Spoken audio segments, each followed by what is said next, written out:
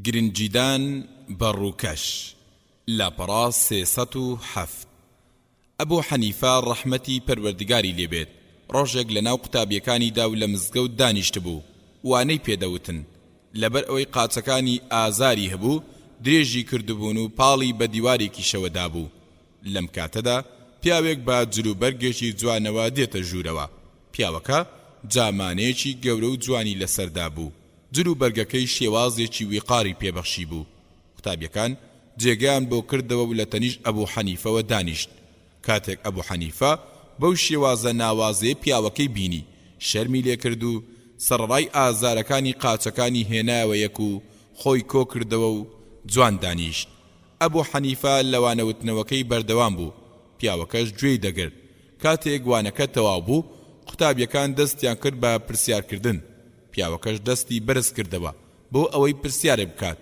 ئەبوو حەنیفە فەرموو پرسیارەکە چییە؟ پیاوەکەش وتی یا شێخ کەی کاتی نوێژی ئێوارە دێت ئەبوو حەنیفەش فەرمووی کاتێک خۆر ئاوا دەبێت پیاوەکە دەڵێت ئەی ئەگەر شەو هات و خۆر هەر ئاوا نەبوو چی بکەین؟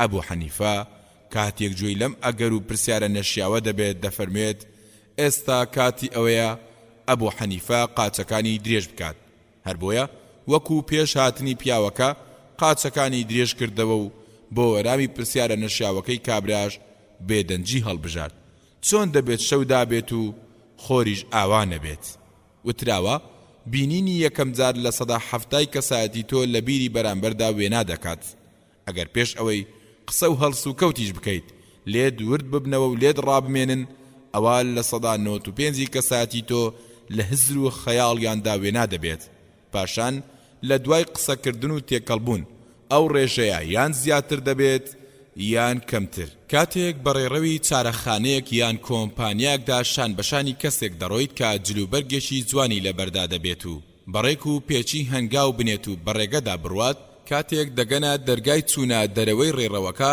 لەوانێ بەدەست خۆت نەبێت وەکو ڕێزێک لەو شکڵ شێوەی کە هەیتی فەرمووی لێ بکەیت و پێش خۆتی بخەیت یان کاتێک سواری ئۆتۆمبیلی هاوڕێیەکت دەبیت و دەبینیت ناوەی ئۆتۆمبیلەکەی زۆر شپڕزە و ناڕێک و پێکە و کاسێتەکانی هەموو پڕژ و بڵاو بوونەتەوە ڕاستەوخۆ بیر و هزرت بۆ ئەوە دەچێت کە ئەم هاوڕێت کەسێکی شپڕزێ و گرنگی بەڕێک و پێچی و جوانی و ڕێخستنی کەلوپەلەکانی نادات دەمێت ئەوە بڵێم مەبەستمان لە گرنجیدان بە شێواز و ڕوخسار و جلوبەرگ ئەوە نییە کە زیادە ڕەویان تێدا بکەین و لە ئەندازەی خۆیان زیاتر گرنجیان پێ بدەین پێغەمبەر صلی الله علیه وسلم زۆر بایەخی بە ڕوخسار و شێواز و جلوبەرجی دەدا جلوبەرجی هەبوو لە ڕۆژانی هەینی و جەژنەکاندا لەبەری دەکرد جلوبەرجی هەبوو لە کاتی هاتنی نوێنەری هۆزەکاندا لەبەری دەکرد هەروەها پێغەمبەر صلی الله علیه وسلم زۆر حەزی بە بۆنی خۆش بوو و هەمیشا گرنگی بە بۆن و شێواز و ڕوخساری خۆی داوە ئەنەس دەفەرمێت عەرەقی پێغەمبەر صلی الله علیه وسلم وەکو گەوهەر و مرواری وابوو دەستە پیرۆزەکانیشی لە ئاوریشم نەرمتر و شلتر بوون ئەوەندەش بۆنیان خۆش بوو وەک ئەوە وابوو تازە لە ناو تورەکەیەک بۆنی خۆش دەری هێنابن کاتێک دەهات بۆ لامان و دەردەکەوت بە بۆنە خۆشەکەیدا دەمان ناسیەوە هەروەها ئەنەس دەفەرمێت پێغەمبەر صلی الله علیه وسلم هەرگیز بۆنی خۆشی ڕەت نەکردێتەوە ڕوخساری پیرۆزی پێغەمبەر صلی الله علیه وسلم وەکو خۆر درەوشاوە بوو کاتێک دڵخۆش بووایە ڕوخساری وەکو مانجی لێدەهات جابیری کوڕی سەموڕە دەفەرمێت لە شەوێکی مانگە شەودا پێغەمبەر صلی الله علیه وسلمم دیت سەیری پێغەمبەر صلی الله علیه وسلم و مانگەکەم کرد پێغەمبەر صلی الله علیه وسلم لەبەرچاوم لە مانگەکە جوانتر و درەوشاوەتر بوو پێغەمبەر صلی الله علیه وسلم پیاوێک دەبینێت جلوبەرگێکی شڕ و خراپی لەبەردا دەبێت و پێی دەفەرمێت ماڵ و سەروەت و سامانت هەیە پیاوەکە دەڵێت بەڵێ وشتر و مانگا و مەڕ و ئەسپ و بەندەم هەیە پێغەمبەریش صلی الله علیه وسلم فەرمووی کاتێک پەروەردگار سەروەت و سامانێکت پێدەبەخشێت با شوێنەواری ئەو ناز و نیعمەت و سەروەت و سامانەت پێوە دیار بێت هەروەها دەفەرمێت هەر کەسێک پەروەردگار ناز و نیعمەتێکی پێبەخشی ئەوە پەروەردگاری گەورە پێی خۆشە شوێنەواری ئەو ناز و نیعمەتە بە بەندەکەیەوە ببینێت جابری کوڕی عەبدوڵڵا دەفەرمێت پێغەمبەر صلی الله عليه وسلم سەردانی کردین بۆ ماڵەوە. پیاوێکی سەر و قژناڕێک و ئاڵۆسکاوی بینی، فەرمووی ئایا شتێکی دەست ناکەوێت سەر و قژی پێڕێک بخات؟ هەروەها پیاوێکی تری بینی جلو بەرگەکەی پیس و پۆخڵ بوو، فەرمووی ئایا ئاوی دەست ناکەوێت بۆ جلو بەرگەکانی پێ بشوات؟ هەر کەسێ قژی هەیە با خزمەتی بکات. پێغەمبەر صلی الله عليه وسلم سوور بوو لەسەر گرنجیدان بە شێوە و ڕوخساری، هەروەها بە جلو بەرگ و بۆنی خۆش. زۆریش ئەو فەرمودەی دووبارە دەکردەوە و دەی فەرموو إن الله جميل يحب الجمال رواه مسلم. واتە پەروەردگار جوانە و جوانیشی خۆش دەوێت. ئەزمون یەکەمین تێڕوانین لە سەدا حەفتای کەساتی تۆ لە هزر و خەیاڵی بەرامبەردا دروست دەکات. خوێنەری بەڕێز، ئەم تڕاکە بە کۆتا هات. ڕاستگۆیی لاپەڕا 310. بیرم دێت ڕۆژێک لە هۆڵی تاقیکردنەوەدا چاودێری قوتابیەکانم دەکرد. تاقیکردنەوەکەش لە ڕۆژی پێنجشەممەدا بوو، هەرچەندە ڕۆژی پێنجشەممە مۆڵەت و پشوو بوو، بەڵام لەبەر زۆری وانەکان ناچار بووین تاقیکردنەوەی تێدا ئەنجام بدەین. لە دوای دەستپێکردنی تاقیکردنەوەکە بە چەند خولەکێک قوتابیەک هات کە دوا کەوتبوو. ئەو هەژارە زۆر شڵەژا بوو، پێم وت ببوورە، درەنگ هاتیت، ڕێگەت نادەم تاقیکردنەوە ئەنجام بدەیت. داوای کرد ڕێگەی پێ بدەم. وتم چی دوای خستی؟ وتی بڕوا بکە خەوم لێکەوت بوو. بەڕاستگۆیەکەی سەرسام بووم، هەر بۆی وتم فەرموو. دوای چەند خولەکێکی تر قوتابیەکی تر هات. وتم چی بووە هۆی ئەوەی دوا بکەویت؟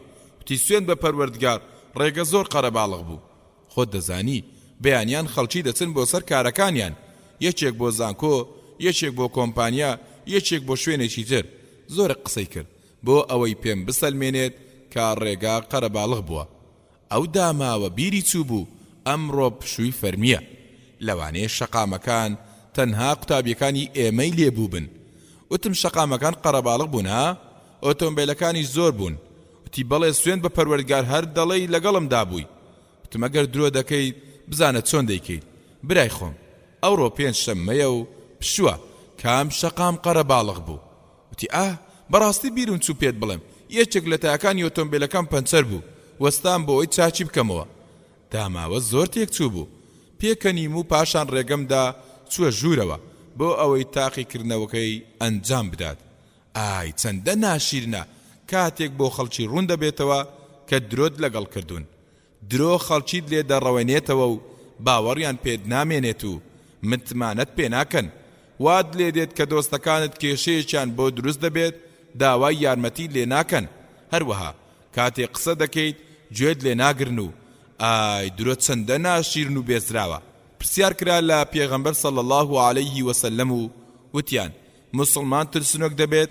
فەرمووی بەڵێ. وتیان ئەی چروک و ڕەزیل دەبێت؟ فەرمووی بەڵێ. وتیان ئەی موسڵمان درۆزن دەبێت؟ فەرمووی نەخێر. ڕەواه مالیک. عەبدوڵای کوڕی عامر دەفەرموێت ڕۆژێک پێغەمبەر صلی الله عليه وسلم لە ماڵمان دانیشت بوو. دایکم بانجی کردم و وتی وەرە شتێکت بدەمێ.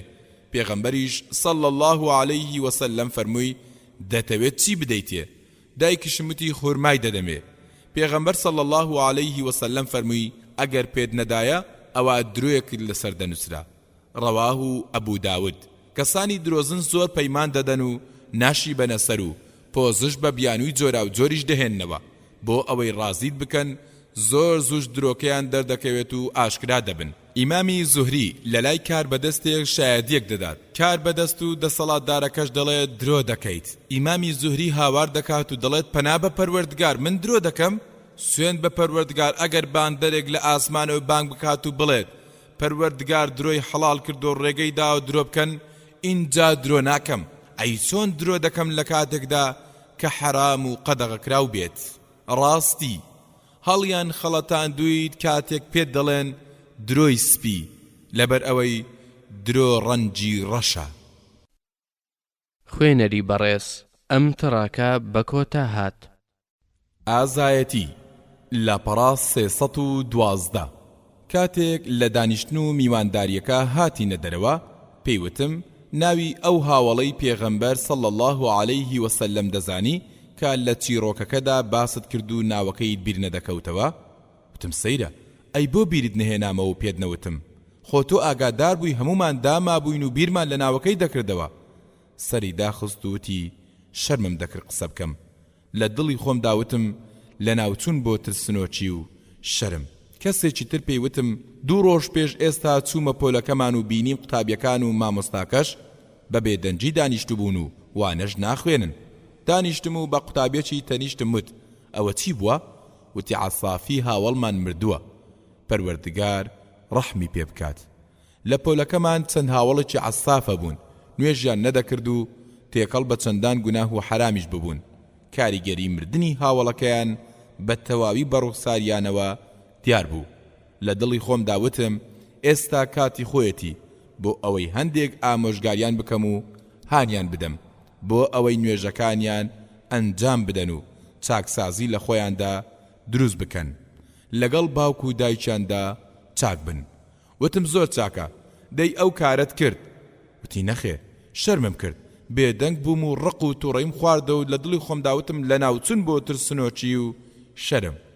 گەنجێک ناتوانێت کێشەکانی لە لای باوکی باز بکات لەبەر ئەوەی شەرم دەکات. لەوانەیە کەسانێک کە بن بڵێن شەرم دەکەم یان ناتوانم بە کەسێکدا هەڵ بدەم و باسی چاکەکانی بکەم لەبەر ئەوەی دەترسم پێم بڵێن ئەو قسانە بۆ ڕووپامایی دەکات. زۆرێک لەم قسانەم بیستووە و حەز دەکەم بەسەر هەموو ئەو کەسە ترسنۆک و شەرمنانەدا هاوار بکەم و پێیان بڵێم ئەی شەرمن و ترسنۆکەکان هەتا کەی؟ کەسانی ترسنۆک و شەرمن ناتوانن گۆڕانکاری بکەن لەبەر ئەوەی وەکو سفری دەستە چەبوان کاتێک لە کۆڕ و دانیشتنێکدا دەبن خۆیان دەشارنەوە و هیچ ڕاولۆچوونێک دەرنابڕن. خەڵکی بە شێوەیەکی گشتی ڕقیان لە کەسانی ترسنۆک و شەرمنە. جاو کەسانە برا یان باوک یان دایک یان بەڕێوبەریان بن. دەی بە خۆتدا بچۆرەوە و ئازابە و مەترسە و شەرم مەکە و ئامۆژگاری و ڕێنمایی خەڵکی بکە. تێڕوانین بە خۆتدا بچۆرەوە و پرۆڤە بکە، سەرکەوتنیش بریتە لە ئارامگرتنی تەنها ساتێک. خوێنەری بەڕێز ئەم تڕاکە بە کۆتا هات. خۆڕاگری لەسەر بیر و باوەڕەکان لاپەڕا 314. هەرچەندێک کە ساتی کەسێک بەهێز بێت و زیاتر لەسەر بیر و باوەڕەکانی جێگیر بێت ئەوە گرنگی بوونی لەسەر ژیان زیاتر دەبێت. کاتێک بیر و باوەڕی تۆ بە شێوەیەکە کە ڕەشوە وەرناگریت جا بە هەر ناوێک بێت وەک بەخشین، دیاری، بەردەوام لەسەر ئەو بیر و لۆچونەت جێگیر بە و هەرگیز وەری مەگرە. ئافرەتێک باوەڕی وایە بە هەر بیانوویەک بێت درۆ لەگەڵ هاوسەرەکەیدا نەکات. دەی با بەردەوام بێت لەسەر ئەو ڕەوشتە جوانەی. کەسێک لا پەیوەندی خراپ خۆی بە دوور دەگرێت و شەرابیش ناخوات، جگەرەش ناکێشێت. کاتێک لەگەڵ هاوڵەکانیدا دادەنیشێت لەسەر نەکردنی ئەو کارانە باسوور بێت و بەردەوام بێت. با هاوڵەکانیشی ڕەخنەی لێ بگرن و بە کەسێکی وشک و دوورەپەرێزی ناوبەرن، بەڵام بە دڵنیاییەوە لە ناخ و دەرونیاندا هەست بەوە دەکەن بەرامبەر پاڵەوانێک وەستاون. زۆربێن لە کاتی ناڕەحەتیدا پەنای بۆ دەبەن و لە کێشەکانیاندا ڕاوێژی پێدەکەن و لە کەسانی تر زیاتر گرنگی پێدەدەن.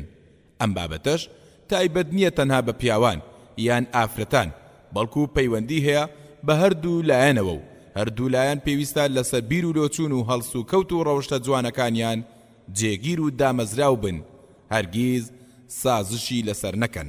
کاتێک ئاینی ئیسلام بڵاو بووە هۆزەکان نوێنەری خۆیان دەناردە خزمەت پێغەمبەر صلی الله علیه وسلم. یەکێک لەو هۆزانەش هۆزی ثەقیف بوو. نوێنەرانی هۆزی ثەقیف هاتن و چوونە خزمەتی پێغەمبەر صلی الله علیه وسلم و پرسیاریان لەبارەی ڕیبا و زینا و عەرەقەوە لە پێغەمبەر صلی الله علیه وسلم کرد. پێغەمبەریش صلی الله علیه وسلم لە وەرامدا فەرمووی ئەو شتانە هەمویان حرام و قەدەغە کراون. ئەم هۆزەی ثەقیفە بتێکیان هەبوو لە دێ زەمانەوە و لە باو و باپیرانەوە بەندایەتیان بۆ دەکرد و دەیان پەرست. پاشان پرسیاریان دەربارەی بتەکەیان لە پێغەمبەر صلی الله علیه وسلم کرد. پێغەمبەریش صلی الله علیه وسلم بەبێ دوو دڵی یەکسەر فەرمووی بیر و خێنن و تێکی بشکێنن. نوێنەرەکانی هۆزەی ثەقیف ترسیان لێ نیشت و وتیان ئەی هاوار، خۆگەر بتەکەمان بزانێت نیازی ڕووخاندنی تێیە ئەوە هەموو هۆزەکەت لەناو دەبات و دەیان کوژێت. ئیمامی عومەر ئامادەی ئەم متوێژە دەبێت و سەرسام دەبێت لەوەی کە ئەمانە لە بتەکەیان دەترسن.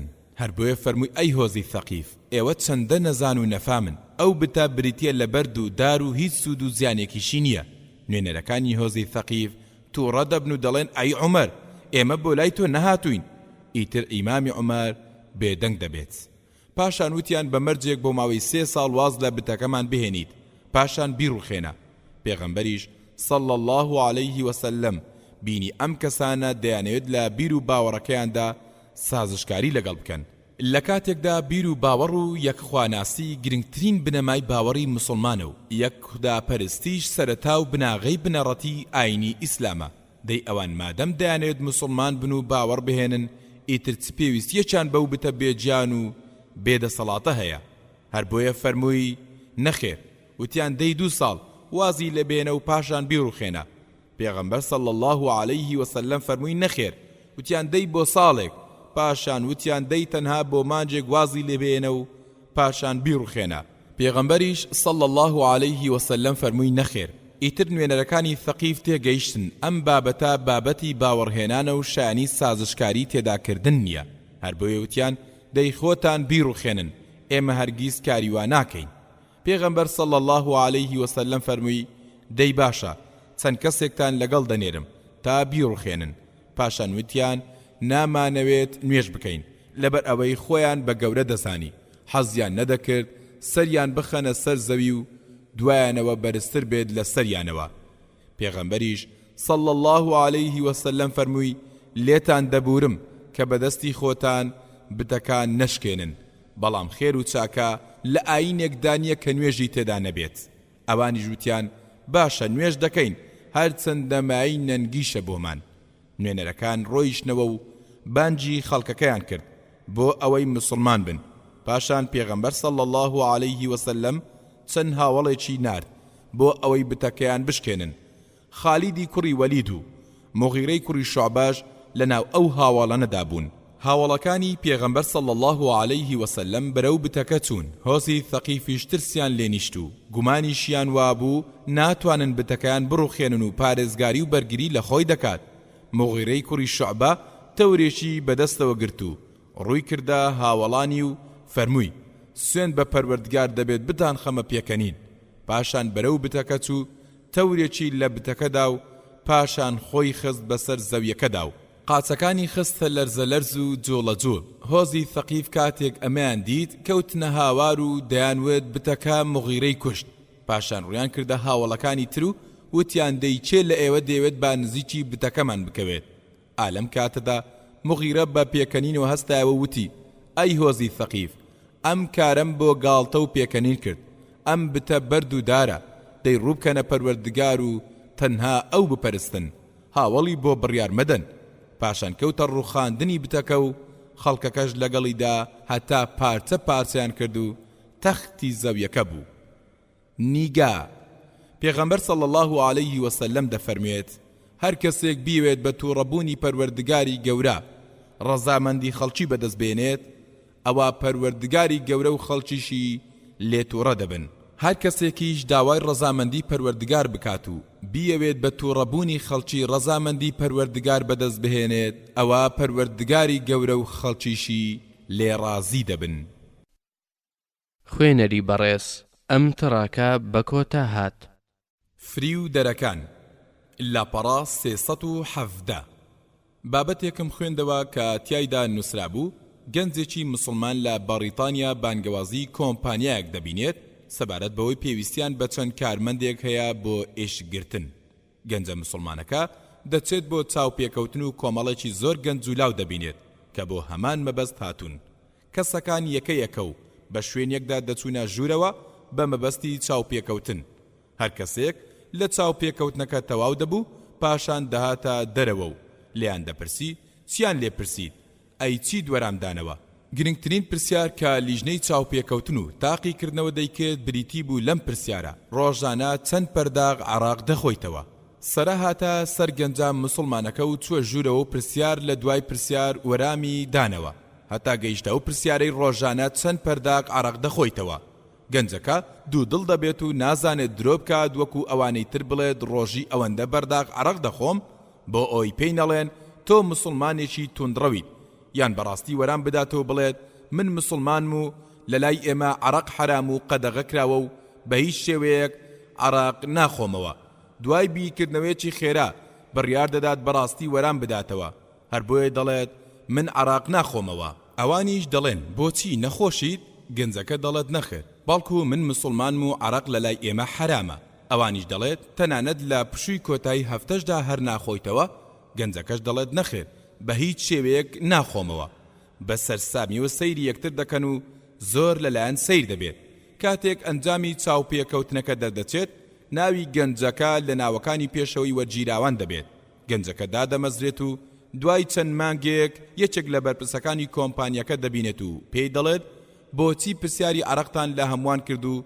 زۆر دووبارەتان دەکردەوە بەرپرسەکەش دەڵێت لەبەر ئەوەی کارەکەی ئێمە سەبارەت بە ئێشەگرتن بوو هەر گەنجێکمان دادەمەزراند عەرەقخۆر بوو دوای ئەوەی سەرخۆش دەبوو شوێنەکەی جێدێشت و دزیمان لێ دەکرا و زەرەرمان لێ دەکەوت کاتێک تۆمان بینی و زانیمان کە عەرەق ناخۆیت دامان مەزراندی و ئەو کەسەمان دەستکەوت کە بە دوایدا دەگەڕین ئای چەندە جوانە مرۆڤ خاوەنی بیر و باوەڕێکی دامەزراو بێت و لە پێناو خۆشیەکانی دنیادا دەستی لێ هەڵنەگرێت و جێگیر و خۆڕاگر بێت کێشەی ئێمە ئەوەیە کە لە کۆمەڵگەیەکدا دەژین کەسانێکی کەم پابەندن بە بیر و لۆچوونەکانیانەوە کە من ئەو کەسانەی لە پێناوی بنەما و بیر و باوەڕیاندا دەژین و دەمرن کاتێک بە بیر و باوەڕتەوە پابەند دەبیت و بەڕێگەی ڕاست و دروستدا هەنگاو هەڵدەنەی خاوەن بیر و لۆچوونە پڕوپوچەکان وازت لێ ناهێنن و دەبێت چاوەڕێی فڕ و فێڵ و پیلانەکانیان بیت کاتێک بەرتیل وەرناگریت هاوکارە بەرتیل خۆرەکانت لێت تووڕە دەبن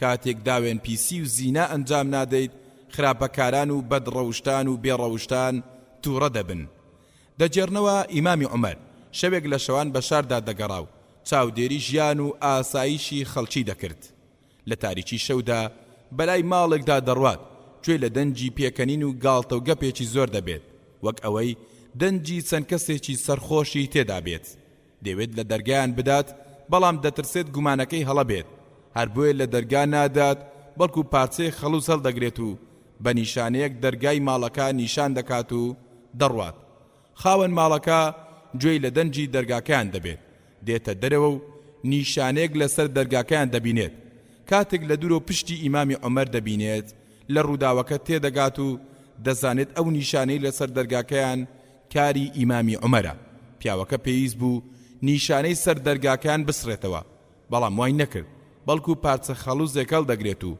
هەمان نیشانە لەسەر دەرگای دراوسەکانی دەدات و ماڵەکەی خۆی لە ناویاندا ون دەکات وەکو ئەوەی بیەوێت هەموو دەر و دراوسەکانی بهێنێتە ئاستی خۆی و وەکو خۆی ناشیرینیان بکات و سەرخۆش بن بەڵێ نەیویست ئاستی خۆی بەرز بکاتەوە بۆ ئاستی دراوسەکانی بەڵکو ویستی ئەوان بهێنێتە ئاستی خۆی بە دڵنیاییەوە کەسی زیناکەر حەز دەکات هەموو کەس زیناکار و داوێن پیس بن کاتێک ئافرەتێک دەبینێت بەردەوام درۆ لەگەڵ هاوسەرەکەیدا دەکات کەسێکیش ئامۆژگاری دەکات بۆ ئەوەی واز لەو کارە ناشیرینە بهێنێت کەچی لە باتی ئەوەی بەگوێی بکات حەز دەکات و هەولیش دەدات بۆ ئەوەی ئەویش وەکو خۆی ماڵوێران بکات و دەڵێت پیاوان هەروە هەڵسوکەوتیان لەگەڵ بکەیت باشە ئیش و کارەکان بە درۆکردن نەبێت ناڕوات بەڕێوبەری فەرمانگەیەک کاتێک ڕازگۆی لەگەڵ فەرمانبەرەکانیدا و خاوەن هەڵسوکەوتێکی جوانە و دڵی ئاسوودێ و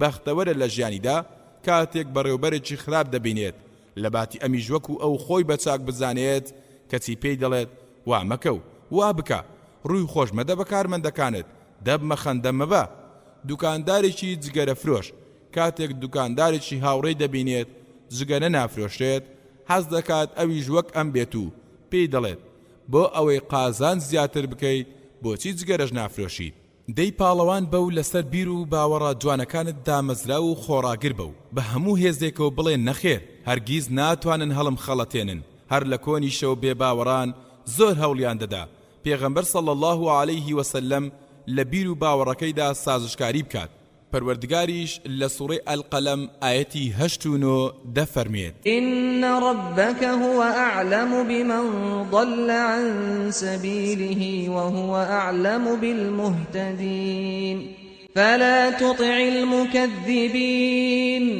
واتە تۆ هەرگیز بە قسەی ئەوانە مەکە کە باوەڕیان بە تۆ نییە و بەرنامەکەت بە درۆ دەزانن ئەوانە ئاواتە خوازن کە تۆ نەرمی بنوێنیت ئینجا ئەوانیش نەرمی بنوێنن دەی ئاگادار و وریابە و هەرگیز واز لە بیر و باوەڕە جوانەکەت نهێنیت و وریابە هەڵ نەخەڵەتیت پڕۆگرام پەروەردگار دەفەرمێت فلا تطع المكذبين ودوا لو تدهنوا فيدهنون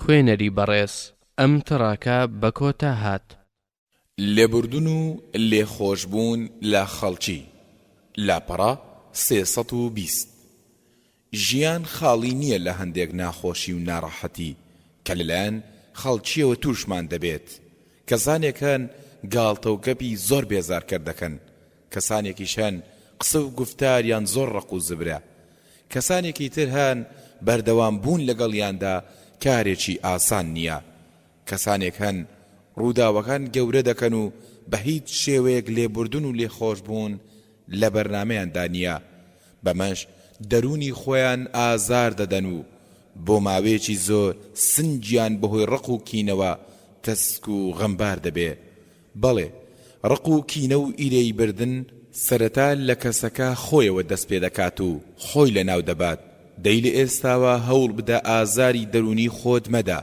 لەبەر ئەوەی هەندێک کێشە هەن پێویست ناکات کەسیان لەسەر سزا بدەین گەورە و دڵفراوان بە ڕابردوو لە بیر بەرەوە و بەخۆشی و بەختەوەری بژی کاتێک پێغەمبەر صلی الله عليه وسلم مەکەی پیرۆزی ڕزگار کرد بانجی عوثمانی کوڕی تەڵحەی کرد و داوای کلیلی کەعبەی لێ کرد پێغەمبەر صلی الله عليه وسلم چووە ژوورەوە بۆ ناو کەعبە و بینی بێباوەڕانی قوڕەیش بە نەزانی خۆیان وێنەی فریشتەکانیان لەسەر دیوارەکانی کەعبە کێشا بوو هەروەها وێنەی ئیبراهیم عەلەیه السەلامیان کێشا بوو زاری پێبوو قوماری دەکرد پێغەمبەر صلی الله عليه وسلم کاتێک ئەوەی بینی فەرمووی پەروەردگار بیان کوژێت باوکە ئیبراهیم لەکوێ و ئەم کارە لەکوێ پەروەردگار لە سوڕەی ئالی عیمران ئایەتی 67 دەفەرمێت ما كان إبراهيم يهوديا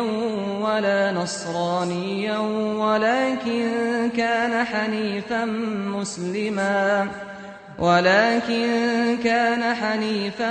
مسلما وما كان من المشركين واتا ئاشکرایە کە ئیبراهیم نەجوولەکە بووە و نەگاور بەڵکو ملکەت و فەرمانبەردار و مسلمان بووە و لە دەستەی مشریک و هاوڵگەران نەبووە پاشان بڕیاریدا بە سڕینەوەی هەموو ئەو وێنانە پاشان پەیکەری کۆترێکی بینی لە نێوان دوو چڵەداردا بەدەستی خۆی شکاندی و فڕێیدا پاشان لەبەر دەرگای کەعبە وەستا و خەڵکەکەش هەموو بە بێباوەڕ و باوەڕدارەوە سەیریان دەکرد و چاوەنواری پێغەمبەر صلی الله عليه وسلم بوون پاشان دوو ڕکعات نوێژی ئەنجامدا پاشان چوو بۆ لای ئاوی زەمزەم و لێی خواردەوە و دەست نوێژی لێگرت مسلمانانیش بۆ دەستکەوتنی پاشماوەی ئاوی دەست نوێژەکەی پێش بڕچەیان دەکرد بێباوەڕان کاتێک ئەوەیان لە مسلمانان دید سەرسام بوون و دەیانوت هەرگیز هیچ پادشا و دەسەڵاتدارێکمان نەبینیوە بەم شێوەیەی بۆ بکرێت پاشان چوو بۆ لای مەقامی ئیبراهیم عەلەیه السەلام و کەمێک هێنایە دواوە لەبەر ئەوەی بە کەعبەوە نووسابوو پاشان لە دەرکای کەعبە وەستا و سەیری خەڵکەکەی دەکرد و وتاری بۆدان خۆزگە ئێمەش لە ناویان بوونایە پێغەمبەر صلی الله عليه وسلم لە وتارەکەیدا فەرمووی لا إله إلا الله وحده لا شريك له صدق وعده وهزم الأحزاب وحده بەڵێ پەروەردگار پەیمانەکەی بردە سەر و بەندەکەی خۆی سەرخست و هەموو تاقم و کۆمەڵی بێباوەڕانی تێکشکاند پاشان سەیری گەورەکانی قوڕەیشی کرد و فەرمووی خەڵکی هەموو لە ئادەمن ئادەمیش لە خۆڵ دروست بووە پاشان ئەو ئاەتەی لە سوڕەی حوجورات ئاەتی 13 خوێندەوە فەرمووی: يا أيها الناس إنا خلقناكم من ذكر وأنثى وجعلناكم شعوبا وقبائل لتعارفوا إن أكرمكم عند الله أتقاكم إن الله عليم خبير. واتە ئەی خەڵکینە، بێگومان ئێمە هەمووتانمان لە نێر و مێک دروست کردووە کە باوکە ئادەم و دایکە حەوایە و کردومانن بە چەندەها گەل و تیرە و هۆزی جۆر بەجۆر تا یەکتر بناسن و پەیوەندیتان خۆش بێت بە یەکەوە. بەڕاستی بەڕێزترینتان لای پەروەردگار ئەو کەسەتانە کە زۆرتر لە پەروەردگار دەترسێ و فەرمانبەری پەروەردگارە. بێگومان پەروەردگار زانا و ئاگایە بە هەمووان. پاشان لە ڕوخساری بێباوەڕان ورد بووە لە کاتێکدا پێغەمبەر صلی الله عليه وسلم لەو پەڕی هێز و دەسەڵاتدا بوو، ئەوانیش لەو پەڕی بێهێزی و لاوازیدا بوون. ئەو کەسانەی ڕۆژانێک بە درۆزن ناویان بردبوو، ئازاریان دابوو. لە کاتێکدا پێغەمبەر صلی الله عليه وسلم خەریشی نوێشکردن بوو، ناوسکی ئاژەڵیان کردبوو بەسەریدا. ئەوە تا ئێستا بە زەلیلی لە بەردەمیدا وەستاون و نازانن چارە نووسیان بەچی دەگات. پاشان فەرمووی: ئەی خەڵکانی قوڕەیش، گومان دەبن چیتان لەگەڵ بکەم؟ هەموو ڕاپەڕین و وتیان: خێر و چاکەمان لەگەڵ دەکەیت، تۆ برا و برازایەکی بەڕێزی ئێمەی، هەروەها کوڕێکی بەڕێزیشمانی. سەیرە، ئایا بیریان چوچیان بەو برا بەڕێزەی خۆیان کرد؟ ئەی هەر ئەوان نەبوون بەو برا بەڕێزەی خۆیان دەوتشێت جادوگەر درۆزن؟ ئەی ئەگەر برای بەڕێز و کوڕی برای بەڕێستانە بۆچی دژایەتیتان دەکرد؟ بۆ مسلمانە لاواز و بێهێزەکانتان ئازار دەدا. ئەوە بیلالە وەستاوە و تا ئێستا شوێنەواری سزادانی ئێوە بەسەر پشتیەوە دیارە. ئەوە عەممارە وەستاوە و لەژێر ئەو دار خوڕمایەدا زۆر دڕندانە باوک و دایکیتان شەهید کرد، کەچی ئێستا دەڵێن تۆ برای بەڕێزی ئێمەی؟ ئەی هەر ئێوە نەبوون کە پێغەمبەر صلی الله عليه وسلم و مسلمانانتان بۆ ماوەی 3 ساڵ لە شیوی بەنی عامردا گەمارۆ و بەند کرد، هەتاوایان لێهات لە برساندا گەڵایداریان دەخوارد، بەزەیتان بە گریانی منداڵەکانیاندا نەئەهاتەوە، ناڵە ناڵی پیر و بەتەمەنەکان سۆزیان نەجوڵاندن، بەزەیتان بە ئافرەتانی نەخۆش و دووجیاندا نەهاتەوە، ئەی شەڕی بەدر و ئوحود و خەندەقتان بیرچۆتەوە. هەر ئێوە نەبوون ڕێگەتان لە پێغەمبەر صلی الله عليه وسلم گرت نەتان هێش بێتە شاری مەکە بۆ ئەوەی عومرە ئەنجام بدات. ئێوە نەبوون لەسەر مەرگدا ڕێگەتان لە مسلمان بوونی مامەی پێغەمبەر صلی الله عليه وسلم گرت و هانتان دەدا بۆ ئەوەی لەسەر بتپەرستی بەردەوام بێت و باوەڕ نەهێنێت. ئەی ئێوە نەبوون و ئێوە نەبوون چەندان یادەوەری ترش و تاڵ بە بیرەوەری پێغەمبەر صلی الله عليه وسلم داهاتن و چوون. تەنها پێغەمبەر صلی الله عليه وسلم نا، بەڵکو ئەو یادەوەریانە بە یادی ئیمامی ئەبوو بەکر و ئیمامی عومەر و بیلال و عەممار و زۆرێک لە هاوڵاندا داهات و دەچوو. هەر یەکێک لە هاوڵان چیرۆک و ڕووداوی دڵتەزێنی لەگەڵ قوڕەیشدا هەبوو. بەڵێ، پێغەمبەر صلی الله عليه وسلم دەیتوانی قڕسترین سزای بێباوەڕانی قوڕەیش بدات، لەبەر ئەوەی ئەوانە بێباوەڕانی جەنگ بوون، هەروەها دەست درێژی کەر بوون، خیانەتکاریش بوون، لەبەر ئەوەی خیانەتیان لە ڕێکەوتنی حودەیبیە کرد، چونکە زۆر تاوانکار و بەدکردار بوون. نەیان دەزانی پێغەمبەر صلی الله عليه وسلم چیان لێ دەکات. پێغەمبەر صلی الله عليه وسلم بە ورێکی بەرز و سەرێکی بڵندەوە وتێکی بەگوێیاندا کە هەتا مێژ و شانازی پێوە دەکات. بەڵێ، فەرمووی بڕۆن، ئێوە هەموو ئازادن. بێباوەڕان لە خۆشیدا خەریک بوو باڵ بگرن و باوەڕیان نەدەکرد ئاوا بە ئاسانی لیان خۆش بێت. ئایا بەڕاستی لێمان خۆش بوو؟ پاشان پێغەمبەر صلی الله عليه وسلم سەیری کەعبەی پیرۆزی کرد، 360 بتی تێدا بوو. هەر بۆیە بەدەستی پیرۆزی خۆی کەوتە شکاندنی بتەکان و دەی فەرموو حەق و ڕاستی هاتن و ئاینی پڕ و پوت پشتی هەڵکرد و هەڵات. هەندێک لەو بێباوەڕانەی کە مێژوێکی ڕەشیان لەگەڵ مسلماناندا هەبوو پێش ئەوەی مسلمانان بێنە شاری مەککە هەڵهاتن و ڕایان کرد. سەفوانی کوڕی ئومەیەش یەکێک بوو لە ڕاکردوان و نەیدەزانی بۆ کوێ بچێت. سەفوان بەرەو جەددە کەوتە ڕێ بۆ ئەوەی لە ڕێگەی دەریاوە بەرەو یەمەن بچێت. کاتێک خەڵکەکە لێبوردنی پێغەمبەر صلی الله علیه وسلمیان بە چاوی خۆیان بینی حەزیان دەکرد ڕاکردوەکانیش بگەڕێنەوە. هەر بۆیە عومەیری کوڕی وەهب دێت و دەڵێت ئەی پێغەمبەر صلی الله علیه وسلم، سەفوانی کوڕی ئومەیە گەورەی هۆزەکەیەتی و لە دەستی تۆ ڕای کردووە. هاتووم مۆڵەتی لێخۆشبوونی بۆ وەربگرم بۆ ئەوەی پەنای بدەی. پێغەمبەریش صلی الله علیه وسلم زۆر بە سادەیی فەرمووی ئەوە لێی خۆش بووم و پەنامدا. عومەیر وتی ئەی پێغەمبەر صلی الله علیه وسلم، نیشانەیەک یان شتێکم بدەرێ بۆ ئەوەی باوەڕم پێ بکات. پێغەمبەریش صلی الله علیه وسلم ئەو مێزەرەی سەری پێدا کە لە کاتی هاتنە ناو شاری مەککەدا لەسەری کردبوو. عومەیر کەوتە ڕێ و گەیشت بە سەفوان. لە کاتێکدا خەریک بوو سواری کەشتی دەبوو. عومەیر پێی دەڵێت باوکو و دایکم بە قوربانت بن، بۆ خاتری خوددا خۆت بە هیلاک مەبە و خۆت مەفەوتێنە. ئەو نیشانەیم بۆ هێناوی کە باوەڕم پێ بکەیت. پێغەمبەر صلی الله علیه وسلم پەنای داویت و لێت خۆش بووە. سەفوانیش لە وەرامدا پێی دەڵێت قسەم لەگەڵ مەکە چونکە تۆ درۆزنی. عومەیریش هاوار دەکات و دەڵێت سەفوان، پێغەمبەر صلی الله علیه وسلم باشترین و نەرمونیانترین کەسە. خۆ ئەو خزمی خۆتە، سەرکەوتنی ئەو سەرکەوتنی تۆیە، ڕێز و دەسەڵاتی ئەو ڕێز و دەسەڵاتی تۆیە. سەفوان دەڵێت لە خۆم دەترسم.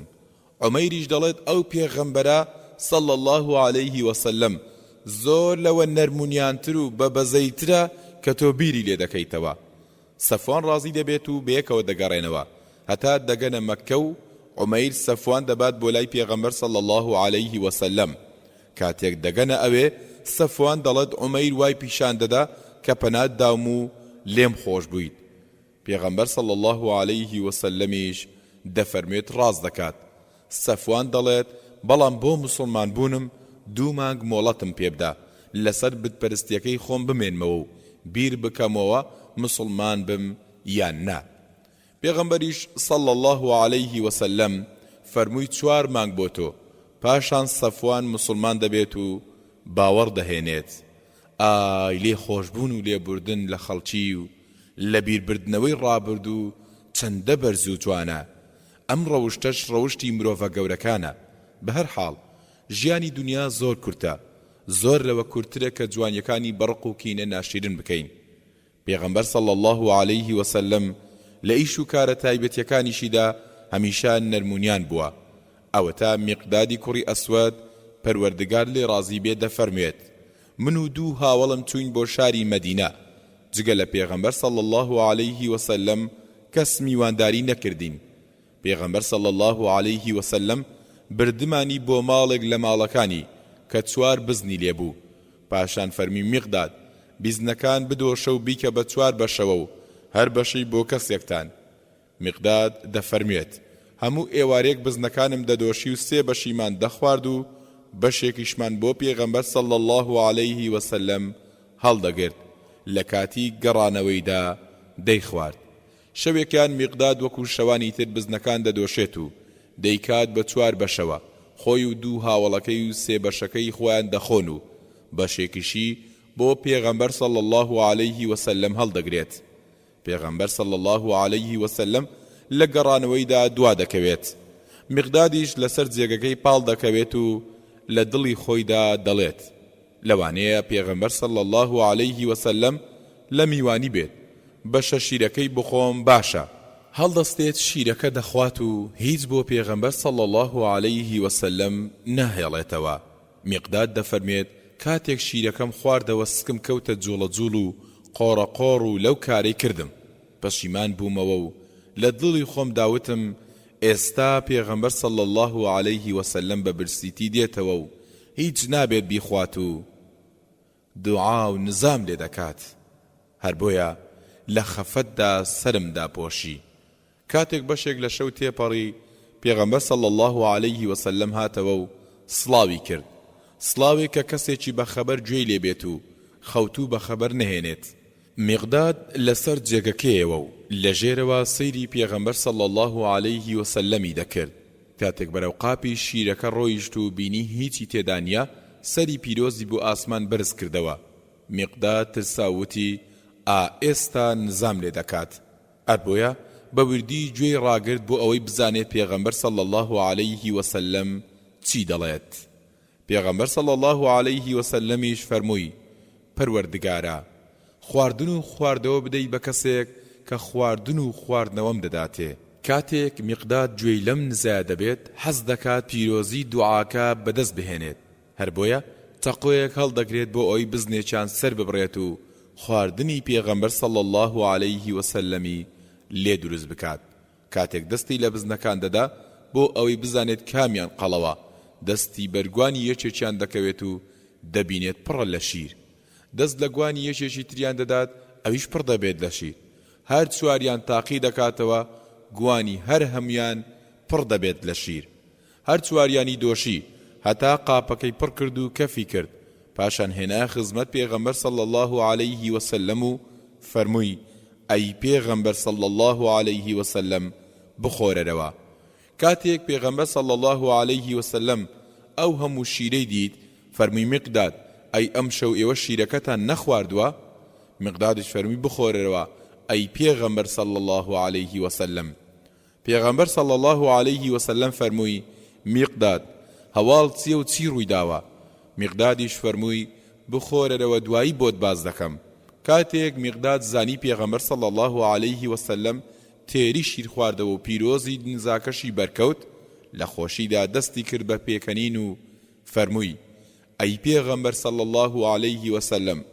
کاتێک شەو درەنگ هاتیتەوە منیش برسیم بوو لە دڵی خۆم داوتم لەوانەیە پێغەمبەر صلی الله عليه وسلم نانی خوارد بێت و میوان بوو بێت هەر بۆیە بەشەکەی تۆشم خوارد و پاشان هەموو ڕووداوەکەی جێڕایەوە پێغەمبەریش صلی الله عليه وسلم سەرسام بوو بەوەی چۆن ئاواز و گوانی بزنەکان پڕ لە شیر بوونەوە چۆن لە شەوێکدا بزنەکان دوو جار دەدۆشرێن پاشان فەرمووی ئەمە تەنها لە سۆز و بەزەی پەروەردگارەوەیە ئەی بۆچی ئاگادارت نەکردم و پێشتر پێت نەوتم بۆ ئەوەی دوو هاوڵەکەشت لیان بخواردایە و تووشی ئەو نزا و پاڕانەوە خێرەش بووبوونایە مقدادیش فەرمووی سوێن بەو پەروەردگارەی تۆی بەڕاستی ڕەوانە کردووە مادەم من و تۆ تووشی ئەو نزا خێرە بووین ئیتر چێ تووشی ئەو خێرە دەبێت یان نا بەلامەوە گرنگ نییە تێڕوانین ژیان بریتێ لە وەرگرتن و بەخشین دەی هەوڵ بدا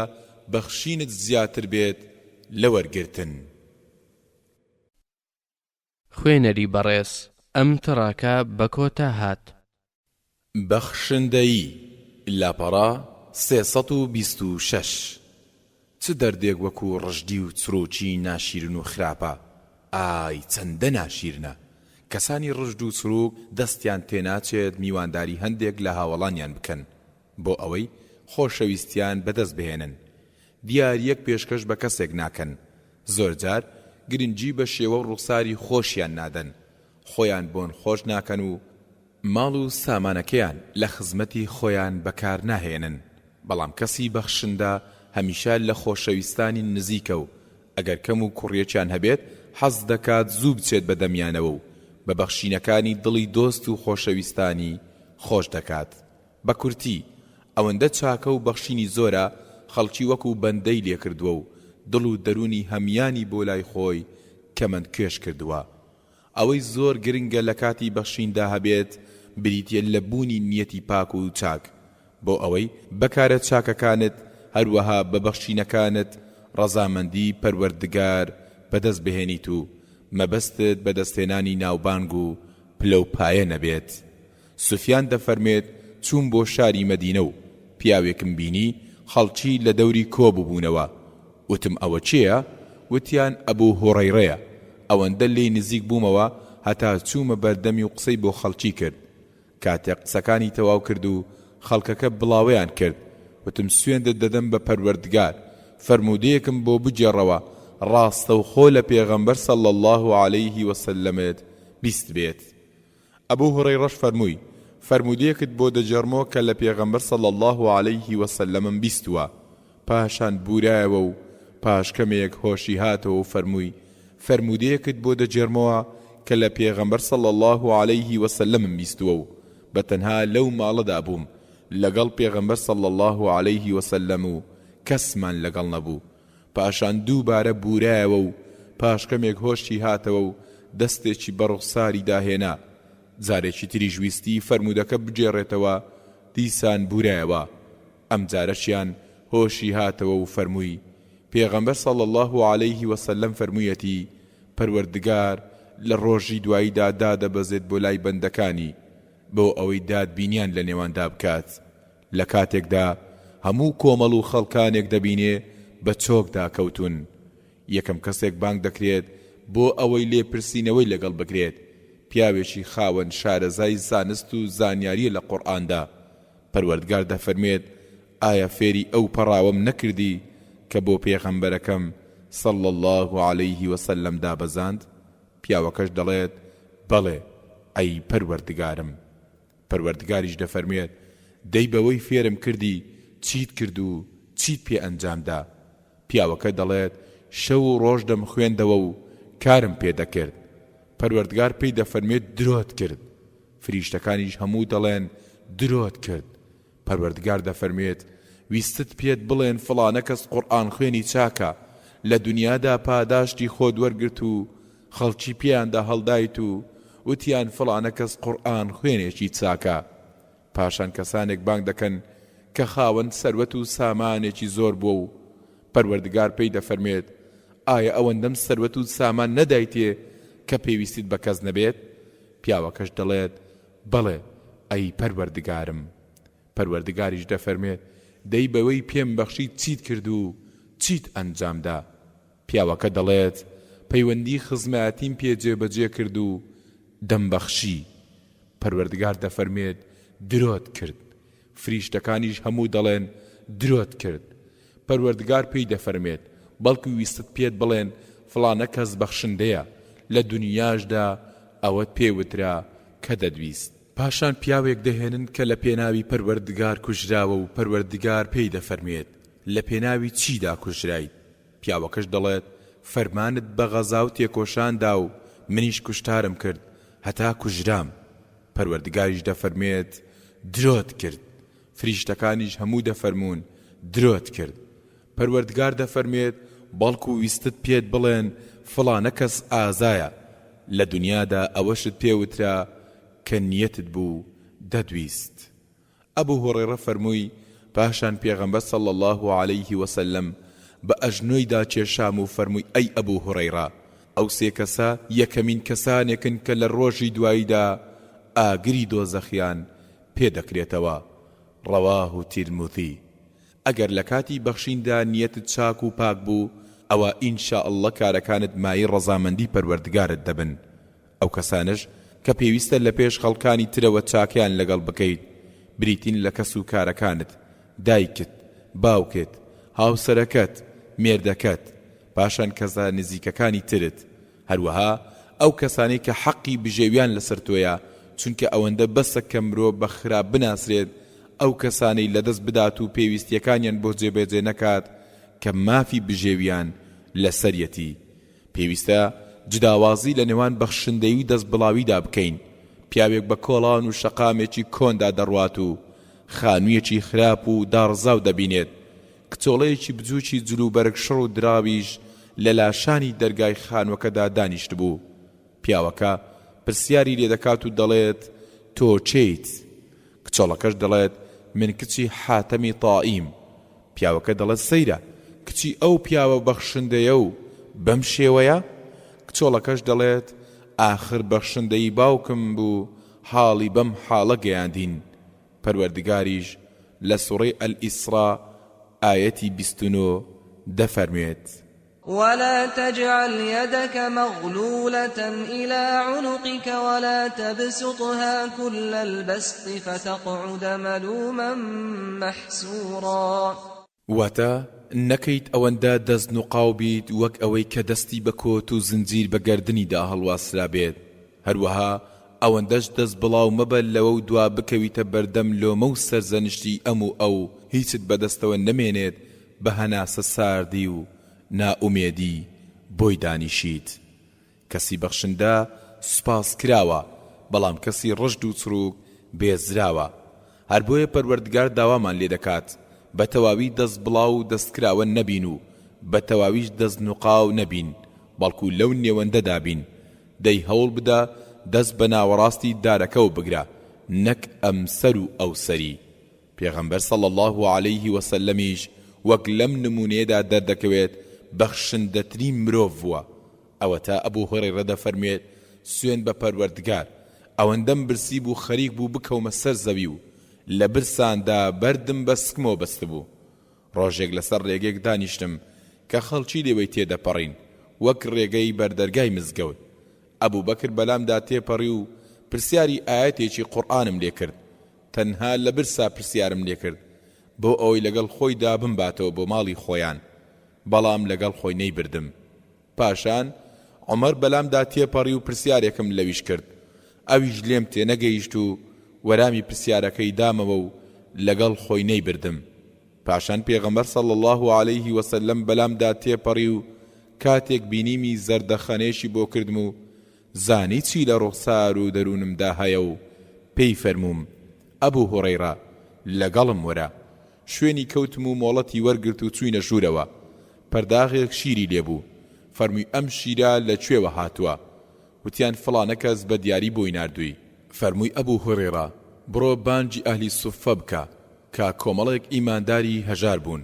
چونکە ئەو موسڵمانە هەژارانە میوانی موسڵمانان و کەسوکار و ماڵیان نییە هەر کاتێک پێغەمبەر صلی الله عليه وسلم خێرێکی بۆ بەهاتایە ئەوە دەینارد بۆ ئەو موسڵمانە هەژارانە هەروەها ئەگەر دیاریەکیشی بۆ بەهاتایە دەینارد بە شوێنیاندا و بەشی دەدان ئەبوو هورەیڕەش لەبەر ئەوەی زۆری برسی بوو بانکردنی ئەو هەموو موسڵمانەی زۆر پێخۆش نەبوو چونکە خۆی بە خاوەن ماف و برسی تر دەزانی لەوان بەڵام فەرمانی پێغەمبەری ئازیزە صلی الله عليه وسلم و دەبێت جێبەجێ بکات بە هەر حاڵ دەفەرمێت چووم و بانگم کردن هاتن و چووینە ژوورەوە بۆ خزمەت پێغەمبەر صلی الله عليه وسلم و پێغەمبەریش صلی الله عليه وسلم پێی فەرمووم ئەبوو هورەیرە شیرەکە بگرە و بەشیان بدە بەرداخە شیرەکەم لە دەستی پیرۆزی وەرگرت و یەک دەمدا بەو موسڵمانانە هەتا تێریان خوارد بەم شێوەیە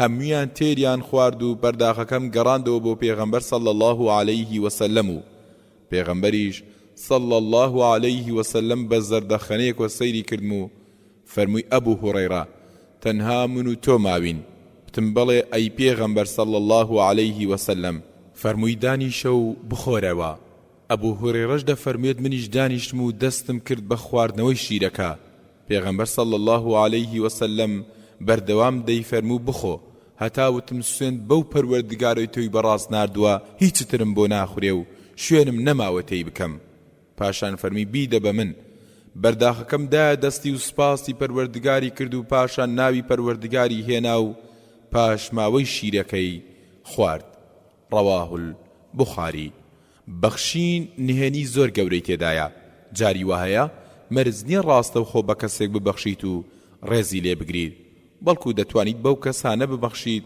کە ئەو کەسە خۆشی دەوێن ئەوسا تۆش لەلای ئەو خۆشەویست و بەڕێز دەبیت ڕۆژێک یەکێک لە هاوڵانم کیسەیەکی هێنا هەندێک شیرینی و یاری منداڵانی تێدا بوو گومانم وا بوو هەمووی بایی چەند ڕیاڵێک دەبێت هاوڵەکەم کیسەکەی پێدام وتی ئەمە بۆ منداڵەکانت منداڵەکانم زۆر پێی دڵخۆش بوون هەروەها منیش دڵخۆش بووم لەبەر ئەوەی هەستم کرد ئەو هاوڵم پێی خۆشە منداڵەکانم دڵخۆش بن یەکێک لە پیاوچاکەکانی پێشوو کەسێکی زانا بوو بەڵام هەژار بوو قوتابیەکانی جارجار دیاری و خواردنیان بۆ دەبرد کاتێک قوتابیەک دیاریەکی بۆ مامۆستاکە دەبرد مامۆستاکەش هەتا دیاریەکە تەواو دەبوو زۆر ڕێزیەوە قوتابیەی دەگرت بەڵام کاتێک دیاریەکە تەواو دەبوو دەگەڕایەوە بۆ حاڵەتی ئاسایی خۆی یەکێک لە قوتابیەکان بیر لەوە دەکاتەوە دیاریەک بۆ مامۆستا بەرێت کە نرخەکەی گونجاو بێت و ماوەیەکی زۆریش بمێنێتەوە و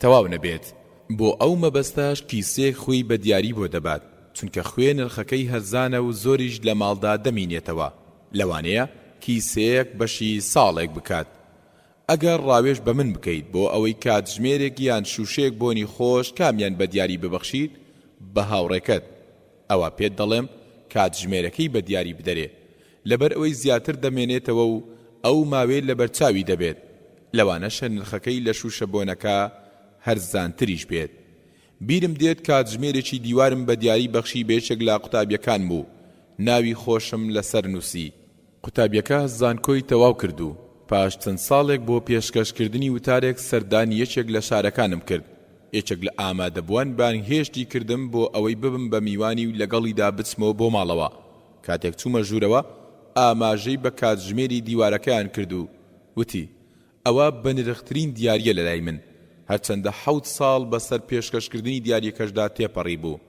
ئەو کاتژمێرە شتێکی ئاسایی بوو بەڵام لە دڵ و دەرونی ئەو کەسەدا نرخ و بایەخێکی گەورەی هەبوو تێڕوانین بەدەستێنانی دڵ و دەرونی خەڵکی هەلێکە و لەوانەیە دووبارە نەبێتەوە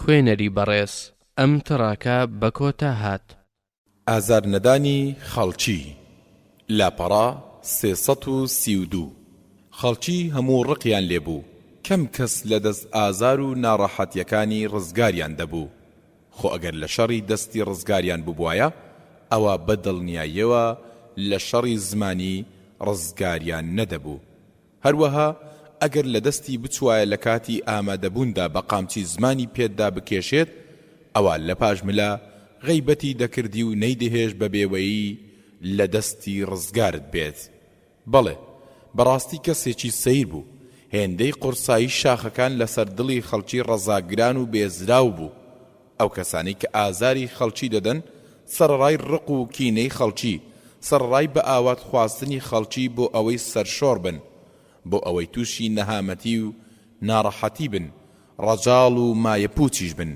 سەیری پێغەمبەر صلی الله عليه وسلم بکە کاتێک لە ناو هاوڵانیدا دانیشتووە و پێیان دەفەرمێت ئایا دەزانن مایەپوچ چێیە؟ هاوڵانیش دەفەرمون مایەپوچ لە لای ئێمە ئەو کەسەیە کە هیچ پارە و پول و شمەکێکی نەبێت پێغەمبەریش صلی الله عليه وسلم فەرمووی مایەپوچی ئومەتەکەی من کەسێکە کاتێک لە ڕۆژی دواییدا دەیهێنن و خاوەنی نوێژ و ڕۆژ و زەکات بووە بەڵام جنێوی بەو داوە و بوهتانی بۆ ئەو کردووە و ماڵی ئەوی خواردووە و خوێنی ئەوی ڕشتووە و لەوی داوە و لەوی داوە چاکەکانی دەدرێت بەو کەسانە کاتێک چاکەکانی تاوە دەبێت خراپەی ئەو کەسانە دەخرێتە سەر خراپەکانی و پاشان فڕێ دەدرێتە ناو ئاگرەوە ڕەواه مسلم پێغەمبەر صلی الله عليه وسلم خۆی بە دوور گرتووە لە هەموو شێوازەکانی ئازاردانی خەڵکی عایشەی دایکی ئیمانداران دەفەرمێت پێغەمبەر صلی الله عليه وسلم هەرگیز بەدەستی نە لە هیچ ئافرەتێک و نە لە هیچ خزمەت گوزارێکی نەداوە تەنها لە پێناوی پەروەردگار نەبێت هەرگیز تۆڵەی لە هیچ کەسێکیش نەکردوتەوە مەگەر ئەو کەسە سوکاتی بە سنوورێک لە سنوورەکانی پەروەردگار کردبێت تەنها لەبەر خاتری پەروەردگار تۆڵەی لێکردوتەوە کاتێک پەروەردگار نیعمەتێکی خۆی بە بەندەیەکی دەبەخشێت دروست نییە ئەو نیعمەتە لە ئازاردانی خەڵکی بەکار بهێنرێت لەبەر ئەوەی لەوانەیە پەروەردگار هەر لە دنیا تۆڵەی لێ بکاتەوە و دڵی ئەو کەسانە خۆش بکات کە ئازاری داون لەبیرم دێت یەکێک لە هاوڵانم قورئانی پیرۆزی لەبەر بوو کەسێکی چاکیش بوو هەندێک لە خەڵکی زارجار داهاتن بۆی قورئانیان بەسەردا بخوێنێت و نزایان بۆ بکات زۆر جاریش پەروەردگار لەسەر دەستی شیفای بۆ دەناردن هەندێک جاریش نزای بەسەر ئەو کەسانەشدا دەخوێن کە تووشی چاو و جادوو ببوون ئەو هاوڕێم پێی وتم ڕۆژێک یەکێک لە گەورە بازرگانەکان هات بۆ لام و سکاڵای ئازارێکی بەهێزی دەکرد لە دەستی چەپیدا شوێنەواری ئەو ئازارە بەهێزەش بەڕوونی بە ڕوخساریەوە دیار بوو ڕوخساری چرچ و لۆز ببوو چاوەکانی لار ببوون لە بەردەستمدا دانیشت و پاشان وتی یا شێخ نزام بەسەردا بخوێنە وتم هاوار و سکاڵای چی دەکەیت وتی ئازارێکی بەهێز هۆکارەکەشی نازانم سەردانی چەندان پزیشکم کردووە و شیکاری زۆریشم ئەنجام داوە و هەمیان پاک و بێکەم و کوڕین نازانم تووشی چی بووم بەڵکو چاو بێت نزام بەسەردا خوێند و بۆی پاڕامەوە. ڕۆژی دووەمیش هاتەوە و نزام بەسەردا خوێند. بۆ ڕۆژی سێم و چوارەمیش بە هەمان شێوە درێژەی کێشا و ئازارەکەشی هەر زیادی دەکرد. ڕۆژێک بەسەریدا هاوارم کرد و وتم: ئەی فڵانە کەس، لەوانەیە ئەو ئازارەی تووشت بووە هۆکارەکەی نزای ستەم لێکراوێک بێت کە ئازارت دابێت یان ستەمت لێ کرد بێت لە ماڵیدا یان لە دەرونیدا یان لە هەر شتێکی تردا. ڕەنجی گۆڕا و هاواری کرد: ستەم؟ بۆچی ستەم؟ خۆم من پیاوێکی چاکم، من وا و من وا.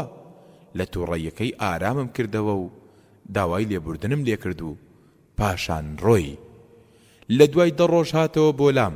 تەندروستی زۆر باش بوو، زۆر سوور بوو لەسەرەوەی کە سرم ماچ بکات. دەویست دەستم ماچ بکات و پاشان وتی: سوێن بە پەروەردگار، لە دوای بەزەی پەروەردگار تۆ هۆکاری شیفای من بووی. وتم: چۆن؟ خۆ نزاکانم ئازارەکانی کەم نەکردی. وتی: لە دوای ئەوەی لای تۆ ڕۆیشتم ئازارەکەم زیادی کرد و وشەکانی تۆ لە گوێمدا دەزرینگایەوە. بەڵێ، لەوانەیە ستەمم لە کەسێک کرد بێت یان ئازاری کەسێکم دابێت.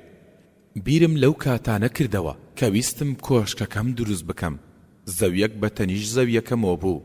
ویستم بیکڕم بۆ ئەوەی بیکەم بە باخچە بۆ کۆشکەکەم. ئەو زەویەش هیچ چەند بێباوکێک و دایکیان بوو. داوام لە دایکیان کرد پێم بفرۆشێت، بەڵام ڕازی نەبوو. وتی: ئەگەر بیفرۆشم پارەکەی چی لێ بکەم؟ واز لە زەویەکە بێنە باوەک خۆی بێت. هەتا منداڵەکانم گەورە دەبن و خۆیان شتێکی لێ دەکەن. ویستم ڕازی بکەم، پارەی زۆرم خستە بەردەست. ڕازی نەبوو، بەڵام زەویەکە بۆ من زۆر گرنگ و بەبایەخ بوو. وتم: ئەی چیت کرد؟ وتی: باندێک ڕێگەی تایبەتی خۆم زەویەکەم لێ سەند. مۆڵەتی دروستکردنی بیناشم بۆ دەرکرد. ئەمەشیان هەر بە ڕێگەی تایبەتی و بینام تیادا دروست کرد. وتم: ئەی منداڵەکان، ئەی دایکیان. وتی: هەواڵم پێگەیش دایکیان دەهات و سەیری کرێکارەکانی دەکرد کە کاریان دەکرد لە زەویەکەدا و قسەی پێدەوتن و دەگریا. کرێکارەکانی ژویان دەزانی شێتە. لە بیرمە کە دەستەکانی بەرز کردەوە و دەپاڕایەوە و دەگریا. لەو کاتەدا ئازارەکە لە دەستمدا دەستی پێکرد. بە شەو خەوم لێ نەدەکەوت، بە ڕۆژ ئاسوودە نەدەبووم. وتم: باشە چیت کرد؟ وتی: چوون بۆ لای و گریام و داوای لێبوردنم لێ کرد. لە شوێنێکی تردا زەویەکی باشتر و لە زەویەکەی خۆیم بۆ کڕی. ئەویش ڕازی بوو. نزای بۆ کردم و داوای لێ خۆشبوونی لە پەروەردگار بۆ کردم. سوێن بە پەروەردگار، کاتێک دەستەکانی بەرز کردەوە و نزای بۆ کردم، دەستەکانی دا نەگرت بوو پەروەردگار شیفای بۆ ناردم. لە کاتێکدا شارەزایی و زانیاری پزیشکەکان لە ئاستی ئازاری دەستەکانمدا بێتوانە بوون و هیچیان پێ نەکرا. وتراوە: چاوەکانی تۆ دەخەون، بەڵام ستەم لێکرا و بە خەبەرە و لای پەروەردگار نزات لێ دەکات. لە کاتێکدا کە چاوی پەروەردگار هەرگیز ناخەوێت. خوێنەری بەڕێز، ئەم تڕاکە بە کۆتا هات. نا بۆ دوژمنایەتی. لاپەڕا 335. خەڵکی لە هەڵس و کەوتیاندا جوداوازن. هەیانە زوو تووڕە دەبێت و هەشیانە زۆر نەرمونیانە. هەیانە زۆر زیرەک و بلیمەتە و هەیانە زۆر جێل و نەفامە. هەیانە نەزانە و هەیانە زانە. هەیانە گومانی باش بە خەڵکی دەبات و هەیانە گومانی خراپ و هەروەها کەسی ستەمکار بێ ئاگای لە ستەمەکانی وا دەزانێت داد پەروەرترین کەسە. جێل و نەفامی وا هەیە خۆی بە زیرەکترین کەس دەزانێت. بیرم دێت کاتێک لاو بووم و لە سەرەتای خوێندنی دوانەوەندیدا بووم. میوانێکی خوێن تاڵمان هات. نازانم خوێندنی سەرەتایی تەواو کردبوو یان نا، بەڵام دەمزانی دەتوانێت بنووسێت و بخوێنێتەوە. کاتێک هاتە ژوورەوە سەرقاڵی پرسیارێکی شەرعی بووم و بە دوای وەرامەکەیدا دەگەڕام. ئەوەی بۆ میوان پێویست بوو ئامادەم کرد و بۆم هێنا و پاشان دەستم برد بۆ تەلەفۆن و چەند جارێک ویستم پەیوەندی بە شێخ عەبدولعەزیز بن بازەوە بکەم، پەروەردگار لێی خۆش بێت، بۆ ئەوەی وەرامی پرسیارەکەم دەست بکەوێت. بەڵام شێخ عەبدولعەزیزم بۆ وەرنەگیرە. کاتێک میوانەکەمان هەستی بەسەر قاڵیم کرد وتیەوە تەلەفۆن بۆ شێ دەکەیت؟ وتم بۆ شێخ عەبدولعەزیز بن باز، پرسیارێکم هەیە و بە دوای وەرامەکەیدا دەگەڕێم. میوانەکەمان زۆر بەمتمانوتی سبحان الله، من ئامادەم و پرسیار لە عەبدولعەزیز بن باز دەکەیت؟ خەڵکانی وا زۆرن، بەڵام هەوڵ بدە بە جوانی هەڵس و کەوتیان لەگەڵ بکە و دان بە خۆتدا بگرە و میان ڕەتجێنە و میان کە بە دوژمنی خۆت، یارمەتیان بدە و ڕزگاریان بکە و ئیتر ئازاری دەرونی خۆت مەدە. ڕاز و نیاز ژیان زۆر لەوە کورتترە لە دووبەرەچی و دوژمنایەتیدا بەکاری بهێنیت. خوێنەری بەڕێز ئەم تڕاکە بە کۆتا هات. زمان لاپەڕا 336 ناکۆچی و دووبەرەچی نێوان خەڵکی بەهۆی زمانەوەیە. هەر زمانە و دەبێتە هۆی ئەوەی کەسانێک ڕقیان لە کەسانێکی تر بێت و حەز بە بینینیان نەکەن. چەندین ئاژاوە لە نێوان خێزانەکاندا، لە نێوان براکاندا، لە نێوان هاوڕێکاندا کە ڕوویان داوە بەهۆی زمانەوە بووە. هەموو ئەمانە بەهۆی جنێوێکی زمان، یان بەهۆی غەیبەتێک، یان بەهۆی قسە جێڕانەوەیەکی زمانەوە ڕوویان داوە. بەدڵنیاییەوە ئێمە دەتوانین بەهۆی زمانەوە بە شێوازێکی جوان لۆچوونەکانمان بە کەسانی تر بگێنین. ئیتر بۆچی پەنا بۆ هەڵسوکەوت و کردار و گوفتاری ناشیرن بەرین؟ دەجێڕنەوە پادشایەکی دەسەڵاتدار لە خەویدا هەموو ددانەکانی هەڵدەوەرێن و دەکەون. بانجی خەوجێڕەرەوەیەک دەکات بۆ ئەوەی خەوەکەی بۆ لێک بداتەوە. خەوجێڕەرەوەکەش کاتێک گوێی لە خەونەکەی پادشا دەبێت چەند جارێک دەڵێت پەنا بە پەروەردگار، پەنا بە پەروەردگار. پاشاش دەڵێت پادشا ماڵ و منداڵ و کەس و کارت هەموو دەمرن، تەنها خۆت دەمینێتەوە. پادشا کاتێک گوێی لەم قسانە دەبێت زۆر تووڕە دەبێت و هاوار دەکات و دەڵێت بیبەن دارکاری بکەن. پاشان بانجی خەوجێڕەرەوەیەکی تر دەکات و خەوەکەی بۆ دەجێڕێتەوە. خەوجێڕەرەوەکەش بە ڕوویەکی خۆشەوە بە پادشا دەڵێت موژدە بێت پادشا، شکر خێرە، تەمەنت ئەوەندە درێژ دەبێت لە دوای هەموو کەس و کار و ماڵ و منداڵەکانت دەمریت و هەر بە پادشایش دەمێنیتەوە. پادشا دەگەشێتەوە و فەرمان دەکات بۆی دیاری پێ ببەخشن. بەڵێ لە یەکەمیان ناڕازی بوو، فەرمانیدا دارکاری بکەن، بەڵام لە دووەمیان ڕازی بوو، فەرمانیدا دیاری پێ ببەخشن. خۆ ئەگەر لە قسەی هەردوو خەوجێڕەرەوەکە ورد بینەوە دەبینن قسەی هەردووچیان یەک قسە بوو، بەڵام شێوازی دەربڕینەکەیان جوداواز بوو.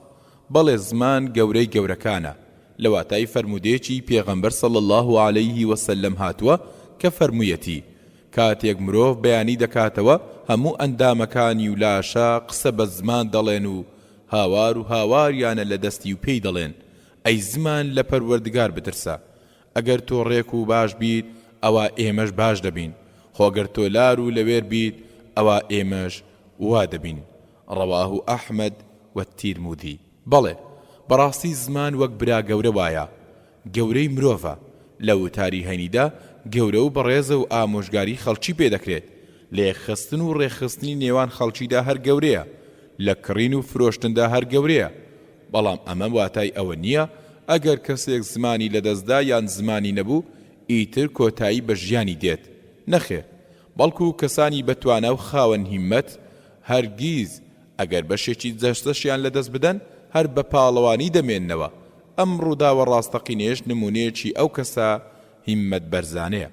ئەبوو عەبدوڵڵا زۆر جوداواز نەبوو لە هاوڵەکانی ترم، بەڵام پەروەردگار شایەدە لە هەمیان زیاتر سوور بوو لەسەر ئەنجامدانی کاری خێر و چاکە.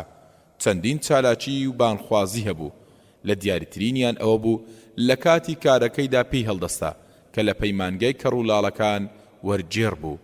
ڕۆژێک پەیوەندی پێوە کردم وتی پێت چۆنە دوو کەس لە کەڕوولاڵەکانی پەیمانگە ئامادە بکەم بۆ ئەوەی لە مزگەوتەکەتدا ئامۆژگاری نوێژخوێنەکان بکەن. سرم سوڕمە، وتم کەڕوولاڵ ئامۆژگاری و قسە بۆ کەسانە بکەن کە دەبیستن و قسە دەکەن؟ وتی بەڵێ، ڕۆژی یەکشەممە دەیانهێنم. چاوەنواری ڕۆژی یەکشەممەم دەکرد، ئارامم لێبڕابوو. ڕۆژی یەکشەممە هات و لە دەرگای مزگەوت دۆستام و چاوەنوارم دەکردن. ئەبوو عەبدوڵڵا بە خۆی و سیارەکەیەوە هات، لە نزیک دەرگای مزگەوت وەستا، پاشان دابەزی و دوو پیاویشی لەگەڵ بوو. سەیری یەکەمیانم کرد کەڕیش و لاڵیش بوو، نەدەبیست و نەقسەی دەکرد. بەڵام چاوی ساغ بوو دووەمیشان کەڕ و لاڵیش و کوێریش بوو نەدەیویست و نەقسەی دەکرد و نەدەیبینی دەستم درێژ کرد و تەوقەم لەگەڵ ئەبوو عەبدوڵڵا کرد زانیم ئەوەی تەنیشتی ناوی ئەحمەدە بە زەردەخەنە و ڕوویەکی خۆشەوە سەیری کردم و تەوقەم لەگەڵ ئەویش کرد ئەبوو عەبدوڵڵا ئاماژەی بۆ نابیناکە کرد و وتی سڵاو لە فایزیش بکە وتم ئەسسەلام عەلەیکم ئەبوو عەبدوڵڵا وتی دەستی بگرە چونکە ئەو نەگوێی لێتە و نەدەشبینێ و نەدەشبیستێ دەستم خستە ناو دەستی و دەستمی گوشی خەڵکی چوونە ژوورە و بۆ ناو مزگەوت و لە دوای نوێژی ئیشا ئەبوو عەبدوڵڵا لەسەر کورسێک دانیشت و ئەحمەد لە لای ڕاستی و فایزیش لە لای چەپیەوە دانیشتن خەڵکەکە بەسەر سوورمان و سەیریان دەکرد و نەیان بینی بوو کە ڕووڵاڵ لەسەر کورسی ئامۆژگاری کاردا بنیشێت ئەبوو عەبدوڵڵا لای کردو بەلای ئەحمەددا و ئاماژەی بۆ کرد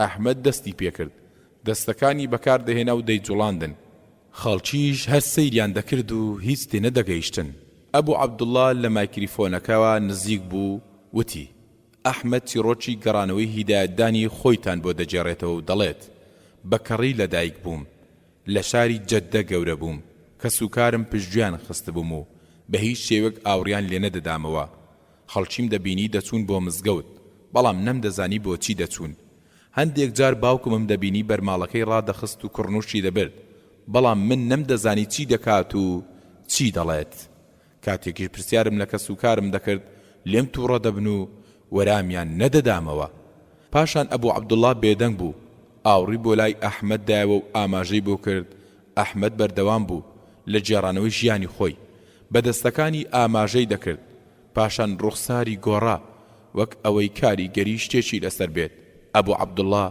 سەری داخست و پاشان ئەحمەد دەستی کرد بە گریان بە کۆڵ گریانەکەی کاریگەریەکی زۆری لەسەر خەڵکەکە هەبوو بەڵام نەیان دەزانی بۆ دەگرێت ئەبوو عەبدوڵڵا وتی ئەحمەد باسی و کاتتان بۆ دەکات کە چۆن پەروەردگاری ناسی چۆن نوێژی کرد بەهۆی کەسێکەوە کە لەسەر شەقام بینی وێتی و سۆزی بۆ لای جوڵاوە و فێری دینداری کردووە کاتێک کە سەرەتا دەستی کردووە بە نوێژکردن هەستی بە نزیک بوونەوەی لە پەروەردگاری کردووە هەستی کردووە لەسەر ئەم تاقیکردنەوەی پەروەردگار پاداشتی دەداتەوە باسی ئەوەی کرد کە چۆن هەستی بە تام و شیرینی باوەڕ کردووە ئەبوو عەبدوڵڵا پاشماوەی چیرۆکی ئەحمەدی بۆ دەجێڕاینەوە و زۆربەی خەڵکیش کەوتوبوونە ژێر کاریگەری ئەحمەدەوە بەڵام من سەرقاڵ بووم جارێک سەیری ئەحمەدم دەکرد و جارێک سەیری فایز لە دڵی خۆمدا دەموت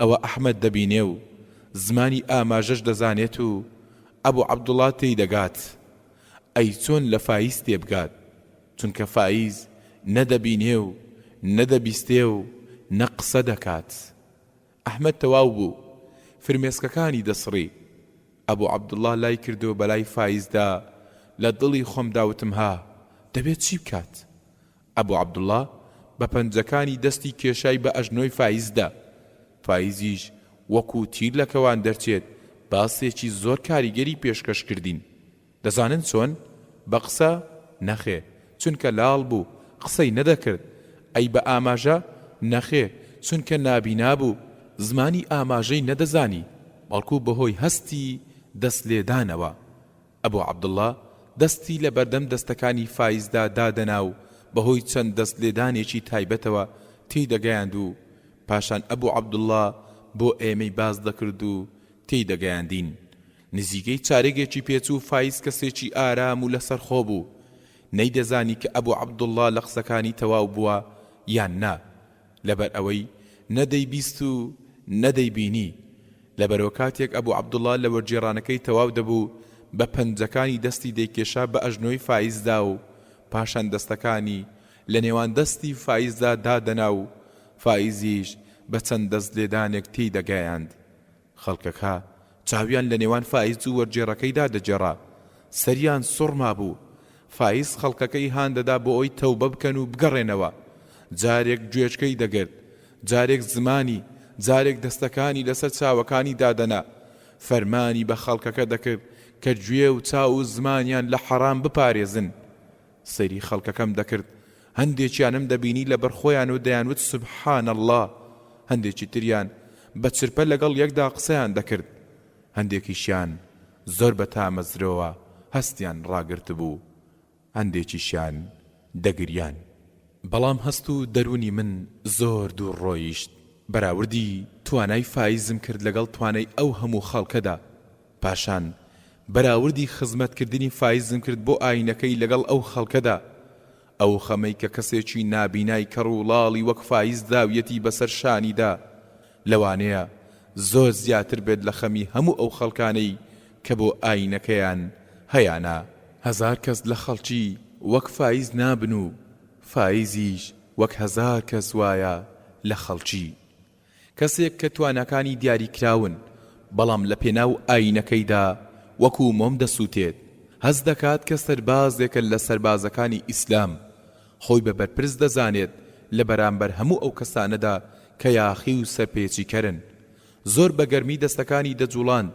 وەکەوەی بڵێت ئەی ئەو کەسەی نوێژەکانت ناکەی تاکەی ئەی ئەو کەسەی بەچاوەکانت سەیری حرام دەکەی تاکەی ئەی ئەو کەسەی کەوتویتە زەلکاوی سەرپێچیەوە تاکەی ناگەڕێیتەوە ئەی ئەو کەسەی حرام دەخۆیت ئەی ئەو کەسەی کەوتویتە ناو هاوڵ پەیداکردنەوە بۆ پەروەردگاری گەورە و تاک و تەنها هەموو کەسانە تاکەی ئایا دوژمناتی دوژمنەکانمان بۆ ئاینەکەمان بەس نییە ئێوەش دوژمناتی ئاینەکەتان دەکەن فایز دەیویست ئەوەی لە دڵیدا هەیە بیخاتە ڕوو خەڵکەکە زۆر پێی کاریگەر بوون گوێم لە گریان و دەندی سوبحان اللهی خەڵکی بوو فایزیش تەواو بوو هەستا و ئەبوو عەبدوڵڵا بەدەستەکانی گرتی خەڵکی لە دەوری کۆبوونەوە و سڵاویان لێ دەکرد ئەوی سڵاوی لە خەڵکەکەی دەکرد هەستم دەکرد خەڵکی لە لای فایز هەموو یەکسانن سڵاوی لە هەمووان دەکرد جوداوازی لە نێوان کەسدا نەدەکرد گەورە و بچووک بەهێز و لاواز دەوڵەمەند و هەژار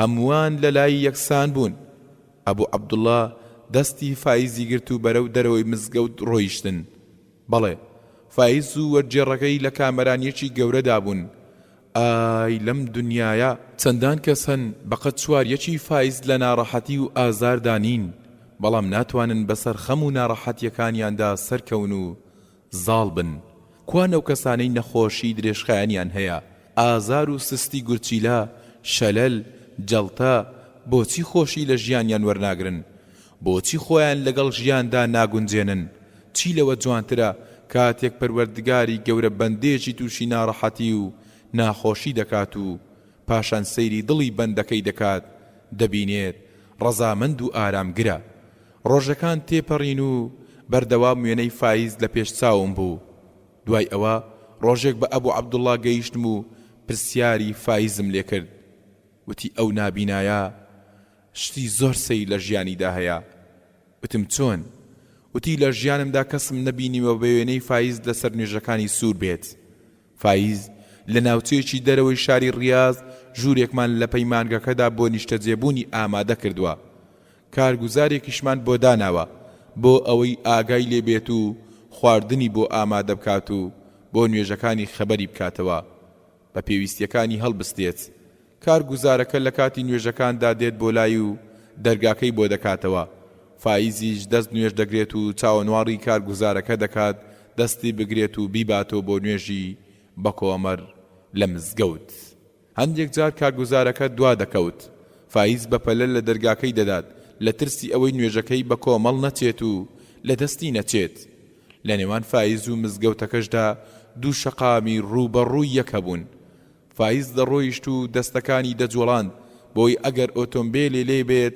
شۆفێرەکان ببینن چەندان ئۆتۆمبیلیش بەهۆی فایزەوە لێکیاندا بوو فایز شتی سەیری هەیە جارێک لە دوای عەسر چوون بۆ پەیمانگا کۆمەڵێک لە کەڕوڵاڵەکان لە بەردەم دەرگای پەیمانەکە چاوەڕێیان دەکرد و ئاماژەیان دەکرد کە فایز گرفتێکی هەیە کاتێک چوون بۆ لای بینیم زۆر تووڕێ و دەستەکانی دەجوڵێنێت و ئەوانەی دەوروبەریشی لی تێناگەن کاتێک دەستم خستە ناو دەستیەوە ناسیمی و بەتوندی دەستی گرتم چەند دەست لێدانێکی دیاریکراوی لێدام و منیش بە هەمان شێوە دەستم لێدایەوە و ئارام بووەوە دەزانی چی تووڕەی کرد بوو نوێژی بەیانی و ڕۆژەی بە جەماعەت لە دەستچوو بوو دەیویت ئەو کارگوزارت دەرکەن و بیگۆڕن بە یەکێکی تر منیش تووڕە یەکەم ڕەواندەوە سۆز و بەزەی پەروەردگارت لێبێت ئەی فایز پەروەردگار بەزەی بە ئێمەشدا بێتەوە ئەوە تا فایز لە ژیانیدا سەرکەوتنی بەدەستێنا و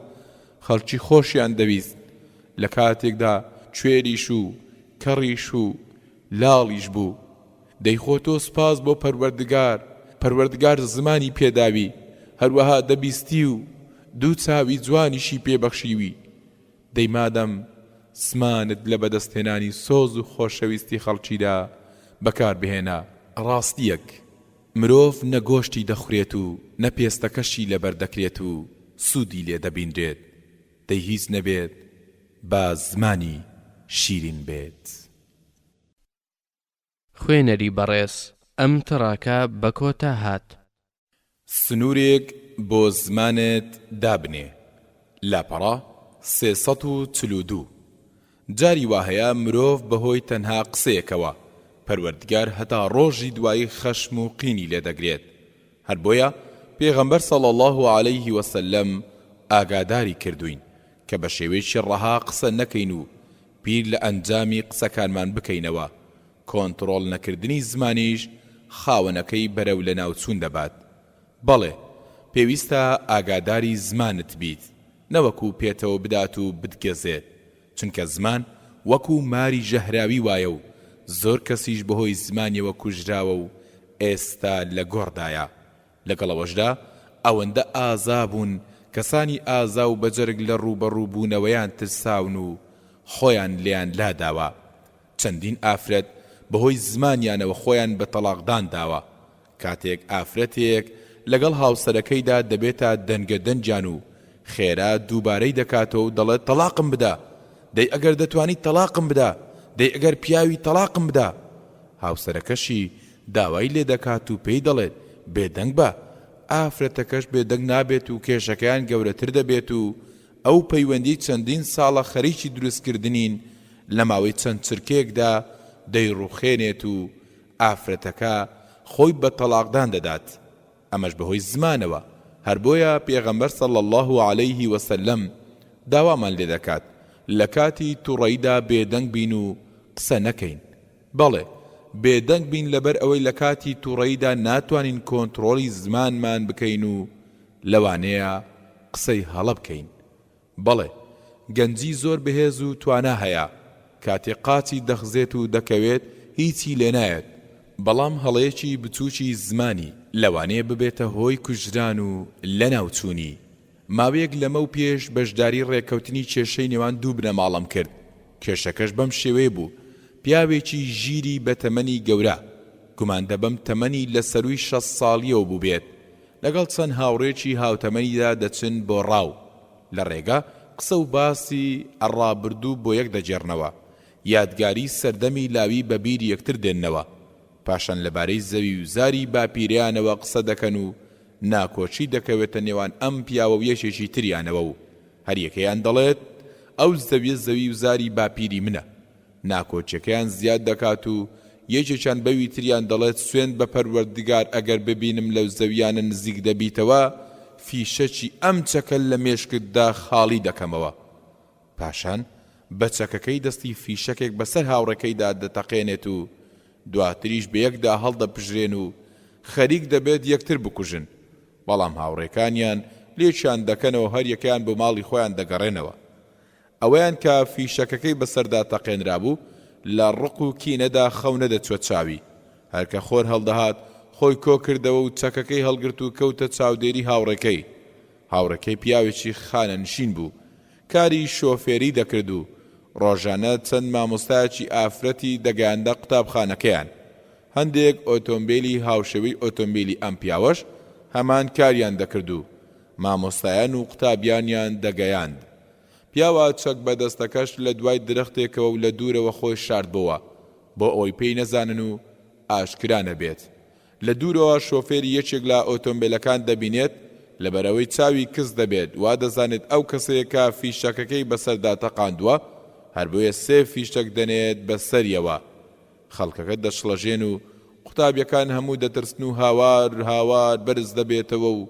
پۆلیس دەکاتە شوێنی ڕووداوەکە لەبەر ئەوەی فیشەکەکان چوو بوونە سەری شۆفێرەکەوە یەکسەر دەمرێت پیاوکوژەکەش زۆر بەهێمنی و لەسەر خۆیەوە دەچێت بۆ بنکەی پۆلیس و ڕووداوەکەیان بۆ دەجێڕێتەوە و پاشان دەڵێت من فڵانە کەسم کوشت ئێستا دڵم ئاوی خواردەوە ئیتر دەمکوژنەوە دەمسووتێنن دەمخەنە بەندین خانە چی دەکەن بیکەن بە شێوەیەکی کاتی بەندی دەکەن ئەفسەری لێکۆڵینەوەش کاتێک سەیری ناسنامەی کوژراوەکە دەکات دەبینێت ئەو کەسە نییە کە بکوژەکە مەبەستی کوشتنی بووە بەڵکو کەسێکە کە هیچ پەیوەندی و ناسیاویەکی بە بکوژەکەوە نییە ئەفسەری لێکۆڵینەوەکە ئەو پیاوە لەگەڵ خۆی دەبات کە بکوژەکە وا دەزانێت کوشتوویەتی و تۆڵەی خۆی لێکردوێتەوە کاتێک دەگەنە لای بکوژەکە ئەفسەرەکە پێی دەڵێت ئەی تۆ نەتوت فڵانە کەسم کوشتووە فیشەکەکانت کەسێکی تری پێکاوە و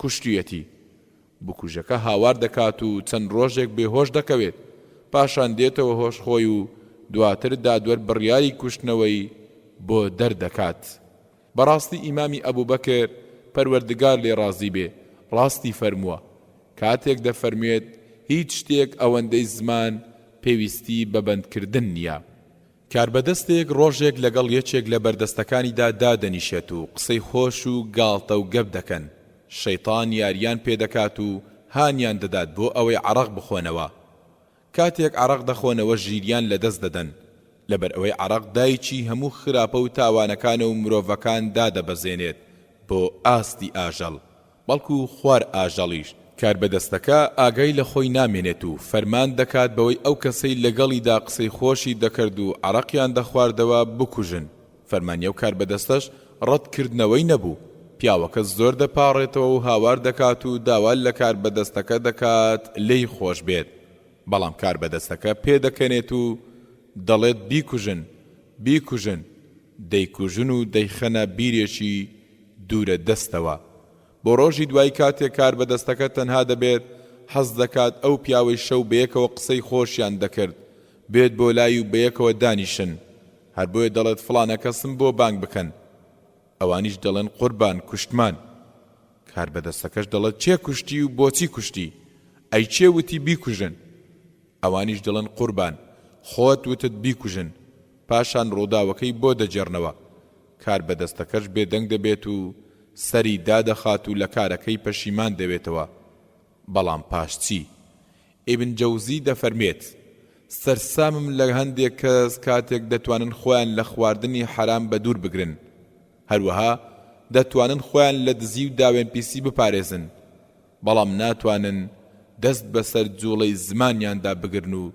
باسی ئەم و ئەو نەکەن و زمانی خۆیان بۆ ناگیرێت سەیرە ئاژەڵ زمانی درێژە و قسە ناکات بەڵام مرۆڤ زمانیشی کورتە و کەچی بێدەنگ نابێت خوێنەری بەڕێز ئەم تڕاکە بە کۆتا هات کلیلی دەروازەکان لاپەڕا 345 کلیلی کردنەوەی دەروازەی دڵەکان بریتیە لە سوپاس و ستایش و پیاهەڵدان پەڵێ جوانترین وتە و گفتوگۆ بریتیە لە دانپێدانان و دەرخستنی جوانیەکانی خەڵکی هەروەها پێش ئەوەی لەسەر هەڵەکانیان سەرزەنشتیان بکەیت پێویستە لەسەر چاکەکانیان سوپاسیان بکەیت زۆرێک لەو کەسانەی ئامۆژگاری دەکرێن ئامادەنین گوێ بۆ ئامۆژگاری کارەکە ڕابگرن لەبەرخۆ بە گەورەزانی نا هەروەها لەبەر ئەوەش نا کەدان بە هەڵەکەی دانانێت بەڵکو لەبەر ئەوەی کەسی ئامۆژگاری کار نازانێت بە شێوەیەکی جوان ئامۆژگاریەکانی پێشکەش بە کەسی بەرامبەر بکات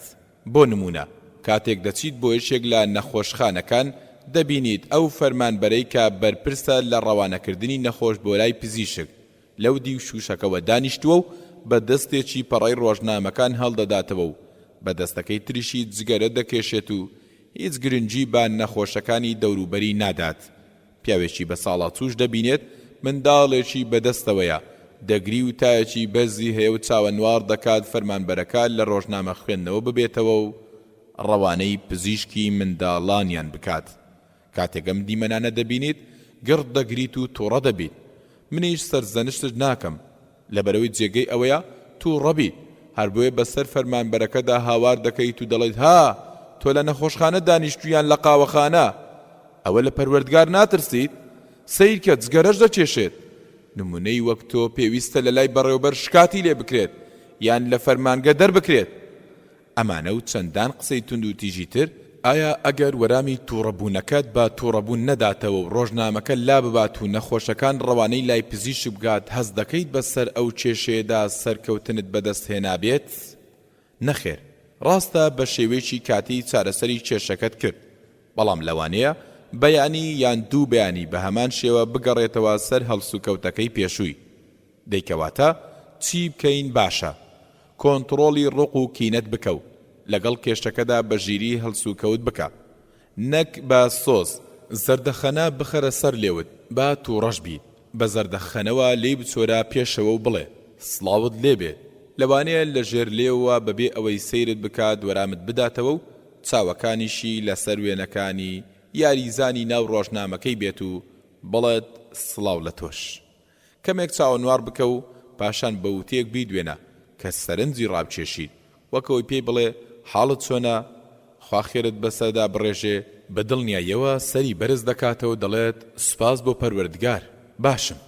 تا ئێرە نیوەی ڕێگەکەت بڕیوە، پاشان بە وتێکی خۆش بیتوێنە و بڵێ بەڕاستی کەسانی وەک جەنابت پێویست ناکات لە پێشوازی چارەخانەکاندا کار بکات.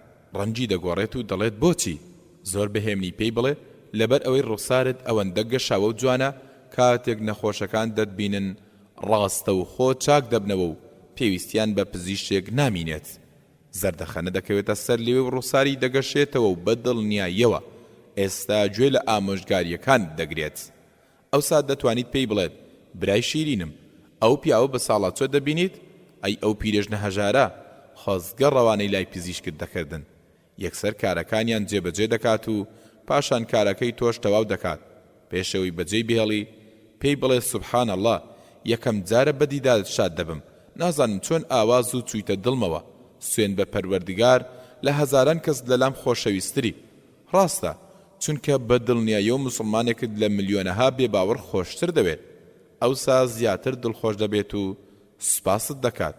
پاشان پێی بڵێ هەندێک قسەم هەبوو، خۆزگا گوێت لێ دەگرتم، بەڵام دەترسم تووڕەت بکەم. ئەویش دەڵێت نانا فەرموو. ئەوسا دەتوانیت ئامۆژگاری بکەیت و پێی بڵێ پەروەردگاری گەورە بە فەزلی خۆی ئەم وەزیفەیەی پێبەخشیوی. هەروەها لەبەر ئەوەی کارەکەت لە شوێنی پێشوازیکردن و ڕەوانەکردنی نەخۆشدایە بۆ لای پزیشک، پێویستە زۆر نەرمونیان بیت و نمونێکی باش بیت لەگەڵ خەڵکیدا و گرنگیان پێ بدەیت، چونکە لەوانەیە پیرەمێردێک یان پیرێژنێک لە تاریکی شەودا دەستەکانی بەرز بکاتەوە و نزاکی خێرت بۆ بکات. بە دڵنیاییەوە سوپاست دەکات و داوای پاداشتی پەروەردگارت بۆ دەکات. بە هەمان شێوە هەڵسوکەوت لەگەڵ خەڵکانی تریشدا بکە وەک کەسێکی گرنگی بە نوێژەکانی نادات، یان باوکێک گرنگی بە کچەکانی نادات و لەسەر باڵاپۆشیان لێپرسینەوەیان لەگەڵ ناکات، یان گەنجێک دەبینیت لەگەڵ باوک و دایکیدا باش نییە. پێویستە هەموو ئەوانە بە شێوازێکی جوان ئامۆژگاری بکەیت. بەڵێ وتە و وشەی جوان بەکار بهێنە و ڕێزیان بگرە و گوێ لە بیر و لۆچوونەکانیان ڕابگرە. پەروەردگاریش لە سوڕەی ئەلموجادەلە ئایەتی 12 دەفەرمێت يا أيها الذين آمنوا إذا ناجيتم الرسول فقدموا بين يدي نجواكم صدقة ذلك خير لكم وأطهر فإن لم تجدوا فإن الله غفور رحيم.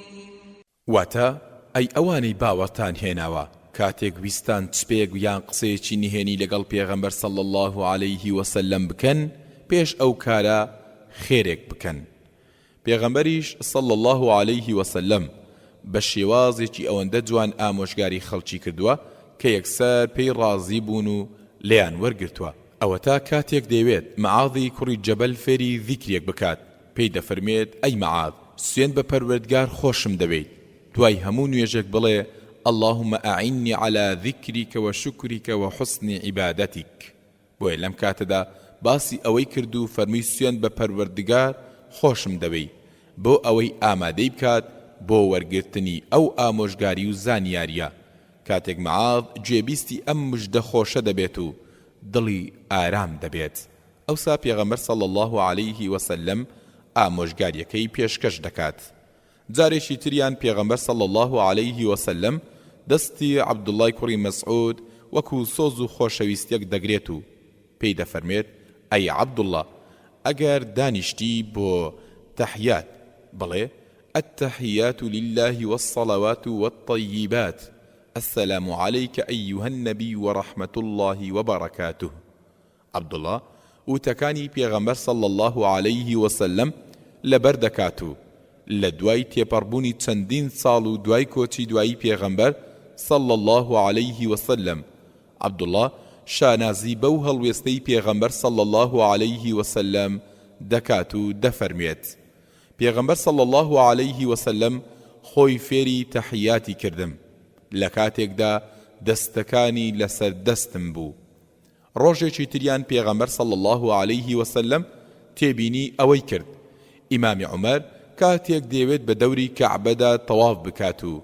بەردەڕەشەکە ماز بکات لەوانەیە بەهۆی بەهێزی جەستەیەوە خەڵکی ئازار بدات و لاواز و پیرەکان ناڕەحەت بکات پێغەمبەر صلی الله عليه وسلم ویستی پێش ئەوەی ئامۆژگاری بکات قسەیەکی پێ بڵێت کە دڵی خۆش بکات هەر بۆیە سەرەتا پێی فەرموو ئەی عومەر تۆ پیاوێکی بەهێزیت ئیمامی عومەر بە بیستنی ئەم قسەی زۆر خۆشحاڵ بوو پاشان پێغەمبەر صلی الله عليه وسلم فەرمووی لە لای بەردەڕەشەکە پاڵەپەستۆ دروست مەکە جارێکی تریان دەیەوێت ئامۆژگاری عەبدوڵای کوڕی عومەر بکات پێی دەفەرمێت عەبدوڵڵا پیاوێکی زۆر چاک دەبوو ئەگەر شەونێژی بکردایە یان پێی دەفەرمێت ئەی عەبدوڵڵا وەک فڵانە کەس مەبە شەونێژی دەکرد بەڵام دوایی وازی لێهێنا بەڵێ پێغەمبەر صلی الله عليه وسلم لەگەڵ هەموو کەسێکدا هەڵسوکەوت و شێواز و گفتاری جوانی بەکاردەهێنا لە سەرەتای هاتنی ئیسلامدا پیاوێکە بوو لە شاری مەدینە بە ناوی سوەیدی کوڕی سامت ئەم پیاوە دەمسپی و گەورەی هۆزەکەی بوو پیاوێکی ژیر بوو هەروەها شاعیریش بوو زۆرێک لە وتەی دانایانی لەبەر بوو هەتاوا بەناوبانگ بوو هەرچی پند و وتەی لوقمانی حەکیم هەیە هەمووی لەبەر بووە ڕۆژێک ئەم پیاوە بۆ حەجیان بۆ عومرە دەچێت بۆ مەککە خەڵکی کاتێک هەواڵی هاتنی بۆ مەککە دەبیستن دەچن بۆ بینینی پێغەمبەریش صلی الله عليه وسلم کاتێک دەبیستێت پیاوێکی وا هاتووە بۆ مەککە ئەمیش دەچێت بۆ لای و بانجی دەکات بۆەوەی مسلمان بێت و باوەڕ بە تەنهایی پەروەردگار بهێنێت هەروەها بۆی ڕوون دەکاتەوە کە کۆتا پێغەمبەرە و ئەم قورئانەش وتەی پەروەردگارە و پڕە لە پند و ئامۆژگاری و بنەمای بەڕێوەبردن سوەید دەڵێت لەوانەیە ئەوەی بە تۆیە وەک ئەوە وابێت کە بە منە پێغەمبەر صلی الله عليه وسلم دەفەرمێت تۆ چیت پێیە سوەید دەڵێت پند و ئامۆژگاریەکانی لوقمانی حەکیمم پێیە سوەید وتە و پندەکانی خۆی و لوقمانی حەکیمی خستە بەرامبەر وتەکانی قورئانی پیرۆز بەڵام پێغەمبەر صلی الله عليه وسلم بە هیچ شێوەیەک تووڕە نەبوو بەڵکو داوای لە سوەید کرد هەندێکی بۆ بڵێ سوەید هەندێک لە پندەکانی لوقمانی حەکیمی بۆ پێغەمبەر صلی الله عليه وسلم خوێندەوە و پێغەمبەریش صلی الله عليه وسلم زۆر بە ئارامی گوێی گرت بوو کاتێک سوەید تەواو بوو پێغەمبەر صلی الله عليه وسلم فەرمووی ئەم وتانە چاک و جوانن پاشان فەرمووی بەڵام ئەوەی بە منە لەمە باشترە لەبەر ئەوەی من قورئانە و لەلایەن پەروەردگارەوە بۆم دابەزیوە و بریتێ لە ڕووناچی و ڕێنمایی پاشان هەندێک قورئانی بۆ خوێند و بانجی کرد بۆ ئەوەی مسلمان بێت سوەید زۆر بەهێمنی گوێی گرت بوو پاشان سوەید ڕۆیشت بەڵام کاریگەری پێغەمبەر صلی الله عليه وسلم لەسەر دروست ببوو کاتێک ڕۆیشتەوە بۆ مەدینە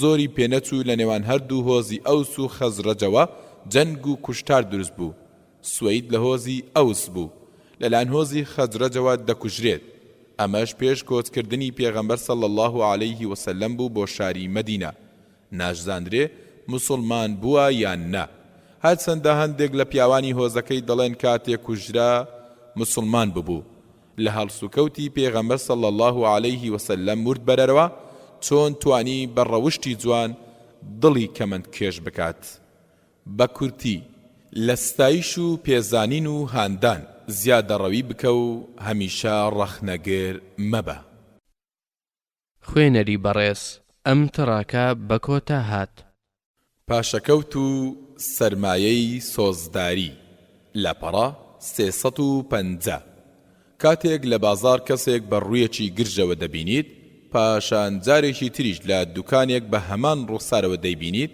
پاشان لە ئاهەنگێکی هاوسەرداریدا دووبارە بە ڕوێکی گرژ و مۆنۆ دەیبینیت ئیتر بۆ هەمیشە وێنەی ئەو کەسە بە ڕوخسارێکی گرژ و ترش و تاڵەوە لە خەیاڵتدا جێگیر دەبێت کاتێک وێنەی کەسێک دەبینیت یان گوێت لە ناوی دەبێت ڕاستە و خۆ تووڕەیەکەی دێتەوە پێشچاوت و ئایا وان نییە کاتێک وێنەی دەبینیت یان گوێت لە ناوی دەبێت ڕاستە و خۆ تووڕەیەکەی دێتەوە پێشچاوت ئایا وان نییە خۆ ئەگەر کەسێکی ڕووخۆش و لێو بەخەندە ببینیت پاشان بۆ جاری دووەم و سێمیش لە شوێنێکی تردا بە زەردەخەنەوە ببینیتەوە ئەوە وێنەی ئەو کەسە لە خەیاڵتدا بە ڕوخسارێکی گەشاوە و دەم بەخەندەوە تۆمار دەکرێت ئەمە سەبارەت بە کەسانێک کە زۆر نایان بینین و زۆر هەڵسوکەوتیان لەگەڵ ناکەین بەڵام ئەمە بۆ ئەو کەسانە نییە کە زۆر دەیان بینین و بەردەوام هەڵسوکەوتیان لەگەڵ دەکەین وەک هاوسەر و منداڵەکانمان و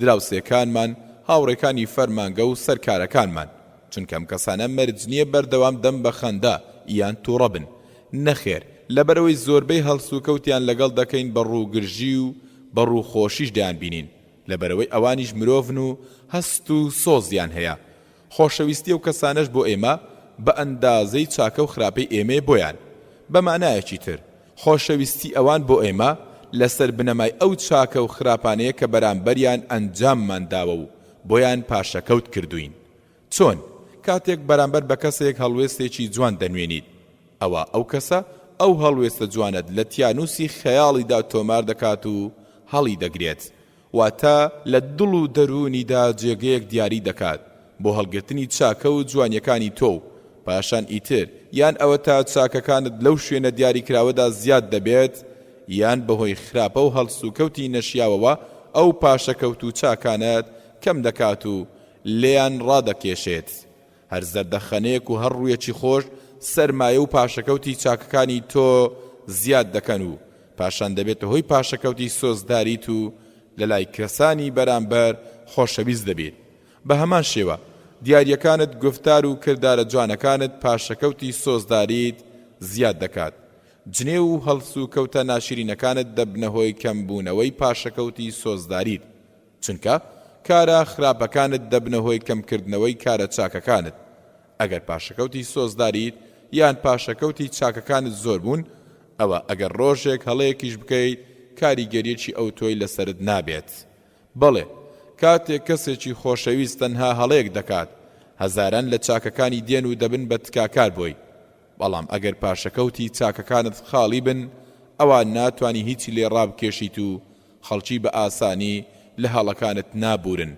یان دەبیت بە کەسێکی بێزرا و ڕقیان لێت دەبێت کاتێک پرسیار لە ئافرەتێکی تەلاق دراو دەکەیت و پێی دەڵێت بۆچی تەلاق درایت لە وەرامدا دەڵێت لەبەر هۆیەکی زۆر هیچ هاوسەرەکەم داوای لێکردم بەیەکەوە سەردانی خوشکەکەی بکەین منیش ڕازی نەبووم ئەویش تووڕە بوو دەستی بە جنێودان کرد و پاشان تەلاقی دام ئەگەر بە وردی لە هۆکاری تەلاقەکە ورد بینەوە ئەو هۆکارە تاکە هۆکاری تەلاقدانەکە نییە بەڵکو بابەتەکە وەکو بابەتی پشتشکانی وشترەکە وایە دەجێڕنەوە پیاوێک وشترێکی زۆر بەهێزی دەبێت دەوێت گەشتێک بکات هەر بۆیە خۆی کۆ دەکاتەوە و شمەکەکانی دەخاتە سەر پشتی وشترەکەی و بە توندی دەیان بەستێتەوە پیاوەکە بە ئەندازەی 4 وشتر شمەک لەسەر پشتی وشترەکەی بار دەکات وشترەکە لەبەر گرانی بارەکەی دەکەوێتە لەرزە لەرزە خەڵکیش بەسەر پیاوەکەدا هاوار دەکەن و دەڵێن بەسی لێبار بکە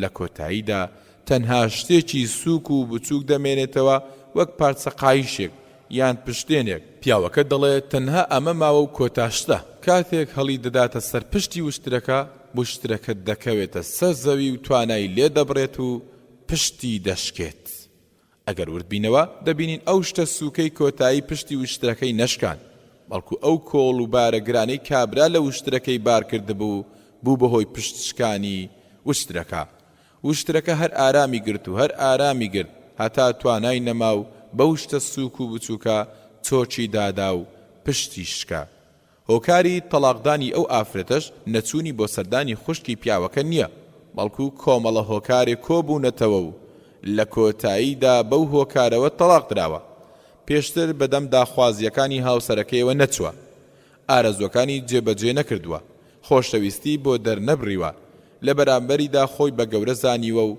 ڕێزی لە لۆچوونەکانی نەگرتووە و بەردەوام لە پاشەکەوتی سۆزداری و خۆشەویستی ڕاکێشاوە و هیچ شتێکی باشیشی پاشەکەوت نەکردوێتەوە و بەردەوام مێردەکەی بریندار کردووە و ڕۆژێک هەوڵی نەداوە برینەکانی هاوسەرەکەی ساڕێژ بکات. هاوسەرەکەشی هەر ئارامی گرت هەتا چۆن ئەو شتە بچووک و سووکە پشتی وشترەکەی شکاند. ئاوا کێشەیەکی بچووک بوو بەهۆی ئەوەی ئیتر نەتوانێت ئارام بگرێت و ئەوە ڕوویدا کە ڕوویدا و خێزانەکەی تەلاقدا. خۆ ئەگەر ئافرەتەکە هەوڵی بدایە پاشەکەوتی سۆزداری خۆی زیاد بکردایە و هاوسەرەکەی بلاواندایەتەوە و خۆشەویستی بۆ دەرببڕیایە و گرنگی بە خواردن و پشودانی هاوسەرەکەی بدایە و ڕێزی لە لۆچوونەکانی بگرتایە، ئەو کاتە پاشەکەوتی چاکەکانی زۆر دەبوو. ئەوسا ئەگەر کارێکی نەشیاویشی بکردایە دەیتوانی لە پاشەکەوتەکانی ڕابکێشێت و خراپەکانی لە زەریای چاکەکانیدا ون دەبوون و دیار نەدەمان. قوتابیەکی هاروهاج و پشێو کاتێک هەڵەیەکی بچووک دەکات و مامۆستاکەشی لێی تووڕە دەبێت و لێی دەدات و لە پۆلیش دەیکاتە دەرەوە. قوتابیەکە سکاڵای خۆی دەردەبڕێت و دەڵێت فڵانە هاوڕێم هەڵەیەکی لە هەڵەکەی من گەورەتریشی ئەنجامدا کەچی مامۆستا وەکو من سزای نەدا و هەر گوێشی پێ نەدا. هەڵەی من تەنها ئەوەندە بوو بەبێ پرس نوکتەیەکی خۆشم جێڕایەوە و کەچی ئاوای لێکردم. ئەم قوتابیە ئاگاداری ئەوە نییە نوکتەکە وەکو کۆتاشتی سەر پشتی وشترەکەوا بوو کە پشتی وشترەکەی شکاند. کەواتە ئێمە هەمومان هەمیشە بەردەوام پێویستمان بەوە هەیە لە هەموو شوێن و دۆڵ و ناوچەیەکدا پاشەکەوتی سۆزداری و خۆشەویستی خەڵکیمان هەبێت. ئافرەتان پێویستە هەلی بەدەستێنانی دڵی هاوسەرانیان بەدەست بهێنن و بەردەوامیش زیاتری لێ پاشەکەوت بکەن. هەروەها پیاوانیش بە هەمان شێوە منداڵانیش پێویستە دڵی باوک و دایکیان داگیر بکەن و خۆیان خۆشەویست بکەن. هەروەها مامۆستا لەگەڵ قوتابی و قوتابی لەگەڵ مامۆستا و برا لەگەڵ برا و بەڕێوبەر لەگەڵ فەرمانبەراندا و بە پێچەوانەشەوە. بە کورتی کاتێک کەسێکی خۆشەویست تەنها هەڵەیەک دەکات چاکەکانی هەزاران تکای بۆ دەکەن. خوێنەری بەڕێز ئەم تڕاکە بە کۆتا هات. وتەی کاریگەر لاپەڕا 353 خۆ قسە پارەی تێناچێت دەبا گوێمان لە قسێکی خۆشیش بێت. ئەمە قسەی ئافرەتێکی هەژار بوو کاتێک سکاڵای لە مێردەکەی دەکرد و گلەی لێ دەکرد. ڕاستە هاوسەرەکەی خواردن و جلوبەرگ و هەموو پێداویستیەکانی بۆ دابین کردبوو، بەڵام لەگەڵ خێزانەکەیدا قسەی شیرین نەبوو. شارەزایی لە هونەری وتەخۆشیدا نەبوو. کەسانی ژیر و بلیمەت کۆکن لەسەر ئەوەی گرنگترین خاڵی بەهێزی فرۆشیاری زیرەک بریتێت لە زمان شیرینی و قسە خۆشی. کاتێک کڕیارێک دێت بۆ لای خێرا دووبارەی دەکات و دەڵێت چاوەکەم فەرموو وازی لێ بهێنە با لەسەر خۆمان بێت. ماندووبوون بۆ بەڕێزت مای کامەرانیە. هەروەها گرنگترین خاڵە بەهێزەکانی سکرتێریش بریتێت لە زمان شیرینی و قسە خۆشی.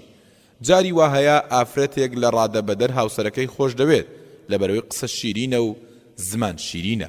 هەرچەندە هاوسەرەکەی کەسێکی چروک بێت و جوانیش نەبێت.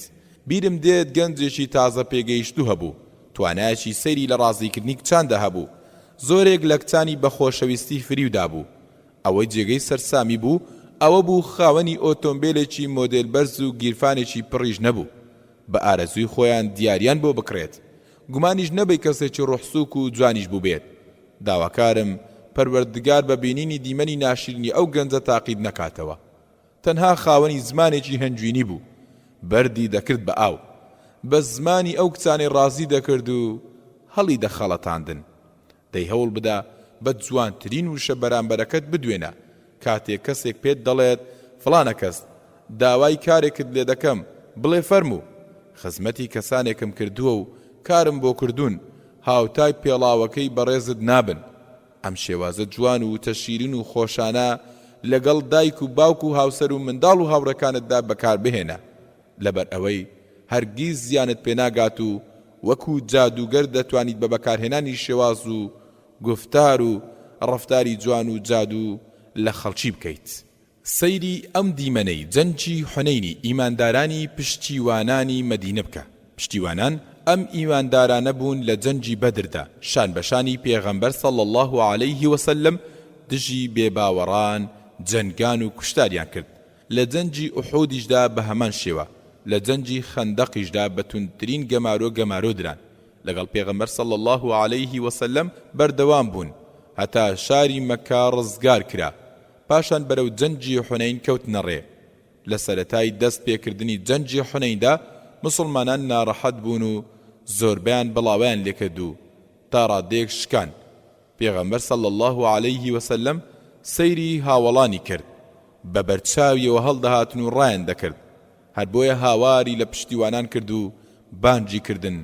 ئەوانیش بەدەم بانگەکەی پێغەمبەر صلی الله عليه وسلمەوە هاتن و گەڕانەوە و ڕیزەکانیان ڕێخستەوە و کەوتنەوە جەنگ و کوشتار. گردنیان کردبوو بە قەڵغان بۆ پاراستنی پێغەمبەر صلی الله عليه وسلم هەتا بێباوەڕان شکان و سەرکەوتن بۆ مسلمانان گەڕایەوە.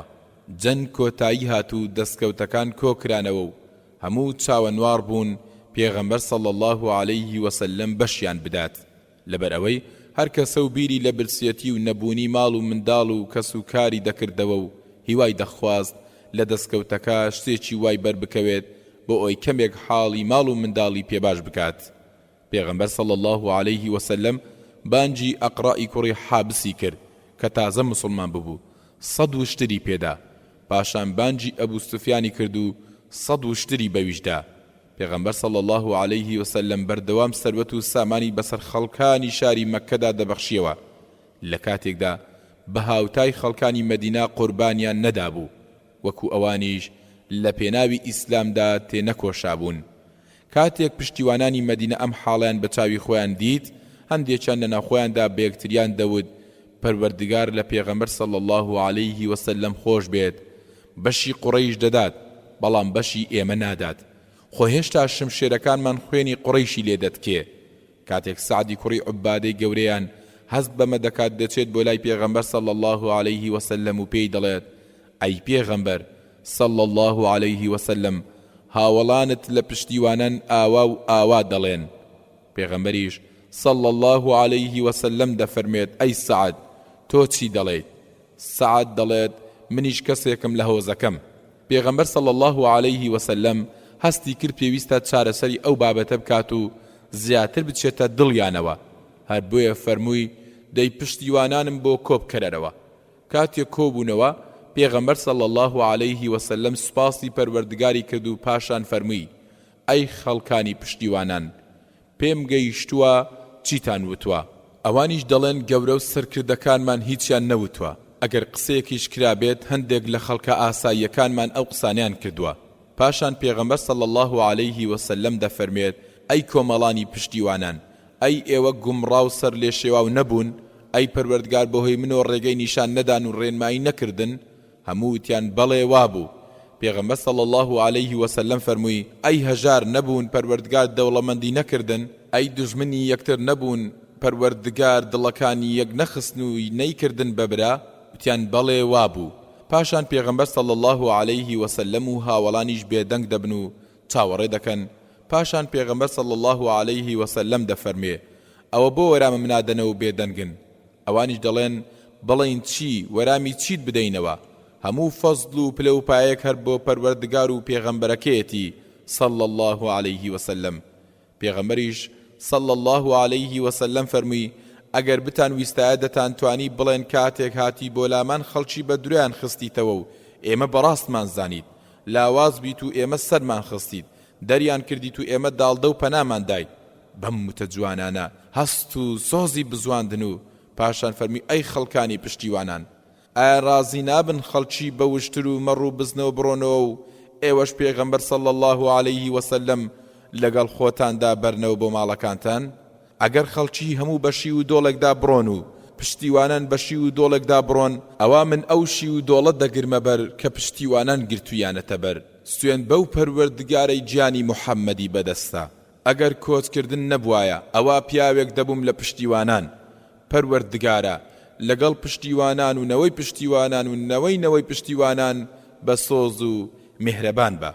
پشتیوانان کاتێک گوێیان لەم وتە پیرۆزانەی پێغەمبەر صلی الله عليه وسلم بوو دەستیان کرد بە گریان هەتا فرمێسک ڕیشی تەرکردن و وتیان هەمومان ڕازین پێغەمبەر صلی الله عليه وسلم بەش و پشکی ئێمە بێت پاشان هەموو بڵاوەیان لێکرد ئای پێغەمبەر صلی الله عليه وسلم چەندە ڕەوشت بەرز و جوانیت دەجێڕنەوە لە میسر پیاوێکی ستەمکار هەبوو بە ناوی پاشا ئەم پیاوە چەند کێڵگەیەکی کشت و کاڵی هەبوو کارگوزار و ڕەنجبەر و خزمەتگوزارەکانی بەردەستی زۆر ئازار دەدا و زۆر کاری پێدەکردن ڕۆژ هات و ڕۆژ ڕۆیی پاشا زەوی و زار و کشت و کاڵەکەی لەدەستچوو لە دوای دەوڵەمەندی هەژار کەوت و ماڵ و منداڵەکەی ڕوت و ڕەجاڵ و برسی بوون و هیچ سەرچاوێکی بژێویش نەبوو جگەل لە کاری کشت و کاڵیج هیچ کارێشی تری نەدەزانی پاشا هەستا و کەوتە گەڕان بە دوای دۆزینەوەی کارێکدا بەڵام چ کارێک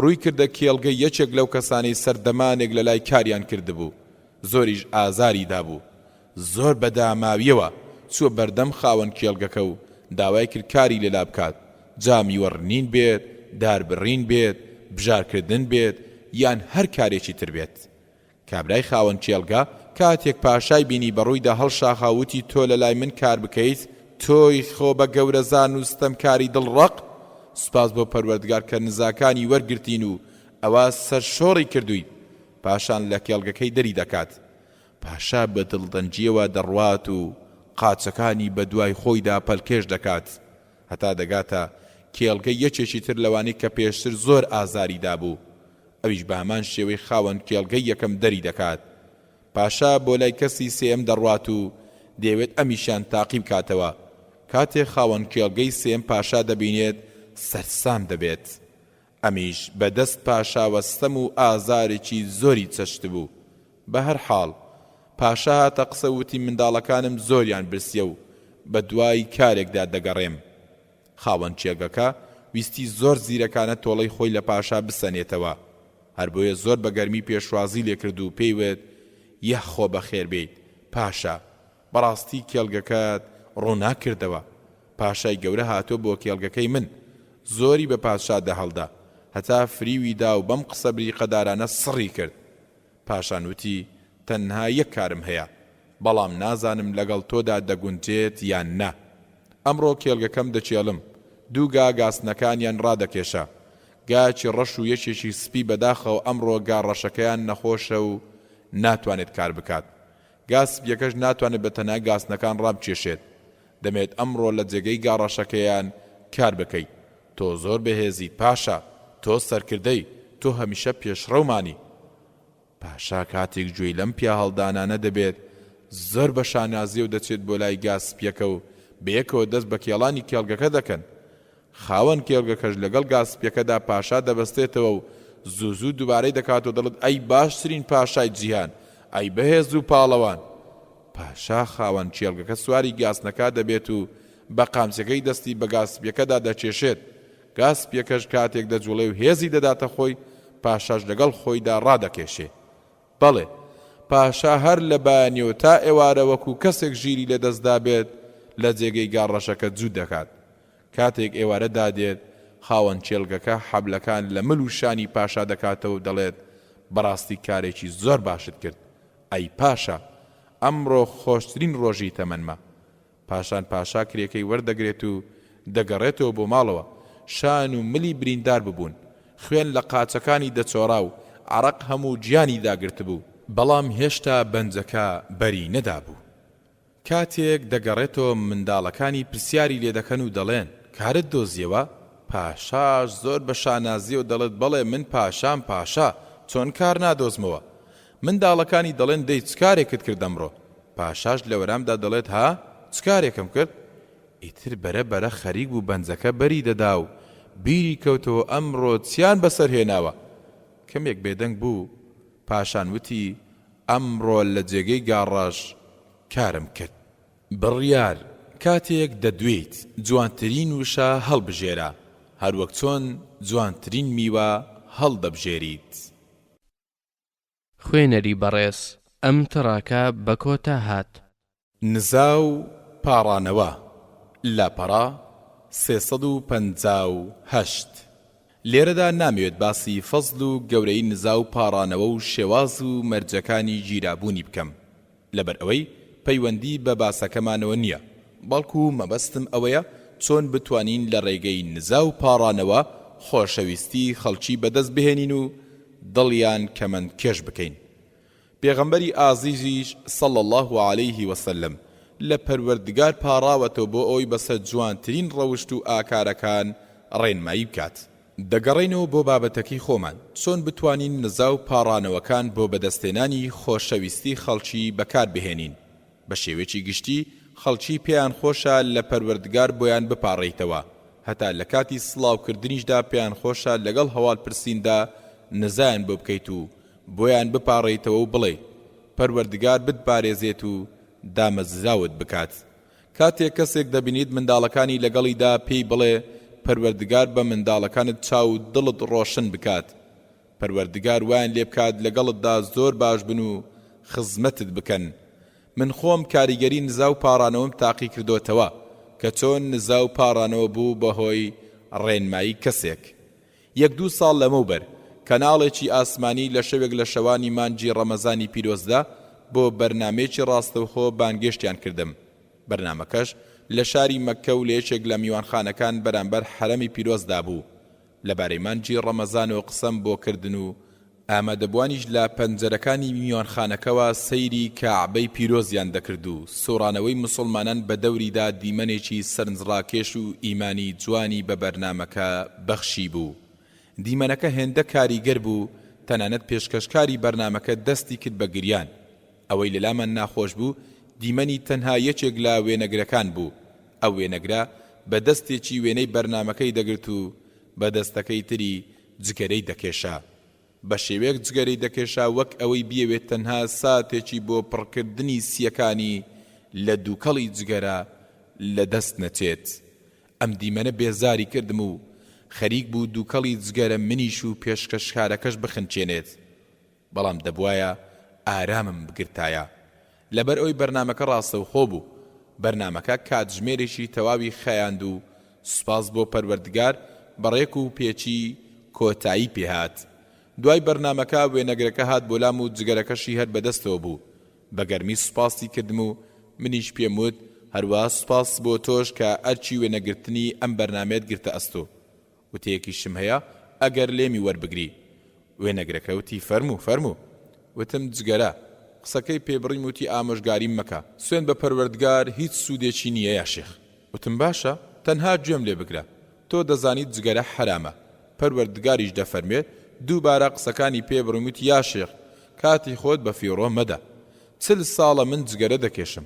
جگەرە چۆتە ناو خوێن و دەمارەکانمەوە هیچ سوودی نییە و زۆریان لەگەڵ وتم هیچ سوودی نییە شەرم گرتی وتی دەی لە پەروەردگار بۆم بپاڕێرە و نزام بۆ بکە دەستیم گرت و وتم وەرە لەگەڵم وتی بۆکوێ تومەرە با سەیرێکی کەعبەی پیرۆز بکەین لەبەر پەنجەرەکەدا وەستاین و سەیری کەعبەی پیرۆزمان کرد بست بە بستی حەڕەم خەڵک بوو بەڕاستی دیمەنەکە زۆر سەرنجڕاکێش و کاریگەر بوو وتمە و خەڵکە دەبینی وتی بەڵێ وتم هەر یەکەی لە شوێنەکەوە هاتوون هەیانە سپی و هەیانە ڕەشن هەیانە هەژار و هەیانە دەوڵەمەندن هەیانە عەرەبن و هەیانە عەجەمن هەموو لە پەروەردگار دەپاڕێنەوە بۆ ئەوەی لیان خۆش بن وتی ڕاستە تم دەی حەز دەکەیت ئەوەی پەروەردگار بەوانی بەخشیوە بە تۆشی ببەخشێت وتی بەڵێ تم دەی هەردوو دەستت بەرز بکەرەوە من دەپاڕێمەوە تۆش بڵێ ئامین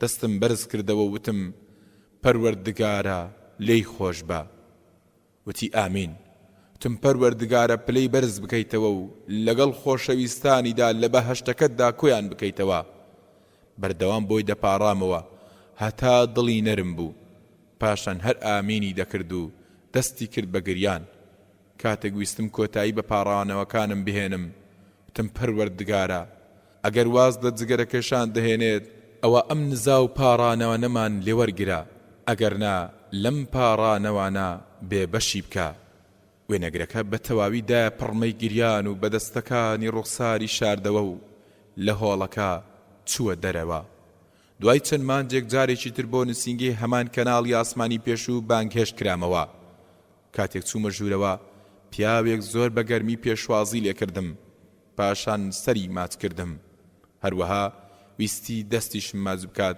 وتم سوپاسی ئەو هەموو ڕێز و خۆشەویستیت دەکەم بەڵام ببوورە من ناتناسم وتی پێش 2 ساڵ ئامۆژگاری وێنەگرێکت کرد بۆ ئەوەی جگەرە نەکێشێت وتم بەڵێ وتی دەی من ئەو کەسم سوێن بە پەروەردگار یا شێخ لەو کاتەوە تاکو ئێستا جگەرم نەچێشاوە جارێکی تریان بە هەمان شێوە لە دوای وتارێکم لە وەرزی حەجدا گەنجێک هات و پرسیاری کردووتی لە مەراسیمی حەجدا من و نەنکم و خوشکێکم بووین زۆر قەرەباڵغ بوو پرسیارەکەی کرد و وەرامم دایەوە گەنجەکە لەبەر ئەوەی زۆر لێم نزیک بووەوە بۆنی جگەرەی لێدەهات پرسیارم کردوتم جگەرە دەکێشی وتی بەڵێ وتم داواکارم پەروەردگار لێت خۆش بێت و حەجەکەشت لێوەر بگرێت ئەگەر لەم ساتەوە واز لە جگەرەکێشان بهێنیت گەنجەکە بێدەنگ بوو بەڕوونی کاریگەری قسەکانمی لەسەر دیار بوو لە دوای 8 مانگ لە شارێک وتارم هەبوو سەیرم کرد گەنجێکی بەڕێز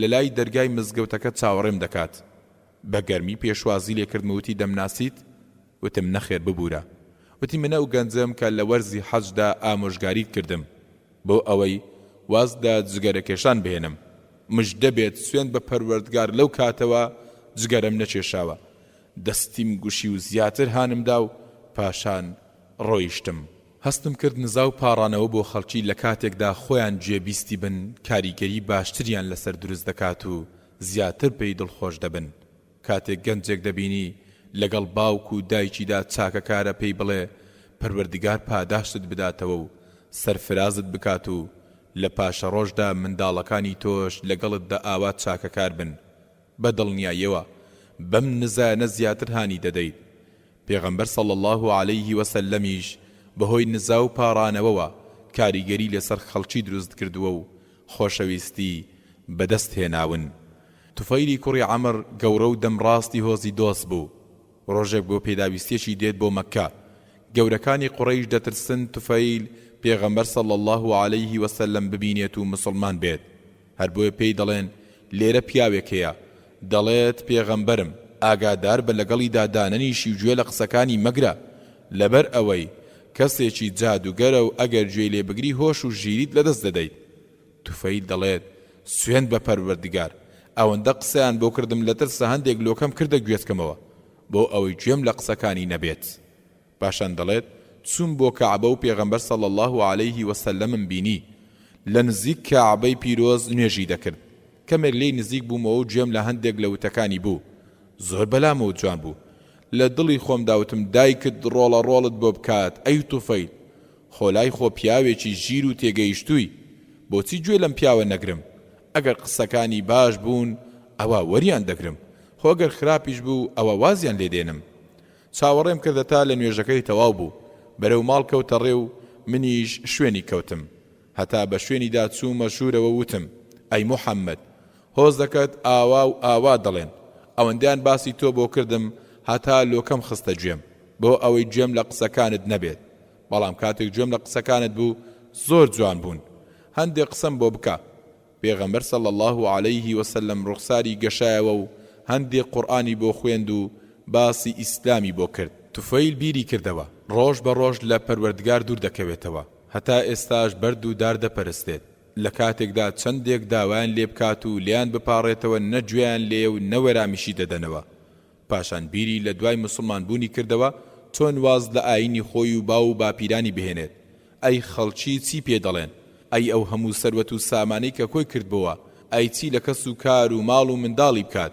بە بێدەنجی بیری دەکردەوە و ژیانی دنیا و دواڕۆژی بەراورد دەکرد لە پڕ ژیانی دنیای فرێدا و باوەشی بۆ ژیانی دواڕۆژی کردەوە بەڵێ بڕیاری مسلمان بوونی دا چێ پێی خۆشە با پێی خۆش بێت و چێش پێی ناخۆشە با پێی ناخۆش بێت خەڵکی سەرزەوی چیان پێدەکرێت ئەگەر پەروەردگار لە ئاسمانەوە لێ ڕازی بێت خەڵکی سەرزەوی چیان پێدەکرێت ماڵ و سەروەت و سامانی بەدەست پەروەردگارە و لە ئاسمانەوە بۆی دیاری کردووە ساغی و نەخۆشی و پلە و پایە و ژیان و مردنی هەمووی لە لای پەروەردگاری زەوی و ئاسمانەکانە ئەگەر پەروەردگار لێ ڕازی بێت گرنگ نییە هەموو خەڵکانی سەرزەوی لێی ناڕازی بن بەڵێ توفەیل مسلمان بوو پاشان بە هیممەتێکی بەرزەوەوتی ئەی پێغەمبەر صلی الله عليه وسلم من پیاوێکی دەست و قسە ڕۆیشتم لە هۆزەکەمدا دەگەڕێمەوە بۆ لایەن و بانجیان دەکەم بۆ ئەوەی ئەوانیش باوەڕ بهێنن و مسلمان بن. توفەیل بەپەلە گەڕایەوە بۆ لای هۆزەکەی دۆڵ بە دۆڵ شیو بە شیو هەتا گەیشتەوە ئەو ناوچەی کە هۆزەکەی تیادا نیشتەجێن. کاتێک گەیشتۆ ناوچەکەی خۆیان باوکی کە پیاوێکی پیر بوو هات بۆ لای توفەیل و ویستی مسلمان بێت. هەر بۆ پێی وت باوکە نە باوکی منی و نە منیش کوڕی تۆم. باوکی ترساوتی آخر بۆچی کوڕەکەم؟ توفەیلیش دەڵێت مسلمان بووم و شوێن محەممەد کەوتم. باوکیشی دەڵێت کوڕی شیرینم ئاینی منیش ئاینی تۆیە و ئەوە مسلمان بووم. توفەیل دەڵێت دەی بچۆ خۆت بشۆرە و جلوبەرجی خاوێن لەبەر بکە و پاشان وەرەوە بۆ ئەوەی فێری ئەو شتانت بکەم کە فێری بووم. پاشان توفەیل ڕۆیشتەوە بۆ ماڵە و خێزانەکەی پێشوازی لێکرد و بە هەمان شێوە ئەمیش مسلمان بوو. پاشان توفەیل ماڵ بە ماڵ دەگەڕا و لەسەر ڕێگاکان دەوەستا و بانجی خەڵکەکەی دەکرد بۆ ئەوەی مسلمان بن و باوەڕ بهێنن. بەڵام خەڵکەکە ئامادە نەبوون واز لە پەرستنی بتەکانیان بهێنن. هەر بۆیە توفەیل تووڕە دەبێت و دەگەڕێتەوە بۆ مەکە و دەچێتە خزمەت پێغەمبەر صلی الله عليه وسلم و پێی دەڵێت ئەی پێغەمبەر صلی الله عليه وسلم هۆزی دۆست یاخی بوون و باوەڕیان نهێنا دەی نزان لێ بکە. پێغەمبەریش صلی الله عليه وسلم هەردوو دەستی بەرز کردەوە بۆ ئاسمان. توفەیل دەڵێت لە دڵی خۆم داوتم تازە هۆزەکەم تیا چوو. بەڵام پێغەمبەر صلی الله عليه وسلم فەرمووی پەروەردگارە ڕێنمایی هۆزی دۆست بکە. پاشان ڕووی کردە توفەیل و پێی فەرموو بگەڕێەوە بۆ لای هۆزەکەت و بانجیان بکە بۆ ئەوەی باوەڕ بهێنن و لەگەڵیشیاندا نەرمونیان و لەسەر خۆبە. توفەیل دەگەڕێتەوە و هەمویان مسلمان بوون و باوەڕیان هێنا. بەڵێ پێغەمبەر صلی الله عليه وسلم لە ڕێگەی نزا و پاڕانەوەکانیەوە لە دەرگاکانی ئاسمانیدا نەک تەنها بۆ توفەیل بەڵکو بۆ زۆرێک لە خەڵکی ئەم کارەی ئەنجام دەدا. ئیمامی ئەبوو بەکر داوای لە پێغەمبەر صلی الله عليه وسلم کرد و پێداگری لەسەر ئەوە کرد کە بە ئاشکرا بانجی خەڵکی بکەن بۆ ئەوەی مسلمان بن. پێغەمبەر صلی الله عليه وسلم فەرمووی ئێمە کەمین. ئیمامی ئەبوو بەکر زۆر پێداگری کرد هەتا مسلمانان کۆبوونەوە و لە دوای پێغەمبەر صلی الله عليه وسلم و خۆ پیشاندانێکیان کرد و بەرەو کەعبەی پیرۆز کەوتنە ڕێو کاتێک گەیشتنە ئەوێ ئیمامی ئەبوو بەکر دەستی بە وتاردان کرد و بانجی خەڵکەکەی کرد بەوەی باوەڕ بهێنن و وازدا بتپەرستی بێنن. بێباوەڕان کاتێک مسلمانانیان بەم شێوەیە دید وروژان و کەوتنە لێدان و ئازاردانی مسلمانەکان و کۆمەڵێکیان هێرشیان بردە سەر ئیمامی ئەبوو بەکر و زۆر ئازاریاندا. عوتبەی کوڕی ڕەبیعەی بێباوەڕ زۆر بەتوندی ئازاری ڕوخساری ئیمامی ئەبوو بەکریدا بە شێوەیە کە دەم و لوتی لێک جیا نەدەکرانەوە و خێنێکی زۆر لە دەم و چاوی دەهات. هەتا هۆزی بەنو تەمیمی هۆزی ئیمامی ئەبوو بەکر هاتن و دووریان خستەوە و خستیانە پارچە پەڕۆیەکەوە و بردیانەوە بۆ ماڵەوە. ئەوەندەیان ئازاردا بوو گومانیان وابوو دەمرێت. پاشان کەس و کارەکەی گەڕانەوە بۆ کەعبە و وتیان سوێن بە پەروەردگار ئەگەر ئەبوو بەکر بمرێت ئەوە عوتبە دەکوژین. پاشان ڕۆیشتنەوە بۆ لای ئیمامی ئەبوو بەکر کە هێشتا هۆشی نەهاتبووە نیان دەزانی ماوەیان مردووە. باوکی ئیمامی ئەبوو بەکر و کەس و کارەکەی لە دیار سەری وەستا بوون بانجیان دەکرد کەچی هیچ وەرامی نەدەدانەوە. دایکیشی لە نزیکەوە دەگریا. نزیک خۆر ئاوابوون ئیمامی ئەبوو بەکر چاوەکانی هەڵهێنان و لە یەکەم موشەدا فەرمووی پێغەمبەر صلی الله عليه وسلم چی بەسەر هات؟ پەروەردگار لێت ڕازی بێ ئەی ئیمامی ئەبوو بەکر لە خۆی زیاتر خەمی پێغەمبەر صلی الله عليه وسلمی بوو. باوکی و دایکی و ئەوانەی لە دەوری بوون کاتێک گوێیان لەم قسێ بوو هەمیان تووڕە بوون و هەستان بڕۆن بە دایکیان وت شتێکی بدەرێ بیخوات. بەڵام ئیمامی ئەبوو بەکر هەر دەیوت پێغەمبەر صلی الله عليه وسلم چی بەسەر هاتووە؟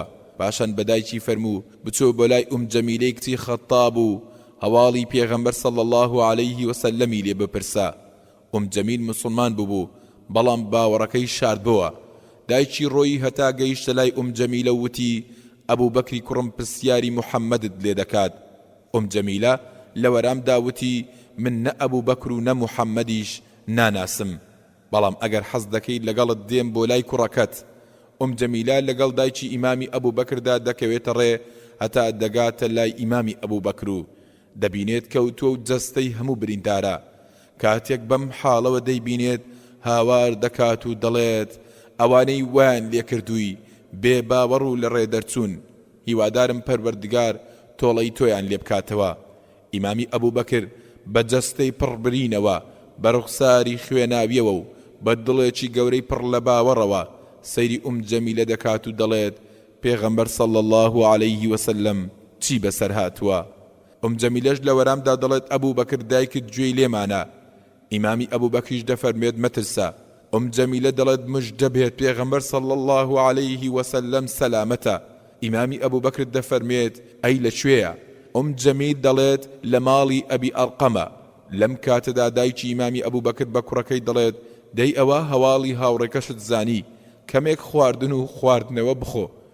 ئیمامی ئەبوو بەکر لە وەرامدا دەفەرمێت سوێن بە پەروەردگار هەتا پێغەمبەر صلی الله عليه وسلم بە چاوی خۆم نەبینم هیچ شتێک ناخۆم.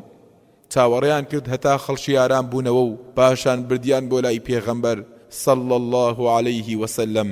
کاتێک چوونە ژوورەوە بۆ لای پێغەمبەر صلی الله عليه وسلم ئیمامی ئەبوو بەکر ڕوخساری بریندار بوو، جلوبەرگەکانی دڕابوون و خوێنی لەبەردەڕۆیی. پێغەمبەر صلی الله عليه وسلم کاتێک بەم شێوەی ئیمامی ئەبوو بەکری بینی ماچی کرد، پاشان مسلمانانیش ماچیان کرد. پێغەمبەر صلی الله عليه وسلم زۆر دڵی پێی سوتا هەتا بە ئاشکرا بە ڕوخساریەوە دەرکەوت. ئیمامی ئەبوو بەکر ویستی دڵی پێغەمبەر صلی الله عليه وسلم خۆش بکات، هەر بۆیە فەرمووی بە دایک و باوکمەوە بە قوربانت بم ئەی پێغەمبەر صلی الله عليه وسلم، من هیچم نییە تەنها وستەم کار و لە ڕێگە دەرچووە دەم و چاوی ئازاردام. پاشان سەرڕای ئەو هەموو ئازار و برسیەتی و تینوێتیە فەرمووی ئەی پێغەمبەر صلی الله عليه وسلم، ئەوە دایکمە و نزای بۆ بکە، بەڵکو پەروەردگار لە ئاگری دۆزەخ بیپارێزێت و ڕێنمایی بکات. پێغەمبەر صلی الله عليه وسلمیش نزای بۆی دایکی کرد و ئەویش هەر لەوێدا باوەڕی هێنا و مسلمان بوو. دایکی ئەبوو هوڕەیرە هێشتا لەسەر دینی هۆزەکەی مابوو، بتی دەپەرست و بێباوەڕ بوو. ئەبوو هوڕەیرەش بەردەوام بانگی دەکرد و داوای لێ دەکرد مسلمان بێت، بەڵام دایکی بەگوێی نەدەکرد. ڕۆژێک دووبارە بانگی دایکی کرد بۆ ئەوەی باوەڕ بهێنێت، بەڵام ئەم جاریان سەرڕای باوەڕ نەهێنان قسەشی بە پێغەمبەر صلی الله عليه وسلم بوو.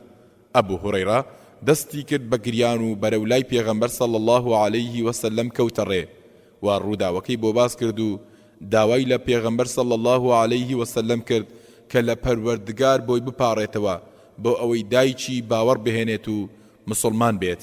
پێغەمبەریش صلی الله عليه وسلم لە پەروەردگار پاڕایەوە و فەرمووی پەروەردگارە هیدایەتی دایکی ئەبوو هوڕەیرە بدەیت. ئەبوو هوڕەیرە بەم پاڕانەوەیە پێغەمبەر صلی الله عليه وسلمی زۆر دڵخۆش بوو، بەپەلە بەرەو ماڵەوە گەڕایەوە و لە دەرگایدا بۆ ئەوی بچێتە ژوورەوە. دایکی گوێی لە دەنجی پێی ئەبوو هوڕەیرە بوو، پێیوت ئەبوو هوڕەیرە لە شوێنی خۆت چاوەڕێ بە. ئەبوو هوڕەیرە گوێی لە دەنجی خوڕەخوڕی ئاو دەبێت و دەزانێت کە دایکی خۆی دەشوات. کەمێک لەبەر دەرگا چاوەڕێ کرد هەتا دایکی خۆی شۆری و خۆی گۆڕی و جلو بەرگەکانی لەبەر کرد. پاشان دایکی دەرگاکەی کردەوەتی ئەبوو هوڕەیرە ئەشهەد ئەن لا ئیلاهە ئیلا الله وأشهد أن محمد رسول الله. ئەبوو هوڕەیرە ئەوەندە دڵخۆش بوو دەستی کرد بە گریان، بەڵام گریانی ئەم جارەیان گریانی خۆشی بوو. بۆیە زۆر بەپەلا گەڕایەوە بۆ لای پێغەمبەر صلی الله عليه وسلم بۆ ئەوەی ئەم هەواڵە خۆشەی پێڕابگەێنێت. کاتێک گەیشتە خزمەتی پێغەمبەر صلی الله عليه وسلم و پێی فەرموو ئەی پێغەمبەر صلی الله عليه وسلم مژدە بێت نزاکەت گیرا بوو، دایکم باوەڕی هێنا و مسلمان بوو.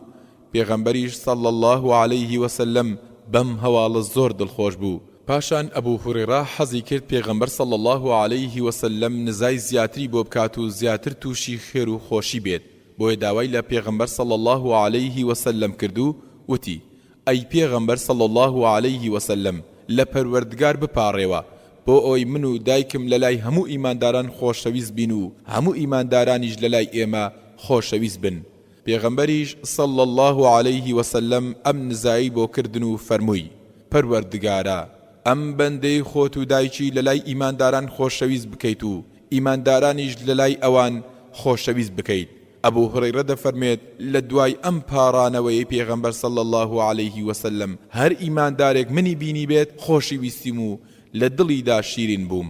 رواه أحمد والبيهقي ڕۆژ نایی پەروەردگار دەفەرمێت وقال ربكم ادعوني أستجب لكم واتە ئەی خەڵچینە پەروەردگارتان فەرموویەتی ئێوە هانا و هاوار بۆ من بهێنن ئەوە من دوعا و نزاکانتان گیرا دەکەم. خوێنەری بەڕێز ئەم تڕاکە بە کۆتا هات. ئەگەر کارەکەت بۆ جێبەجێ ناکرێت با قسەت خۆش بێت. لاپەڕا 367 ساتە وەختێکی زۆر ناخۆشە کاتێک کەسێک بۆ پێویستێکی ڕوود لێ دەنێت بەڵام ناتوانیت بۆی جێبەجێ بکەیت و دڵی خۆش بکەیت و بە دڵێکی شکاوەوە جێت دەهێڵێت. بەڵێ جێبەجێکردن و بەدەمەوچوونی خەڵکی کارێکی زۆر گەورەیە. ئەوە تا پێغەمبەر صلی الله عەلەیه وسەلەمی پێشەوا دەفەرمێت ئەگەر لەگەڵ برایەکمدا بڕۆم بۆ ئەوی پێویستێکی بۆ جێبەجێ بکەم لەلام خۆشترە لەوەی کە لە مزگەوتەکەمدا مزگەوتی مەدینە مانجێک خەریکی بەندایەتی بم. بەڵام هەندێک پێداویستی جێبەجێکردنی ئاسان نییە. مەرج نییە هەر کەسێک داوای قەرزێک یان پارەیەکی زۆری لێکردی بتوانی بیدەیتێ. هەروەها مەرج نییە هەر کەسێک داوای لێکردی لەگەڵیدا گەشتێک ئەنجام بدەیت بتوانی لەگەڵیدا بچیت و دڵی نەشکێنیت. مەرج نییە هەر کەسێک داوای قەڵەمێکی گیرفانت بکات یان کاتژمێرەکەی دەستی کردیت پێشکەشی بکەیت. کێشەکەش لەوەدایە زۆربەی خەڵکی کاتێک ناتوانی داواکاریەکەیان جێبەجێ بکەیت دڵیان دەڕەنجێ و لەملاو لەولا باست دەکەن و بە کەسێکی ڕەزیل و چروک دەست نوقاو ناوت دەبەن. کەواتە ئەی چی بکەین؟ هەوڵ بدە زۆر زیرەکانە خۆت ڕزگار بکە و ئەگەر کار و داواکاریەکەت بۆ جێبەجێ ناکرێت هیچ نەبێت قسەت لەگەڵیدا خۆش بێت. کەسێک دەزانێت بەم نزیکانە گەشتێک بۆ فڵانە شار ئەنجام دەدەیت دێت بۆلات و داوات لێ دەکات شتێکی دیاریکراوی لەو شارە بۆ بکڕیت. تۆش بەهۆی هەر هۆکارێکەوە بێت حەز ناکەیت ئەو شتەی بۆ بکڕیت یان کارەکەی بۆ بکەیت. ئەی چۆن وەرامی دەدەیتەوە مادەم شتەکەی بۆ ناکڕیت بە شێوەیەکی جوان پۆزشی بۆ بهێنەرەوە و داوای لێبوردنی لێ بکە و بڵێ بڕوابکە حەز دەکەم بەسەر سەر و بەسەر چاوم خزمەتت بکەم. بەڕێزت لە زۆرێک لە خەڵکی لەلام خۆشەویستری بەڵام دەترسم کاتم نەبێت و نەتوانم کارەکەت جێبەجێ بکەم. کاتێک بانگ دەکرێت بۆ ئێوارە خوانێک و حەز ناکەیت بچیت و دەشترسیت شتێک لە دڵی خاوەن ماڵەکەدا دروست بێت و دڵیان لێت بشکێت ئەو کاتە دەتوانیت بڵێیت وەکو یەکێک لە براکانم وایت بەڵام بڕوا بکە ئەم شەو زۆر سەرقاڵم. بە دڵنیاییەوە قسەکەشت ڕاستە و درۆ نییە. لەوانێت سەرقاڵی منداڵەکانت بیت یان خەریکی خوێندنەوەی کتێبێکی گرنگ بیت یان زۆر ماندوو بیت و دەتەوێت زوو بخەویت. سەیری پێغەمبەر صلی الله عەلەیه وسەلەم کە کاتێک لەگەڵ هاوڵەکانیدا دانیشتووە و باسی فەزڵ و گەورەی کەعبە و عومڕەکردنی بۆ دەکردن. هاوڵانی کاتێک گوێیان لەم وتە پیرۆزانەی پێغەمبەر صلی الله عەلەیه وسەلەم بوو زیاتر تا مەزرۆی ئەوە بوون بەرەو کەعبەی پیرۆز بکەونە ڕێ. هەر بۆیە بە خێرایی خۆیان ئامادەی ئەو گەشتە پیرۆزە کرد.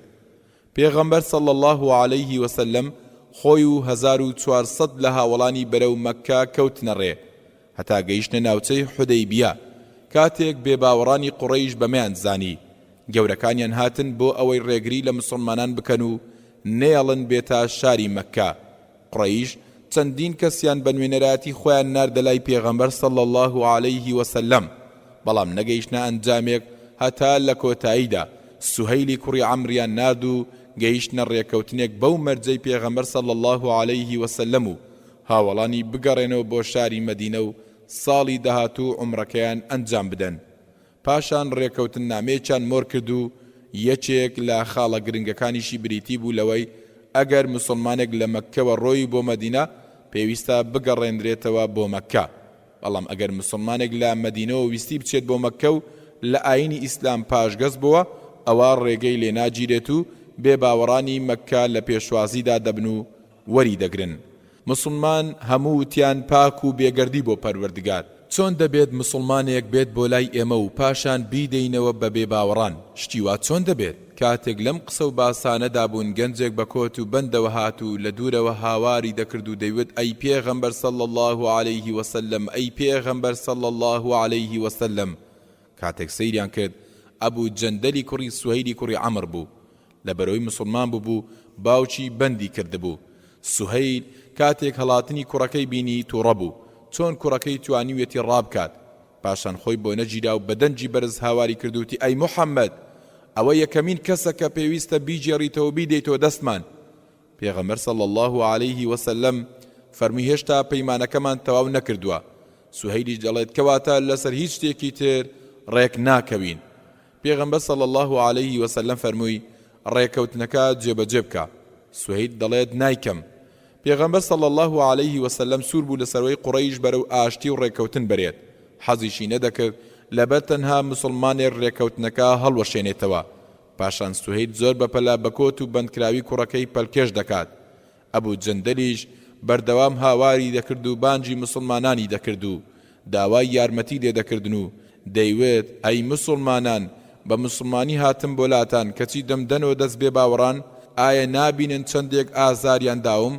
بەردەوام هاواری دەکرد هەتا لە چاون بوو مسلمانان دڵیان هەڵدەقرچا کاتێک ئەو گەنجە مسلمانیان بەو شێوەیە دیت بەڵام هیچ چارێکیشیان نەبوو گەنجێک کوڕی یەکێک لە گەورە پیاوانی قوڕەیش بوو لە ناز و نیعمەتدا گەورە ببوو کەچی ئێستا ئازار دەدرێت و بەدەست و پێبەستراوی بەرەو بەندین خانە دەبرێت ئەبوو جەندەلیان بەرەو مەککە جێڕایەوە و زۆر داوای پابەندبوون و خۆڕاگری و دامەزراوی لە پەروەردگاری دەکرد و داوای دەکرد یارمەتی بدات و ڕزگاری بکات مسلمانانیش بە دڵێکی پڕ لە غەم و پەژارەوە بەرەو مەدینە گەڕانەوە لە دوای ئەم ڕێکەوتنە بێ باوەڕانی مەککە زۆر بەتوندی سزای مسلمانانی لاواز و بێتوانەکانی مەککەیان دەدا و زۆر ناڕەحەتیان دەکردن ئەبوو جەندەل و ئەبوو بەسیری هاوڵی و زۆرێک لە مسلمانانی کە لە شاری مەککە مابوونەوە هەوڵی خۆ دەرباسکردنیان دەدا هەتاوە بوو ئەبوو بەسیر توانی خۆی ڕزگار بکات و ڕابکات بۆ مەدینە ئەبوو بەسیر زۆر تامەزرۆ بوو بۆ بینین و هاوڵی کردنی پێغەمبەر صلی الله عليه وسلم ڕێگەیەکی زۆری بەسەر لم و بەردی بیابانەکاندا بڕی بوو تا گەیشتو بۆ مەدینە و هەر خێرا ڕووی کردە مزگەوتەکەی پێغەمبەر صلی الله عليه وسلم لەو کاتەدا پێغەمبەر صلی الله عليه وسلم لەگەڵ هەندێک لە هاوڵانیدا لە مزگەوت بوون لەپڕ ئەبوو بەسیر خۆی دەکات بە ژووردا شوێنەواری ئازار و دووری و ماندووبوونی ڕێگەی بە تەواوی پێوە دیار بوو لەپڕ دوان لە بێباوەڕانی قوڕەیش خۆیان کرد بە مزگەوتەکەدا و وتیان ئەی موحەممەد بەپێی ئەو پەیمانەی لە نێوانماندا دەبێت ئەبوو بەسیرمان بدەیتەوە دەست لەبەر پەیمان نامەکەی نێوانیان پێغەمبەر صلی الله عليه وسلم ئاماژەی بە ئەبوو بەسیر کرد بۆ ئەوەی لە شاری مەدینە دەربچێت ئەبوو بەسیر لەگەڵیان کەوتە ڕێ و بیری لە ئازار و ئەشکەنجەکانی قوڕەیش دەکردەوە لە ڕێگە دوو پیاوەکە بۆ نان خواردن لایەندا یەکێکیان لە لای ئەبوو بەسیر مایەوە و ئەوی تریان بۆ پیویستێکی کەمێک دوور کەوتەوە ئەوەیان کە لە لای ئەبوو بەسیر مایەوە و شمشێرەکەی هەڵکێشا و ئەملا و لای پێدەکرد و دەیوت بەم شمشێرەم کوشتاری هۆزی ئەوس و خەجرەش دەکەم ئەبوو بەسیریش پێی دەڵێت فڵانە کەس وا دەبینم شمشێرەکەت زۆر شمشێرێکی چاک بێت با سەیرێکی بکەم کابرا شمشێرەکەی دەداتێ هەر شمشێرەکە دەگاتە دەستی ئەبوو بەسیر ملی کابرای پێدەقرتێنێت و دەیکوژێت کاتێک پیاوەکەی تر دەگەڕێتەوە دیمەنەکە دەبینێت بەرەو مەدینە ڕادەکات هەتا دەگاتە مزگەوتەکەی پێغەمبەر صلی الله عليه وسلم پاشکەمێک ئەبوو بەسیریش بە شمشێرەکەی دەستیەوە خۆی دەکات بە مزگەوتەکەدا و دەڵێت ئەی پێغەمبەر صلی الله عليه وسلم تۆ پەیمانەکەت بردە سەر و منت دایەوە دەستیان بەڵام پەروەردگار لە دەستیان ڕزگاری کردم دەی ئێستا ڕێگەم دەدەن لە لاتان بمێنمەوە پێغەمبەر صلی الله عليه وسلم دەفەرموێ نەخێر پاشان ئەبوو بەسیر وتی دەی پێغەمبەر صلی الله عليه وسلم چەند پیاوێکم بدەرێ بۆ ئەوەی شاری مەککە ئازاد بکەم پێغەمبەر صلی الله عليه وسلم بە ئازاتی ئەبوو بەسیر سەرسام دەبێت لەبەر پەیمان نامەکەش نەی دەتوانی داواکاریەکەی جێبەجێ بکات بەڵام مەک نەیتوانی داواکاریەکەی جێبەجێ بکات ڕوبەڕووی هاوڵانی بە ئازاتی ئەبوو بەسیردا هەڵیدا و ستایشی کرد و وستی بە نەرمونیانی وەرامی بداتەوە و فەرمووی هاوار بۆ دایکی ئەگەر چەند پیاوێکی لەگەڵدا بوایە جەنجی هەڵدەگیرسان ئەبوو بەسیر لە بەردەم دەرگای مزگەوت وەستا بوو چاوەڕێی مۆڵەتی پێغەمبەر صلی الله عليه وسلمی دەکرد بۆی لە شاری مەدینە بمێنێتەوە بەڵام لەبەر پەیمان نامەکە پێغەمبەر صلی الله عليه وسلم فەرمانیدا کە ئەبوو بەسیر لە مەدینە بچێتە دەرەوە ئەبوو بەسیری زۆر گوێڕایەڵانە لە مەدینە دەرچوو لە ئیسلامیش پاشگەز نەبوو خۆی دایە دەست پەروەردگار کاتێک ئەبوو بەسیر لە شاری مەدینە دەرچوو نەیدەزانی ڕوو لەکوێ بکات ئەگەر بچێتەوە بۆ مەککە چارەنووسی ئازار و بەندکردن و کوشتنە هەر بۆ ڕووی کردە قەراغەکانی دەریای سوور و لەوێ بەبێ هیچ هاودەمێک گیرسایەوە. مسلمانانی مەکەش کاتێک ئەم دەنگ و باسییان بیست دڵخۆش بوون بەوەی کە دەرگایەکی ڕزگاربوونیان لێکراوەتەوە لەبەر ئەوەی لە مەککە ئازار دەدران و لە مەدینەش وەرنەدەگیران.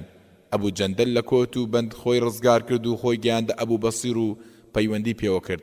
پاشان مسلمانانی تریش بەرەبەرە پەیوەندیان پێوە دەکردن و ژمارەیان زۆر بوو. هەر کاروانێکی قوڕەیش بەو نزیکانەدا تێپەڕیایە ڕێگەیان پێدەگرت.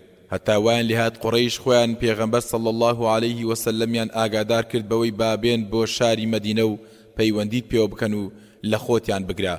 پێغەمبەریش صلی الله عليه وسلم نامێکی بۆ ناردن و ئاگاداری کردن بۆ ئەوەی بێن بۆ مەدینە. کاتێک نامەکەیان پێگەیشت هەموو دڵخۆش بوون، بەڵام ئەبوو بەسیر لە حاڵەتی گیان کێشان و مردندا بوو. کاتێک هەواڵەکەیان پێڕاگەیان زۆر دڵخۆش بوو. پاشان داوای نامەکەی پێغەمبەر صلی الله عليه وسلمی کرد. کاتێک بۆیان هێنا ماتی کرد و لەسەر سنگی دایناوتی أشهد أن لا إله إلا الله وأشهد أن محمدا رسول الله. پاشان کۆچی دوایی کرد. ڕەحمەت و سۆز و بەزەی پەروەردگار لە ئەبوو بەسیر بێت.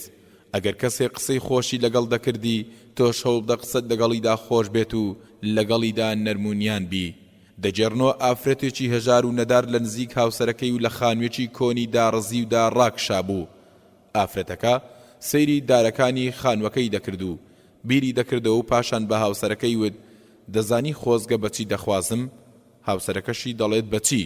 ئافرەتەکەش دەڵێت ئاواتە خوازم خانوێکی گەورەت هەبێت و لەگەڵ منداڵەکانتدا بە کامەرانی بژیت و هاوڵەکانت بانگێش بکەیت بۆ ماڵەوە، هەروەها ئۆتۆمبیلێکی چاکیشت هەبێت و لە کاتی سواربوونیدا زۆر بەختەوەر بیت، هەروەها ئاواتە خوازم موچەکەت ئەوەندە زۆر بێت هەموو قەرزەکانتی پێ بدەیتەوە. هاوسەرەکەشی بێهیوا بوو لەوەی حاڵ و گوزەرانی باش بێت، هیچ شارەزایی و زیرەکێکی قسەکردنیشی نابێت. هەر بۆیە کاتێک ئافرەتەکە دەڵێت ئەی تۆ خۆزگە بەچی دەخوازیت، هاوسەرەکەشی دەڵێت خۆزگە بەوە دەخوازم کۆڵەکەیەکی خانوەکەمان بەربێتەوە و بکەوێت بەسەردا و سرت بکات بە دوولەتەوە. فەرموودا پرسیار لە پێغەمبەر صلی الله عليه وسلم کراوە، وتیان زۆربەی خەڵکی بەهۆی چیەوە دەچنە دۆزەخ؟ لە وەرامدا فەرمووی بەهۆی داوێن و زمانەوە. خوێنەری بەڕێز ئەم تڕاکە بە کۆتا هات. دوورینەوە و پینەکردن. لاپەڕا 373. جاری وهەیە بە هەندێک شێوە قسە لەگەڵ هەندێک کەسدا دەکەین، یان هەندێک هەڵسوکەوتیان لەگەڵ دەکەین، دوایی بۆمان دەردەکەوێت کە هەڵە بووین و ئەو قسەیە یان ئەو هەڵسوکەوتە بۆ ئەو کەسە گونجاو نەبووە. بۆ نمونە دەتەوێت قسەیەکی خۆش لەگەڵ کەسێکدا بکەیت و پیایدا هەڵبدەیت، هەر بۆیە پێی دەڵێیت ماشا ئەڵڵا لەم جوانیە، لەم ڕوخسارە گەشاوەیە، جلوبەرگەکانت چەند جوان لێ دێت. پاشان دەڵێیت خۆزگە کچ بوویتایە، بۆی بهاتمایەتە خوازبێنیت و بمخواستیتایە. بەڕاستی قسە و گاڵتەیەکی قورس و ناخۆشە، وانە؟ یەکێک لە هاوڕەکانم دەڵێت لە زانکۆ قوتابێکی گەمژە هەبوو، بەڵام لەگەڵ ئەوەدا جەستێکی جوانی هەبوو. بەردەوام لە ڕیزەکانی دواوە دادەنیشت و خەیاڵی دەڕۆی. زۆربەی جار داوام لێ دەکرد بێتە پێشەوە دانیشێت بۆ ئەوەی ئاگای لەوانەکانی بێت و خەیاڵی نەڕوات. لەبەر ئەوەی لە قۆناغەکانی زانکۆدا بوو نەمدەویست بتەی بریندارکەری پێ بڵێم. ڕۆژێک چوومە هۆڵی قوتابیەکانەوە، بینی مەک و جاری جاران لە دواوەیە. کاتێک دانیشتم پێم وت فڵانە کەس وەرە پێشەوە، وتی دکتۆر شوێنەکەم باشە و ئاگام لێت دەبێت و خەیاڵم ناڕوات. وتم برام وەرە پێشەوە باو ڕوخسارە جوانت ببینم. قوتابیەکان بە توانجەوە سەیریان دەکرد و ئەویش سوور هەڵگەڕا. هەستم کرد کەوتومەتە چاڵێکەوە دەبێت بە وریایی خۆم ڕزگار بکەم و حاڵەتەکە پینە بکەم. هەر بۆیەتم زۆر بە ئاسانی ژیانی هاوسەری خۆت پێک دەهێنیت و خێزان پێکەوە دەنێت، بەڵام هاوڕەکانت هەتا کەسێک پێیان ڕازی دەبێت زۆر ماندوو دەبن. پاشان بە خێرایی دەستم بە باسکردنی بابەتەکە کرد و بواری قسەکردنم بۆ هیچ کەسێک نەهێشتەوە بۆ ئەوەی بە تەواوی حاڵەتەکەیان بیچێتەوە. قوتابیەکەش کاتێک گوێی لەم قسە خۆشەی من بوو بە زەردەخەنەوە هاتە پێشەوە دانیشت. بۆ خۆڕزگارکردن لە حاڵەتێکی وەکو ئەم حاڵەتە چەند ڕێگەیەک هەیە. لەوانە دەتوانیت ڕاستە و خۆ بچیتە ناو بابەتێکی ترەوە و حاڵەتەکەیان لەبیر بەریتەوە بۆ ئەوەی کەسی بیسەر هەڵی قسەکردن و تانە و تەشەری بۆ نەڕەخسێت. وەک ئەوەی پێی بڵێت خدا کەسێکی لە خۆت جوانترت پێ ببەخشێت دێ بڵێ ئامین یان باسی شتێکی جوداوازتر بکەیت وەکو هەواڵپرسینی براکەی یان ئۆتۆمبیلە تازەکەی بۆ ئەوەی ڕووداوەکەی بیچێتەوە کاتێک قسەیەک یان هەڵسوکەوتێک بەرامبەر بە کەسێک ئەنجام دەدەیت و دەزانیت بریندارت کردووە بۆ یەک دۆست و هاوڵانت لەدەست نەدەیت پێویستە پێش ئەوەی برینەکە هەوو بکات ساڕێژ و دەرمانی بکەیت و نێڵیت زیاتر تەشەنە بکات چۆن وەکو ئەم نمونەی پێش ئەوەی شاری مەککە ڕزگار بکرێت بێباوەڕانی قوڕەیش دەستیان بەسەر کەس و کار و ماڵ و منداڵی ئەو موسڵمانانەدا گرتبوو کە کۆچیان کردبوو بۆ شاری مەدینە و نەیان توانی بوو ماڵ و منداڵیشان لەگەڵ خۆیان بەرن ساڵێک دوای پەیمان نامەی حودەیبیە پێغەمبەر صلی الله عليه وسلم و هاوڵانی بە مەبەستی ئەنجامدانی عومرە هاتنەوە بۆ شاری مەککە پێغەمبەر صلی الله عليه وسلم 4 ڕۆژ لە شاری مەککە مایەوە و کاتێک ویستی بڕوات کچۆڵەیەکی بچوو کە کچی حەمزەی مامی پێغەمبەر صلی الله عليه وسلم بوو کە لە جەنجی ئوحوددا شەهید ببوو شوێنی کەوت کچۆڵە بێ باوکەکە بە مامە بانجی پێغەمبەر صلی الله عليه وسلمی کرد ئیمامی عەلیش لەگەڵ فاتیمەی هاوسەریدا شان بەشانی پێغەمبەر صلی الله عليه وسلم دەڕۆیشتن ئیمامی عەلی منداڵەکەی هەڵگرت و دای بەدەست فاتیمەی هاوسەری کاتێک زەیدی کوڕی حاریثە منداڵەکەی بینی بیری کەوتۆ کاتێک خۆی کە کۆچیان کرد بۆ مەدینە پێغەمبەر صلی الله عليه وسلم لەگەڵ حەمزەدا کردوبوونی بەبرا هەر بۆیە فەرمووی ئەو منداڵە برازای منە و من شایستەترم پێی جعفەریش هاتە پێشەوە و فەرمی ئەو منداڵە ئامۆزامە و پوریشی هاوسەرمە من شایستەترم بۆ ئەوەی بمدەنێ واتە خێزانەکەی خوشکی دایکی منداڵەکە بوو ئیمامی عەلیش فەرمووی منیش لەبەر ئەوە وەرمگرت کە ئامۆزامە کاتێک پێغەمبەر صلی الله عليه وسلم بینی خەریکە ناکۆشی دەکەوێتە نێوانیان منداڵەکەیدا بە جعفەر و فەرمووی پور لە جێگەی دایکە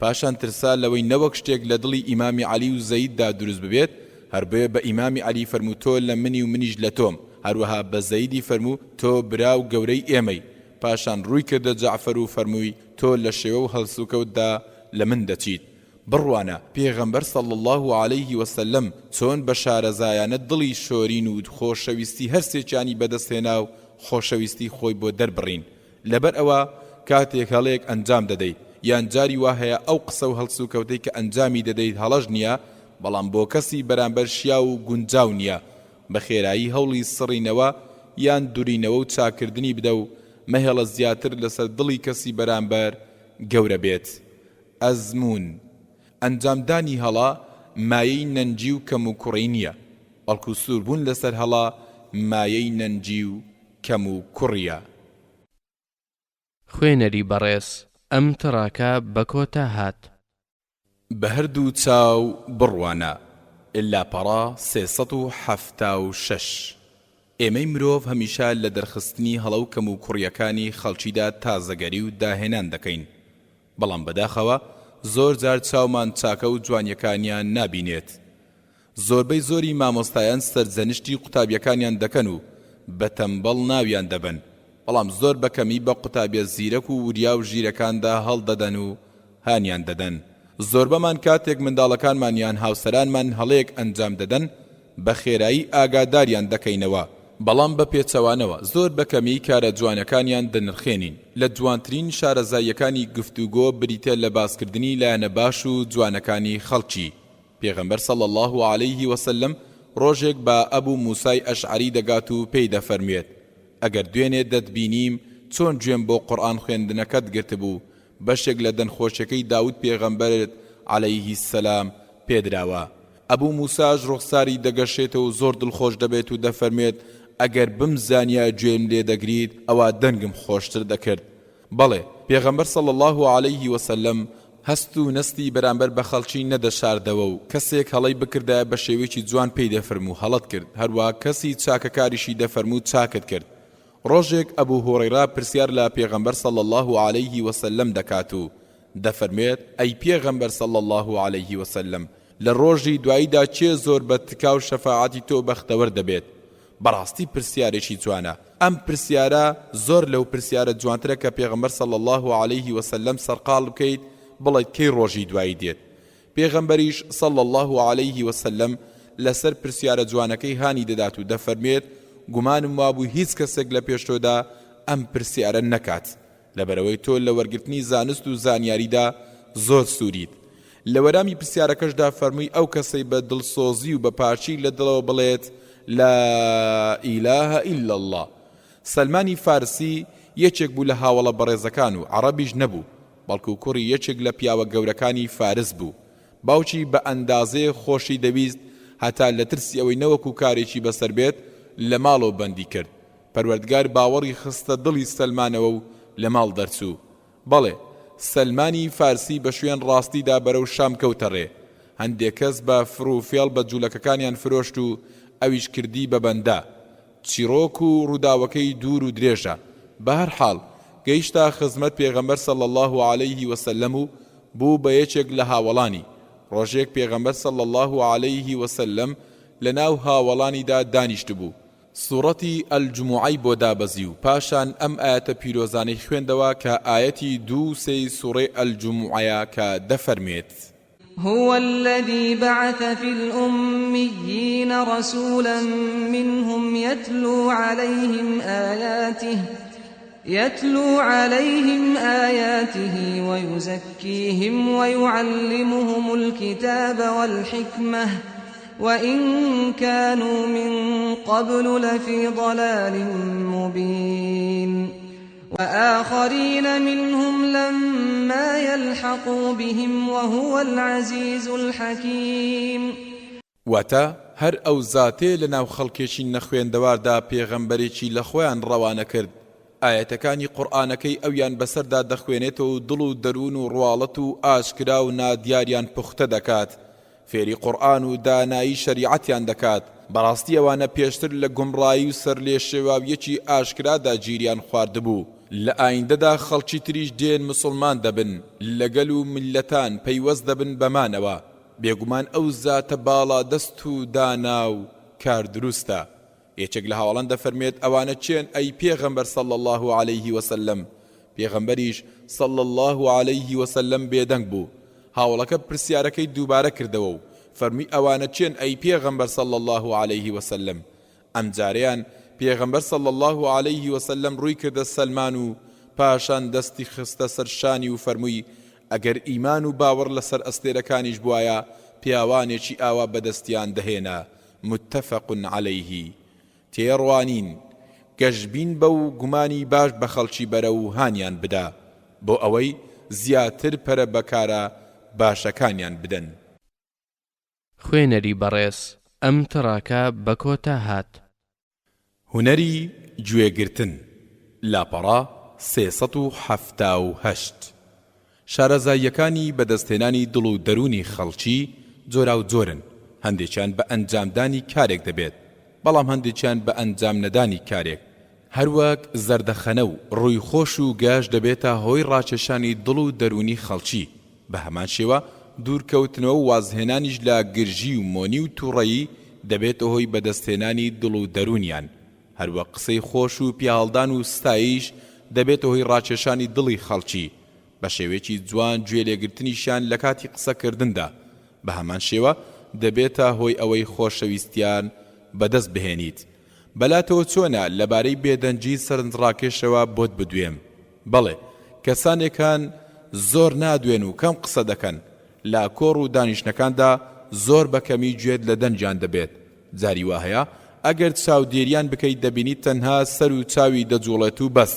هەندێک جار نەبێت لێوەکانیشی دەجوڵێن، بەڵام بۆ دەربڕینی زەردەخەنە نەک بۆ قسەکردن کەچی لە ناو خەڵکیشدا زۆر خۆشەویستن و هەموو کەس حەز بە نزیکیان دەکات.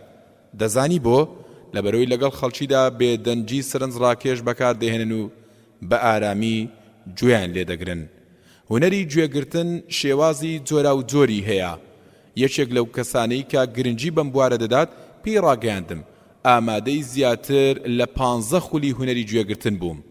جوداوازی لە نێوان ئەو کەسانەدا بکە کاتێک بابەت و ڕووداوێک بۆ کەسێک باز دەکەیت. لەپڕ پێت دەبڕێت و دەڵێت منیش هەمان ڕوودا و بەسەراتم بەسەراتووە. تۆش دەڵێت پەلەمەکە با قسەکانم تەواو بکەم. کەمێک بێدەنگ دەبێت و دووبارە دڵ ڕاستە وەکو ڕووداوەکەی من وایە. جارێکیان ڕۆیشتم بۆ تۆش دەڵێت برام چاوەڕێ بکە و پەلەمەکە. کەمێک ئارام دەگریت و بۆ جاری سێم دەڵێت دەی باشە کەمێک پەلە بکە. ئەمەی کە باسمان کرد کەسی یەکەم بوو. بەڵام کەسی دووەم کاتێک کە ڕووداوێکی بۆ دەجێڕیتەوە سەیری ڕاست و چەپی خۆی دەکات، مۆبایلەکەشی لە جیرفانی دەردەهێنێت و کورتە نامە دەنووسێت و یان دەیان خوێنێتەوە یان لەوانەیە بەیاریەکانی ناو مۆبایلەکەیەوە خۆی سەرقاڵ بکات. بەڵام کەسی سێم لەبەر ئەوەی شارەزایی هونەرەکانی گوێگرتنە، کاتێک بابەتێکی بۆ باز دەکەی چاوەکانی دەبڕێتە چاوت و سەیرت دەکات، جارێکیش سەری دەجوڵێنێت و ڕاستی وتەکانت دەسەرمێنێت، جارە زەردەخەنەیەکت بۆ دەکات و هەندێک جاریش وەکو سەرسامێک دەڵێت سەیرە پاک و بێگەردی بۆ پەروەردگار. دەیبزانم زیاتر حەز بە کۆڕ و دانیشتنی کامیان دەکەیت. بێگومان کەسی سێیەم بانخوازێکی بەناوبانکە بوو لە وتارداندا خاوەن توانایەکی باش بوو، بەردەوام ئامۆژگاری خەڵکی دەکرد. خەڵکیش کاتێک لەسەر دوانگەیان لە کەناڵە ئاسمانیەکان دەیان بینی خۆشیان دەویست و حەزیان دەکرد گوێی لێ بگرن، تەنها هاوسەرەکەی نەبێت، چونکە بەردەوام لە ماڵەوە بەیەکەوە بوون و زۆر گوێی لە دەنجی مێردەکەی دەبوو. بانخوازەکە بڕیاریدا لەگەڵ خۆی بۆ یەکێک لە وتارەکانی بیبات. ڕۆژێک پێی دەڵێت هاوڵیم ناکەی بۆی بچین گوێ لە وتاری یەکێک لە بانخوازان بگرین. هاوسەرەکەی لەگەڵیدا سەر دەکەوێت و لە دەرگای مزگەوتەکە قەرەباڵغیەکی سۆر دەبینن کە هەمان بۆ گوێگرتنی وتارە هاتبوون. ئافرەتەکە دەچێتە بەشی ژنان و پیاوەکەش لە بەشی پیاوان دەست بە وتار و ئامۆژگاریەکانی دەکات. خەڵکی هەموو بە بێدەنجی گوێ دەگرن، تەنانەت هاوسەرەکەشی زۆر بە تامەزرەوە گوێی دەگرێت و بێدەنگ دەبێت. کاتێک وتارەکە تەواو دەبێت و دەیانەوێت بگەڕێنەوە، پیاوەکە یەکسەر باسی قەرەباڵغی و جوانی مزگەوتەکە دەکات و پاشان دەڵێت ڕاولۆچوونت لەسەر وتارەکە چۆن بوو؟ هاوسەرەکەش دەڵێت زۆر جوان و کاریگەر بوو. بەڵام کەسەکە چیە بوو؟ پیاوەکەش دەڵێت سەیرە، دەنجید نەناسی؟ ئەوە من بووم. ئافرەتەکە کاتێک دەزانێت مێردەکەی بووە دەڵێت ئۆی لە دڵی خۆم داوتم بۆ ئەوەندە درێژەی پێدا و ئەم هەموو قسەیە چی بوو؟ کەواتە گوێگرتن لە خەڵکی هونەر و شارەزاییە. هەندێک لە خەڵکی بیریان چۆتەوە کەواتە پەروەردگار زمانێک و دوو گوێچکەی پێبەخشیوین لەبەر ئەوەی زیاتر لە قسەکردن گوێ بگرن. کەسانێکن ئەگەر بۆیان بکرێت هاوچێشەکەیان هەڵدەگێڕایەوە و دوو زمان و گێچکێکیان بۆ خۆیان دادەنا بۆی زیاتر قسە بکەن. دەی خۆت ڕابهێنە بەوەی گوێ لە خەڵکی بگریت و لە کاتی قسەکردنیاندا بێدەنگ بیت، هەتا ئەگەر لە قسەکانیشیاندا تێبینیتە بێت یان ئەگەر قسەکانیان ناخۆشیش بێت و بە دڵیشت نەبێت، پەلەمەکە و ئارام بگرە و گوێیان لێ بگرە. لە سەرەتای هاتنی ئاینی ئیسلامدا مسلمانان کەم بوون، بێباوەڕانیش بە درۆیان دەخستنەوە و خەڵکیان لێ دوور دەخستنەوە. هەروەها بڵاویان دەکردەوە کە پێغەمبەر صلی الله علیه وسلم درۆزن و فالسیە و زۆر جاریش دەیانوت شێتە یان جادوگەرە. ڕۆژێک پیاوێکی شارەزا لە بواری پزیشکی و چارەسەردا سەردانی شاری مەککە دەکات. کاتێک دەچێتە ناو خەڵکیەوە گوێی لە بێباوەڕانی قوڕەیش دەبێت، بە شێت ناوی پێغەمبەر صلی الله علیه وسلم دەبەن و دەڵێن ئەوە شێتەکە هات و شێتەکەمان بینی و چەندان وتەی ناشیرینی تر. ئەم پیاوەش دەڵێت ئەو پیاوەیەکی ئێوە باسی دەکەن لەکوێیە؟ دەی بەڵکو لەسەر دەستی من چاک بێتەوە. خەڵکەکەش ناونیشانی پێغەمبەر صلی الله علیه وسلمی پێدەدەن، دەڵێت ئەی محەممەد، پەروەردگار لەسەر دەستی من شیفای بۆ چەندان کەس ناردووە، وەرە با چارەسەری تۆش بکەم. پیاوەکە بەردەوام قسەی دەکرد و پێغەمبەریش صلی الله علیه وسلم زۆر بە بێدەنجی گوێی گرتبوو. دەزانی گوێی لە چی دەگرت؟ گوێی لە قسەی کەسێکی بێباوەڕ دەگرت کە هاتبوو چارەسەری پێغەمبەر صلی الله علیه وسلم بکات و دەیوت بیستومە شێت بوویت، ئای لەم ئارامی و خۆڕاگریە. دوای ئەوەی پیاوەکە قسەکانی تەواو کرد، ئەوسا زۆر بە ئارامی پێغەمبەر صلی الله علیه وسلم هەندێک قسەی کرد و فەرمووی إن الحمد لله نحمده ونستعينه من يهد الله فلا مضل له ومن يضلل فلا هادي له وأشهد أن لا إله إلا الله وحده لا شريك له. پیاوەکەش ڵەژاوتی ئەو وتانەم بۆ دووبارە بکەرەوە. پێغەمبەریش صلی الله علیه وسلم بۆی دووبارە کردەوە. پیاوەکە کاتێک گوێی لەو وتە جوانانە بوو، وتی سوێند بە پەروەردگار، گوێبیستی وتەی فالسی و جادوگەر و زمانزانەکان بووم، گوێم لە وتەی ئاوا جوان نەبووە، دەستت بێنە با پەیمانی مسلمان بوونت پێ بدەم. پێغەمبەریش صلی الله علیه وسلم دەستی درێژ کرد و پیاوەکەش جلو بەرجی بێباوەڕی لە بەری خۆی داماڵی وتی أشهد أن لا إله إلا الله وأشهد أن محمدا عبده ورسوله. پاشان پێغەمبەر صلی الله علیه وسلم زانی ئەم پیاوە لەناو گەل و هۆزەکەیدا خاوەن ڕێز و پلەوپایەیە، هەر بۆیە پێی فەرمووی بانجی گەل و هۆزەکەشت بکە بۆ ئەوەی مسلمان بن. پیاوەکەش پەیمانیدا و بەرەو لای گەل و هۆزەکەی کەوتەڕێ کەواتە بۆ ئەوەی گوێگرێکی باش بیت پێویستە کەسێکی بێدەنگ بیت سرت بۆ کەسی قسەکە ڕاوەشێنە و بە ئاماژە ڕاستی و تەکانی بسەلمێنە و زەردەخەنەی بۆ بکە و سەرسامی خۆت بۆ قسەکانی دەرببڕە و سەیری ڕوخساری بکە ئەوسا هەز دەکات چۆن چاوت لە چاویەتی ئاواش بەدڵ لەگەڵی دای و پاشان ئەویش بەدڵ پێشوازیت لێ دەکات ئەنجام تازەگەری و داهێنانمان بۆ گوێگرتن لە خەڵکی وایان لێ دەکات داهێنان و تازەگەری لە خۆشەویستیماندا بکەن و خومان پێوە بگرن خوێنەری بەڕێز ئەم تڕاکە بە کۆتا هات هونەری گفتوگۆ لاپەڕا 382 بیرت نایەت ڕۆژێک لە شوێنێکدا کاتێک لەگەڵ کەسێکدا و لە گفتوگۆیەکدا شتێک لە دڵ و دەروونتدا دروست بوو بێت یان لەوانەیە تا چەند ڕۆژێک تووڕە بوو بێتی یان جاری وهەیە مشت و مڕوو دەمەقاڵێک لە نێوان دوو کەسدا لەسەر شتێکی بێباق دروست دەبێت و هەردووچیان دەنجیان بەرز دەکەنەوە و چاویان لێک سوور دەکەنەوە کاتێک جیا دەبنەوە هەر یەکیان لە لای ئەوی تریان خوێنی تاڵ دەبێت کەواتە ئێمە هەمومان لە بەدەستهێنان و ڕاکێشانی دڵی خەڵکیدا ماندوو دەبین پاشانیش بە هەڵسوکەوتێکی نەشیا و لە دەستیان دەدەین هەموو ئەوانەش بەهۆی کەم ئەزمونیمانە لە هونەری گفتوگۆدا کەسی قسەکەر وەکو ئەوە وایە بەسەر شاخێکی سەختدا سەر بکەوێت بۆیە پێویستە زۆر گرنگی بە شوێنی دەست و قاچەکانی بدات و پێش ئەوەی دەست و قاچی لە بەردەکان گیر بێت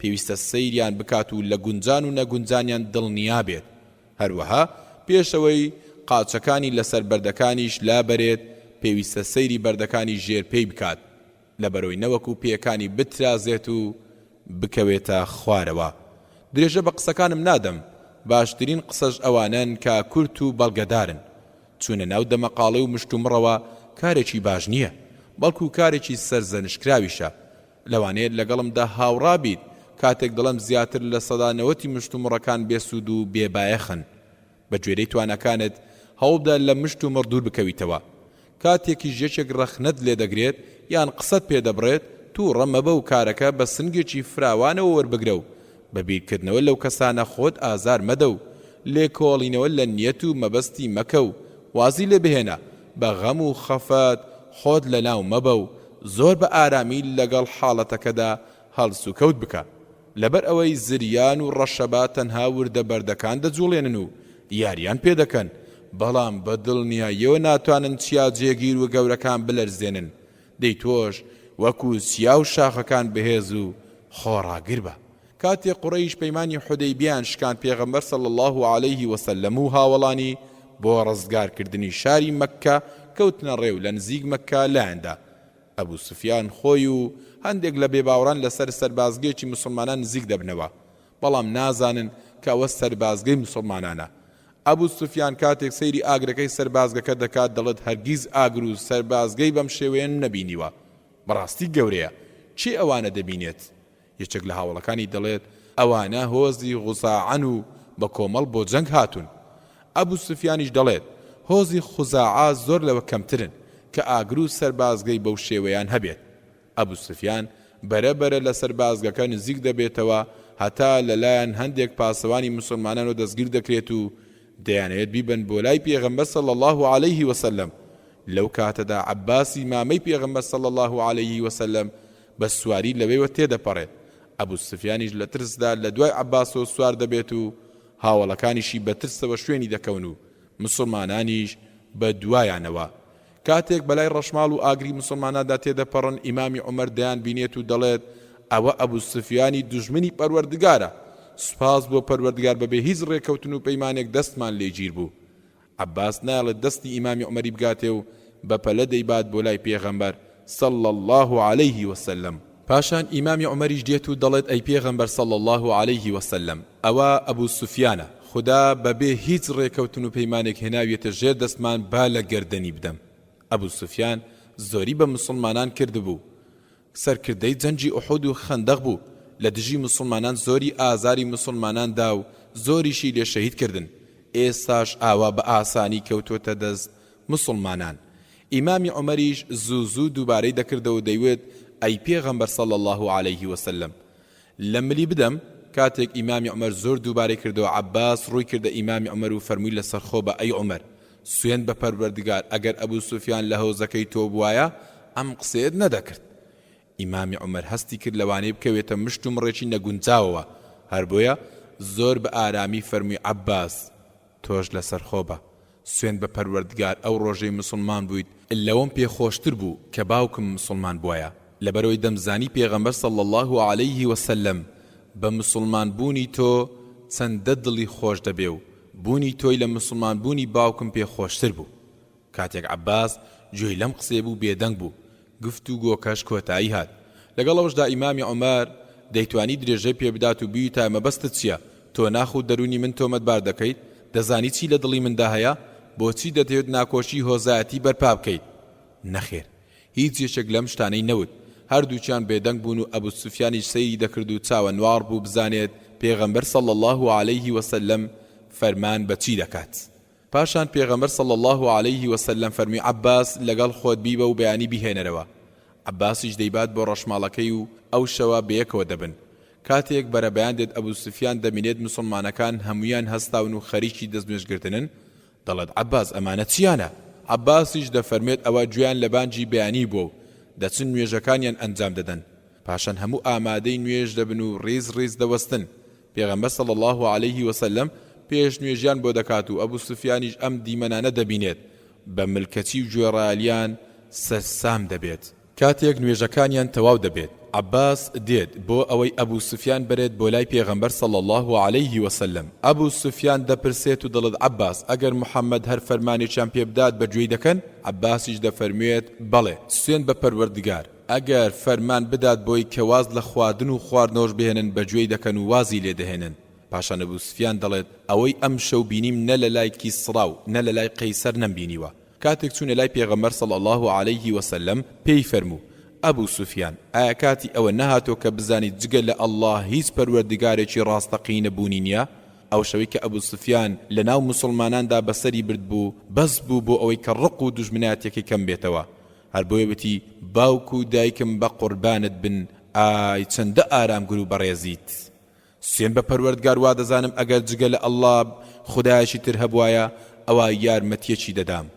پاشان پێغەمبەر صلی الله عليه وسلم فەرمووی هاوار بۆ تۆ ئەی ئەبوو سوفیان ئایا کاتی ئەوە نەهاتۆ بزانیت کە من پێغەمبەر و ڕەوانەکراوی خودام؟ ئەبوو سوفیانیش زۆر ڕاشکاوانە دەڵێت باوک و دایکم بە قوربانت بن، چەندە ئارامگر و بەڕێزیت، بەڵام سوێن بە پەروەردگار هێشتا شتێک لە دڵ و دەروونمدا هەرماوە. لەم کاتەدا عەباس دەفەرمێت دەی ئەبوو سوفیان مسلمان بە و شایەدمان بێنە. کەمێک بێدەنگ دەبێت و پاشان دەڵێت ئەشهەد ئەن لا ئیلاهە ئیلا الله وأشهد أن محمد رسول الله. پێغەمبەر صلی الله عليه وسلم کاتێک گوێی لە مسلمان بوونی ئەبوو سوفیان بوو ڕوخساری گەشایەوە و زۆر دڵخۆش بوو. پاشان عەباس فەرمووی ئەی پێغەمبەر صلی الله عليه وسلم ئەبوو سوفیان پیاوێکە حەز بە گەورەی و شانازی دەکات، شتێکی بۆ بکە و ڕێزێکی لێ بنێ. پێغەمبەریش صلی الله عليه وسلم فەرمووی هەر کەسێک بچێتە ماڵی ئەبوو سوفیانەوە ئەوە پارێزراو دەبێت. لۆ چوون زیرەکی ئەوە نییە کە لە مشت و مڕدا سەرکەوتوو بیت، بەڵکو زیرەکی ئەوەیە کە هەر لە سەرەتاوە نەچیتە ناو مشت و مڕەوە و خۆ تووشی دەمەقاڵێ نەکەیت. خوێنەری بەڕێز ئەم تڕاکە بە کۆتا هات. ڕێگا لە بەرهەڵستکاران بگرە. لاپەڕا 386. زۆربەی کێشە و گرفتەکان کە ڕوودەدەن بەرهەمی زمان و قسەکردنە. جاری وهەیە بەهۆی پەلەکردن لە قسە بڕین بە خەڵکی و چاوەڕێنەکردنی کەسی قسەکەر هەتا کۆتایی بە قسەکانی دەهێنێت. مشتومڕوو دەمەقاڵێکی نەزۆکی بێبەرهەم دروست دەبێت و دەبێتە هۆی تێکسوونی دڵ و دەروونەکان. کاتێک ناتوانیت چاکسازی لە هەموو خەڵکیدا بکەیت و وایان لێ بکەیت هەموو بەپێی ڕەوشتە شەرعیەکان بجوڵێنەوە، یان هەمویان وا لێ بکەیت جوانترین هونەرەکانی هەڵسوکەوتکردن لە بیستن و بینین و گفتوگۆدا بەکاربهێنن. دڵتەنگ مەبە. هەندێک کەس بەردەوام دەڵێن پێویست بوو خەڵکی وایان بکردایە یان وایان نەکردایە، واز لەو قسانە بهێنە، وەک وتراوە نوێژ لەسەر ئەم مردووە ئامادەیە بکە. بە کورتی پێویستە خۆمان بەوە سەرقاڵ نەکەین کە پێویستە خەڵکی چی بکات، بەڵکو ئەوە گرنگە بزانین خۆمان چی بکەین. جاری وا هەیە کاتێک باسی بابەتێکی سەیر و نامۆ دەکەیت لەوانەیە هەندێک کەس پەلە بکەن و بیانەوێت بابەتەکەت پێ ببڕن بۆیە پێویستە پێش ئەوەی ئەوان بابەتەکەت پێ ببڕن و ڕەخنە لە وتەکانت بگرن دەرگاکانی ڕەخنە و تێبینی بەڕوویاندا دابخەیت ئەمەش بەوە دەبێت لە سەرەتادا هەندێک ڕوونکردنەوە لەسەر بابەتەکە بدەیت پێشەوەی کە پرسیار لەبارەیەوە بکەن پیاوێکی بەتەمەن لە کۆڕ و دانیشتنێکدا باسی ڕووداوی ناکۆچی نێوان دوو کەس دەکات کە لە وێزگەیەکی بەنزیندا ڕوویدا بوو پیاوەکە دەڵێت بە شێوەیەک ناکۆچیەکە پەرە دەسێنێت هەتا پیاوانی پۆلیس دێن و دەیان بن بۆ بنکەی پۆلیس ئامادەبوویەکی زۆر بڵێ دێتە ناو باسەکە و دەڵێت بەڵێ ڕاستە بەڵام بەو شێوەیە نەبوو بەڵکو بەم شێوەیە بوو خەتای فڵانە کەسیشان بوو پاشان دەست دەکات بە باسکردنی ڕووداوەکە پیاوە بەتەمەنەکەش لە داخا خەریکە گڕی تێبەر بێت و پیایدا هەڵبشاخێت بەڵام خۆی دەگرێت و زۆر بە ئارامی پێی دەڵێت تۆ خۆت لەوێ بوویت پیاوەکە دەڵێت نەخێر ئەی کۆنووسی لێکۆڵینەوەکەت خوێندەوە پیاوەکە دەڵێت نەخێر ئیتر پیاوە بەتەمەنەکە خۆی بۆ ناگیرێت و بەسەریدا هەوا دەکات و دەڵێت باشە ئەی چۆن هیچ شتێک نازانیت و بە درۆشم دەخەیتەوە بەڕاستی بەخۆگرتن و ئەو پێشەچی پیاوە بەتەمەنەکە باسی کرد سەرسام بووم خۆ ئەگەر بەبێ هیچ پێشەچیەک و بەبێ ئەو پرسیارانە بەرەنگاری بوو بایەتەوە ئەوە دەرگای ڕزگاربوونی بەڕووی کابرای زۆر بڵێدا دەکردەوە و ئەگەر بە درۆژ بووایە خۆی ڕزگار دەکرد زۆر جار کاتێک دەمانێت باسی بابەتێک بکەین پێویستە پێشەچیەک بۆ وتەکانمان پێشکەش بکەین بۆ ئەوەی وەرامی ئەو کەسانە بدەینەوە کە لەوانەیە ڕەخنە و تێبینیان لەسەر وتەکانمان هەبێت کاتێک قوڕەیش لە جەنجی بەدر داهاتن بۆ شەڕ و کوشتاری مسلمانان هەندێک کەس مەبەستیان نەبوو بێن و شەڕی مسلمانان بکەن بەڵام گەل و هۆزەکانیان زۆریان لێکردبوون پێغەمبەری خوداش صلی الله عليه وسلم ئەم دەنگ و باسەی دەزانی دەشی زانی دڵنیا بوو ئەگەر ئەو کەسانە ئامادەی جەنگەکەش بن کوشتاری مسلمانان ناکەن کاتێک مسلمانان لە مەیدانی جەنگەکە نزیک بوونەوە پێغەمبەر صلی الله عليه وسلم ویستی هاوڵانی ئاگادار بکاتەوە بەوەی ئەگەر دەستیان لەو کەسانە گیر بوونیان کوژن ئەمەش لەوانەیە پرسیار لە لای هەندێک کەس دروست بکات و بڵێ چۆن کەسانێک نەکوژین کە بۆ کوشتارمان هاتوون بۆچی چەند کەسێکی دیاریکرا وازیان لێ بهێنرێت و نەکوژرێن هەر بۆیە پێغەمبەر صلی الله عليه وسلم پێشەچێکی بۆ وتەکانی دانا بۆی وەرامێک بێت بۆ ڕەخنە و تێبینیەکانی هاوڵانی هەر بۆیە فەرمی من دەزانم کەسانێک لە نەوەی هاشم و کەسانێکی تریش بۆ زۆر هێنراون بۆ ئەم جەنگە و هیچ پێویستێکیشان بە کوشتاری ئێمە نییە پێشەچەکەی ئەوەندە بوو تەواو پاشان فەرمووی هەر کەسێک لە ئێوە بە کەسێکی نەوەی هاشم گەیشت با نەیکوژێت هەر کەسێکیش بە ئەبوو بوختەری کوڕی هیشام گەیشت با نەیکوژێت هەر کەسێکیش بە عەباسی کوڕی عەبدولموطەلیبی مامەی پێغەمبەر صلی الله عليه وسلم گەیشت با نەیکوژێت چونکە بە زۆر هێناویانە هەندێک لە هاوڵان لەناو خۆیاندا لەم بارەیەوە گفتوگۆیان دەکرد هەتاوە بوو حوزەیفەی کوڕی عوتبەی کوڕی ڕەبیعە دەڵێت ئێمە باوکان و کوڕان و برایانی خۆمان بکوژین و واز لە عەباس بێنین سوێن بە پەروەردگار ئەگەر پێی بگەم بە شمشێر دای دەگرمەوە ئەم قسانە گەیشتەوە بە پێغەمبەر صلی الله عليه وسلم پێغەمبەریش صلی الله عليه وسلم لای کردەوە بەلای ئیمامی عومەردا و فەرمووی ئەی باوکی حەفز ئیمامی عومەر دەفەرمێت ئەوە یەکەمین جار بوو بەم نازناوە بانگم بکات پێغەمبەر صلی الله عليه وسلم فەرمووی ئەی باوکی حەفز ئایا بە شمشێر لە ڕوخساری مامی پێغەمبەر صلی الله عليه وسلم دەدرێت ئیمامی عومەر تووڕە دەبێت و لە دڵی خۆیدا دەڵێت چۆن ئەبوو حوزەیفە بە گوێی فەرمانی پێغەمبەر صلی الله عليه وسلم ناکات ئەی ئەو مسلمان نییە پاشان بەدەنجی بەرز هاوار دەکات و دەڵێت ئەی پێغەمبەر صلی الله عليه وسلم وازم لێ بهێنە با لە گەردەنی بدەم ئەبوو حوزەیفە لە قسەکانی پاشگەز دەبێتەوە و دەڵێت لەو ڕۆژەوە لەو قسەیەم دڵنیا نیم بەردەوام دەترسم و هەز دەکەم تەنها شەهیدی ئەو گوناهەم بسڕێتەوە سوپاس بۆ پەروەردگار لە جەنجی ئەمامە پەروەردگار پلەی شەهیدی پێبەخشی ئامۆژگاری زیرەک و بەتوانابە و پێش ئەوەی بە پرسیار و ڕەخنە دەستت لێ بکەنەوە بە وەرام و ڕوونکردنەوەی جوان دەستیان لێ بکەرەوە و فریای خۆت بکەوە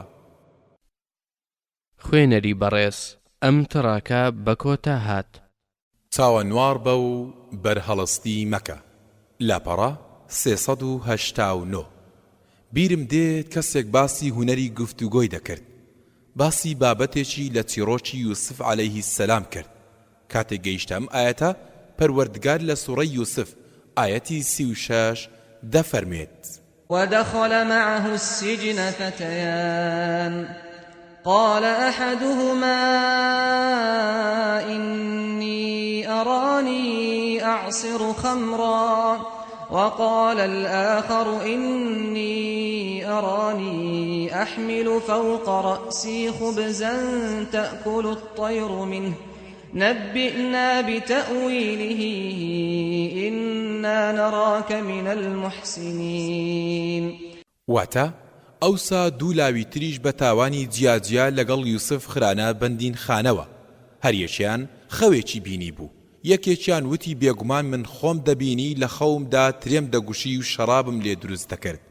ئەوی تریشیان وتی بەڕاستی من خۆم دەبینی لە خەونمدا کەنانم بەسەر سەرمەوە هەڵدەگرت و باڵندە لێی دەخوات.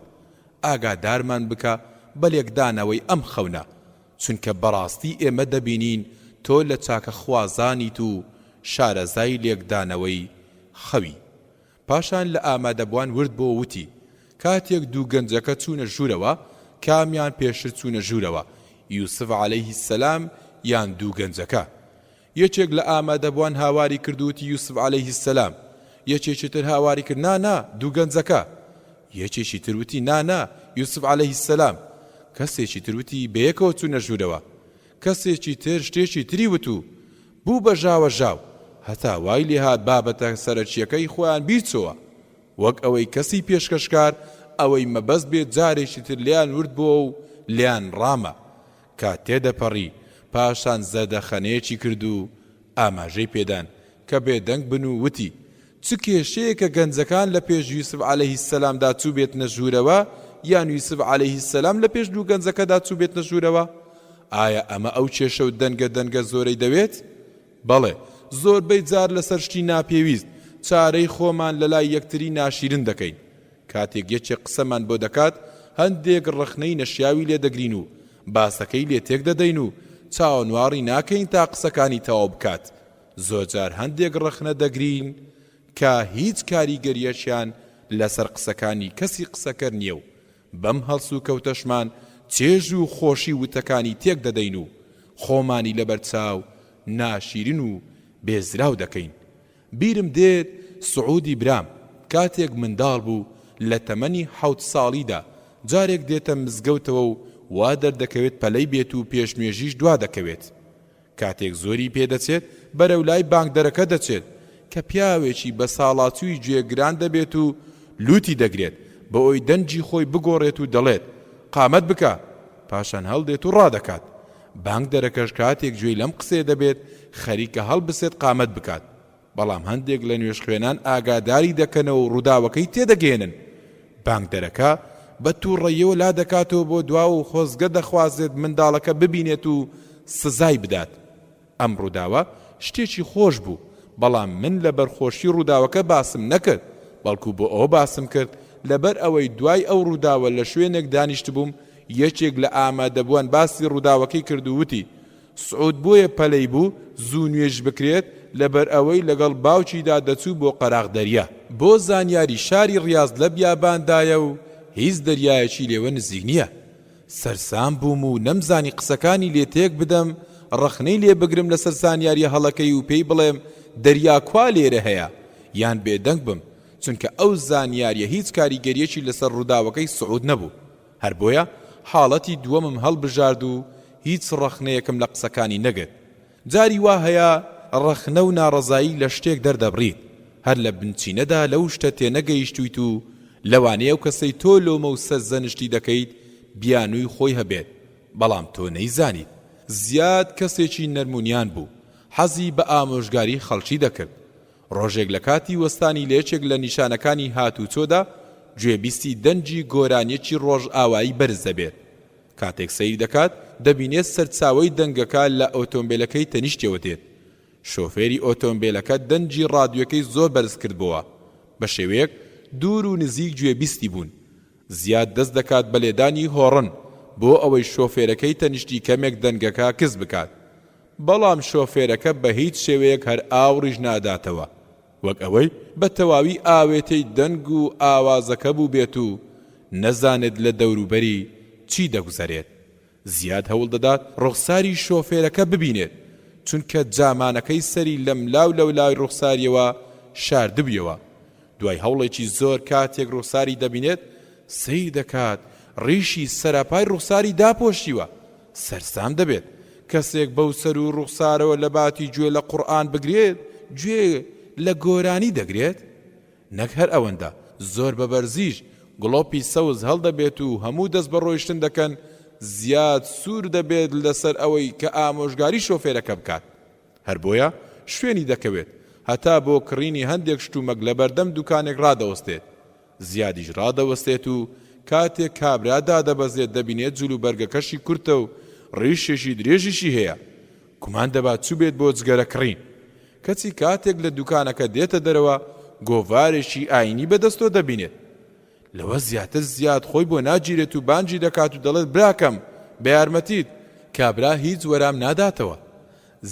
زیاتر دەنجی بەرز دەکاتەوە و هاوار دەکات و دەڵێت هێی براکەم بە یارمەتی گوێ بگرە. کابرا بەبێ هیچ وەرامێک سواری ئۆتۆمبیلەکەی دەبێت. زیادی زۆر بە تووڕێیەوە دادەبەزێت و بەرەو ڕووی دەچێت و دەڵێت براکەم نابیستی. پیاوەکە زەردەخەنەیەکی بۆ دەکات و ئۆتۆمبیلەکەی ئیش پێ دەکات و ڕاستەوخۆ ڕادیۆکەی دەکەوێتە کات. زیاد تووڕە دەبێت و دەڵێت براکەم ئەمە وا نابێت، خەڵکیشت بێزار کردووە. پیاوەکە زیاتر زەردەخەنەی بۆ دەکات. دەنجی گۆرانی زۆر بەرزە. زیاتر تووڕە دەبێت و سوور هەڵدەگەڕێت و زیاتر دەنجی بەسەردا بەرز دەکاتەوە. پیاوەکە کاتێک زیاد بەم شێوێ دەبینێت بە هەردوو دەستی ئاماژە بە گوێچکەکانی دەکات. پاشان تیانووسێکی بچووک لە جیرفانی دەردەهێنێت کە لە یەکەم لاپەڕیدا نووسرا بوو من پیاوێکی کەڕم و نابیستم، بە یارمەتیت چیت دەوێت بینووسە. تروسکەیەک پەروەردگار دەفەرموێت وەکانە الئینسان عەجوولە، واتە ئینسان هەمیشە و بەردەوام بە پەلە و هەڵەشەیە. ئاگادار بە و پەلە مەکە، چونکە پەلەکردن بەرەو گۆڕت دەبات. خوێنەری بەڕێز ئەم تڕاکە بە کۆتا هات. بە پێشەچی دەست پێ بکە. لاپەڕا 392. داواکاری گەورە پێویستی بەوە هەیە پێش ئەوەی داواکەمان دەرببڕین بە تەواوی خۆمان بۆ دەربڕینی ئامادە بکەین بۆ ئەوەی داواکەمان بەڕوودا نەدەنەوە و پەسند بکرێت. ئەمەش بە شێوەیەکی گشتی هەموو داوایەکی زارەکی یان نووسراو دەگرێتەوە. ئەگەر ویستیت نامەیەک بۆ کەسێکی دەوڵەمەند بنێریت بۆ ئەوەی پێویستیەکت بۆ دابین بکات، وا گونجاوە پێش دەربڕینی داواکەت هەندێک ستایشی بکەیت و بە کەسێکی بەخشندە و چاکەخواز ناوی بەریت. پاشان داواکاریەکەتی پێڕابگەێنیت. بە هەمان شێوە ئەگەر ویستیت داوای شتێک لە باوکت یان لە دایکت یان لە هاوسەرەکەت بکەیت، وا جوانترە بە پێشەچیەک دەست پێ بکەیت. کاتێک دەتەوێت هەندێک لە هاوڵانت بانگهێشتی ئێوارەخوانێک بکەیت و دەتەوێت هاوسەرەکەت ئاگادار بکەیتەوە بۆ ئەوەی خواردن ئامادە بکات و ماڵەکە ڕێک و پێک بکات، وا گونجاو و شیاوە لە پێش هەموو شتێکدا بەڕاشکاوانە پێی بڵێت بەڕاستی خواردنی دەستی تۆ زۆر خۆش و بەلەذەتە. هەموو هاوڵەکانم حەز دەکەن بانگهێشتیان بکەم بۆ ماڵەوە تەنها لەبەر ئەوەی خواردنی دەستی تۆ بخۆن. باوەڕ دەکەیت لە بەناوبانگترین چێشتخانەکان نانم خواردووە کەچی تام و چێژی خواردنی دەستی تۆ نەبووە. دوێنێ یەکێک لە هاوڕەکانم بینی هەر بۆ گۆڕینەوەی گفتوگۆ پێم وت سبەینێ میوانمان هەیە. ئەویش یەکسەر ڕازی بوو. لەگەڵ ئەویشدا چەند هاوڕێکی تریشم بان کرد. خۆزگە خواردنێکت بۆ دروست دەکردین. ئەم شێوازە دەربڕینە جوانتر و باشترە لەوەی بیتەوە بۆ ماڵەوە بیکەی بە هاوار و بڵێ خێرا خواردن ئامادە بکە، میوانمان دێت، دوا مەکە و بە خێرایی ئامادەیان بکە.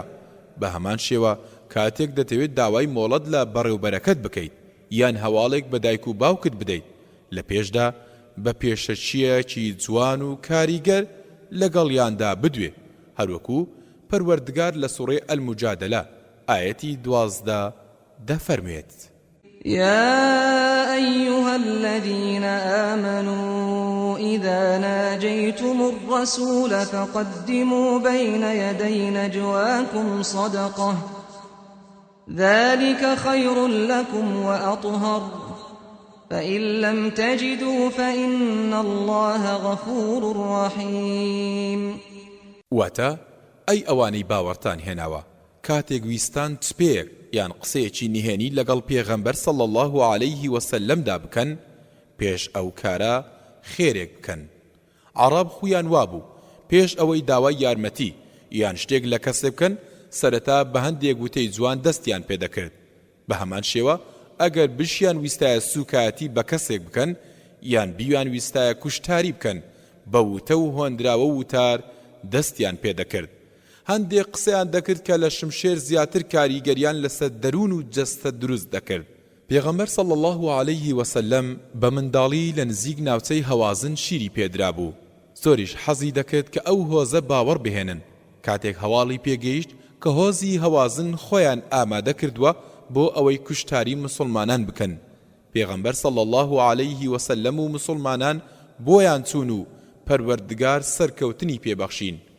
ئەوەی کوژرا و زۆرێکیشان لێ بەدیل گیرا. پێغەمبەر صلی الله عليه وسلم ئافرەت و منداڵەکانیانی لە جێگەیەک دانا. هۆزی هەوازن ویستیان پیاوێکی قسەزانی بلیمەت بنێرن بۆ ئەوەی ژن و منداڵەکانیان ئازاد بکرێن. بۆ ئەو مەبەستەش کەسێکی شارەزان نادوو لە سەرەتای قسەکانی داوتی ئەی پێغەمبەر صلی الله عليه وسلم ئێمە لە خاڵوانی تۆین. هەروەها ئێمە لەنەوەی ئەو ئافرەتانن کە شیریان پێدایت و سەرپەرشتیان کردی ئێستاش دەبینی ئەوەی بەسەرمان هات داوای سۆز و بەزەید لێ دەکەین و تۆ باشترین کەسی لێ قەوماوان و بێنەوایانی. پێغەمبەریش صلی الله عليه وسلم کاتێک گوێی لەم قسانە بوو هەموو ژن و منداڵەکانیانی ئازاد کردن. سەیر بکە چەند پێشەشێشی جوانی باس کرد و ڕۆژانی منداڵی هێنایەوە یادی پێغەمبەر صلی الله عليه وسلم بە ئاماژەیەک تێدەگات. پاروی گەورە پێش قوددان پێویستی بە جوینی باش هەیە. خوێنەری بەڕێز ئەم تڕاکە بە کۆتا هات. گرنگ نییە هەمیشە سەرکەوتوو بیت. لاپەڕە 394. دوو هاوڕێ کە یەکێکیان زۆر کەل لە ڕەق دەبێت بە بیابانێکدا دەڕۆن و لە دوورەوە شتێکی ڕەش لەسەر زەویەکە دەبینن. ڕەشەبا و گەردەلوولی بیابانیش جارجارە لە چاویانی ون دەکات و جارجارەش دەردەکەوێت. یەکەمیان ڕوو دەکاتە کەسی دووەم و پێی دەڵێت پێشبینی دەکەیت ئەو شتە چی بێت؟ ئەویش دەڵێت ئەوە بزنێکی ڕەشە. یەکەمیان دەڵێت قەلە ڕەشە کە لە ڕەقەکەیان دەڵێت کە پێت دەڵێن بزنە واتە بزنە. یەکەمیان دەڵێت دەی باشە با نزیک بینەوە و بزانین و دڵنیابین. کاتێک نزیک دەبنەوە بە تەواوی دەردەکەوێت کە قەلە ڕەشە و بزن نییە. یەکەمیان دەڵێت براکەم بە خودا قەلە ڕەشە. دووەمیان سەری ڕادەوەشێنێت و دەڵێت بزنە بزن. یەکەمیان بێدەنگ دەبێت و پاشان بە تەواوی نزیک دەبنەوە و قەلە ڕەشەکە هەڵدەفرێت. یەکەمیان هاوار دەکات و دەڵێت قەلە ڕەشە قەلە ڕەش نابینی ئەوە تا هەڵفڕی. دووەمیان دەڵێت بشفڕێت هەر بزنە. بۆچی ئەم چیرۆکەم باس کرد؟ بۆ ئەوە باسم کرد لە ئەنجامی ئەو هەموو لاپەڕانەی کە لەم کتێبەدا نووسیمە و باسم کردووە گەیشتومەتە ئەو باوەڕەی کە هەندێک کەس ئەگەر بە جوانترین هەڵسوکەوت و هونەری مامەڵەکردنیش مامەڵەی لەگەڵ بکەیت کاریگەری لەسەر دروست ناکەن و سوودی لێ نابینێت. ئەگەر بێژێک لەو کەسانە بڵێیت ماشا ئەڵڵا جلو بەرگەکانت چەندە جوانن دەڵێی تازە زاوایت بە بڕوای خۆ دوا دەزانیت بە ڕوخسارێکی خەندە ئامێزەوە سوپاست دەکات و خۆشحاڵی خۆیت بۆ دەردەبرێت. بەڵام بەداخەوە نەک هەروای نەکرد بەڵکو بە سوچیەوە سەیرت دەکات و دەڵێت باشە باش دەتوێت بەم قسانە ڕزای خۆت سوک بکەیت. کاتێک ڕوبەڕووی ئەم کەسانە دەبیتەوە بزانە کە ئەمانە نوێنەراتی کۆمەڵگە ناکەن و ژماریان کەمە. بەڵێ سوێن بە پەروەردگار خۆم ڕێسا و یاسا و بنەماکانی ئەو پەرتوکەم تاقی کردوێتەوە و بینیم کاریگەری گەورە و بەهێزی لەسەر خەڵکی هەبووە لەسەر گەورە و بسووب لەسەر کەسانی زیرەک و ئاسایی لەسەر کەسانی خاوەن پلە و پایە لەسەر قوتابی زانکۆ کاریگەری هەبووە. لەگەڵ منداڵەکانمدا بەکارم هێنا و تاقیم کردەوە شتی سەر سوڕهێنەرم هەست پێ کرد بەڵکو لەگەڵ زۆرێک لە کەسانی جوداوازدا جێبەجێم کرد. شوێنەوار و کاریگەریەکەیم بینی منیش تەنها ئامۆژگاری کارێکم بۆ تۆی ئازیز و بەڕێز بە کورتی ئایا بەڕاستی مەبەست ئەوەیە گۆڕانکاری بکەیت؟ خوێنەری بەڕێز ئەم تڕاکە بە کۆتا هات پاڵەوان بە و هەر لە ئێستاوە دەست پێ بکە. لاپەڕە 396 بیرم دێت خولێکم لەسەر شارەزاییەکانی مامەڵەکردن لەگەڵ خەڵکیدا پێشکەش کرد. عەبدولعەزیزیش یەکێک بوو لە ئامادەبووان. تێبینی ئەوەم کرد ورد و درشتی شتەکان دەنووسێتەوە. ڕۆژان تێپەڕین و خولەکە کۆتایی هاتوو. هەموو لێک جیا بووینەوە. لە دوای مانجێک جارێکی تر هەمان خول و بابەت و وانەم پێشکەش کردەوە. کاتێک سەیری ئامادەبوانم کرد بینیم دووبارە عەبدولعەزیز لە ڕیزی پێشەوە دانیشتووە. سەرسام بووم بۆچی دووبارە ئامادەیە لە کاتێکدا دەزانێت خولەکە هەمان خولی پێشووە. کاتێک بانجی فەرموو قوتابیەکان بڵاویان لێ کرد. دەستی عەبدولعەزیزم گرت و شان بە شانی ڕۆیشتم و لێم پرسی عەبدولعەزیز ئەوە بۆ دووبارە ئامادەی خولەکە بووین؟ خۆ تۆ دەزانیت هەمان خولی پێشووە. دووبارەی دەکەمەوە و ئەو نووسراوانی کە لە بەردەستتدان هەر ئەوانەی پێشون. ئەو بڕوانامەی کە بەردەستیشی دێنی هەمان بڕوانامەی پێشووە کەواتە چ سوودێک دەبینی؟ ئەویش پێی وتم ڕاست دەکەیت بەڵام بڕوابکە هاوڕێکانم پێم دەڵێن بەڕاستی عەبدولعەزیز ماوەی مانگێکە هەڵسوکەوتت لەگەڵماندا بە تەواوی گۆڕانکاری بەسەر دەهاتووە. بیرم کردەوە من لە ماوەی ئەم مانگەدا ئەو شتانە جێبەجێ دەکەم کە لە خولی پێشوودا فێریان ببووم. هەر بۆیە هاتم بۆ ئەوەی بەشداری خولێکی تریش بکەم و لەو هونەر و شارەزاییانەی کە فێریان بووم دڵنیابم. کەواتە ئەگەر سوورید لەسەر ئەنجامدانی گۆڕانکاری پاڵەوان بە و هەر لە ئێستاوە دەست پێ بکە. خوێنەری بەڕێز ئەم کتێبە بە کۆتا هات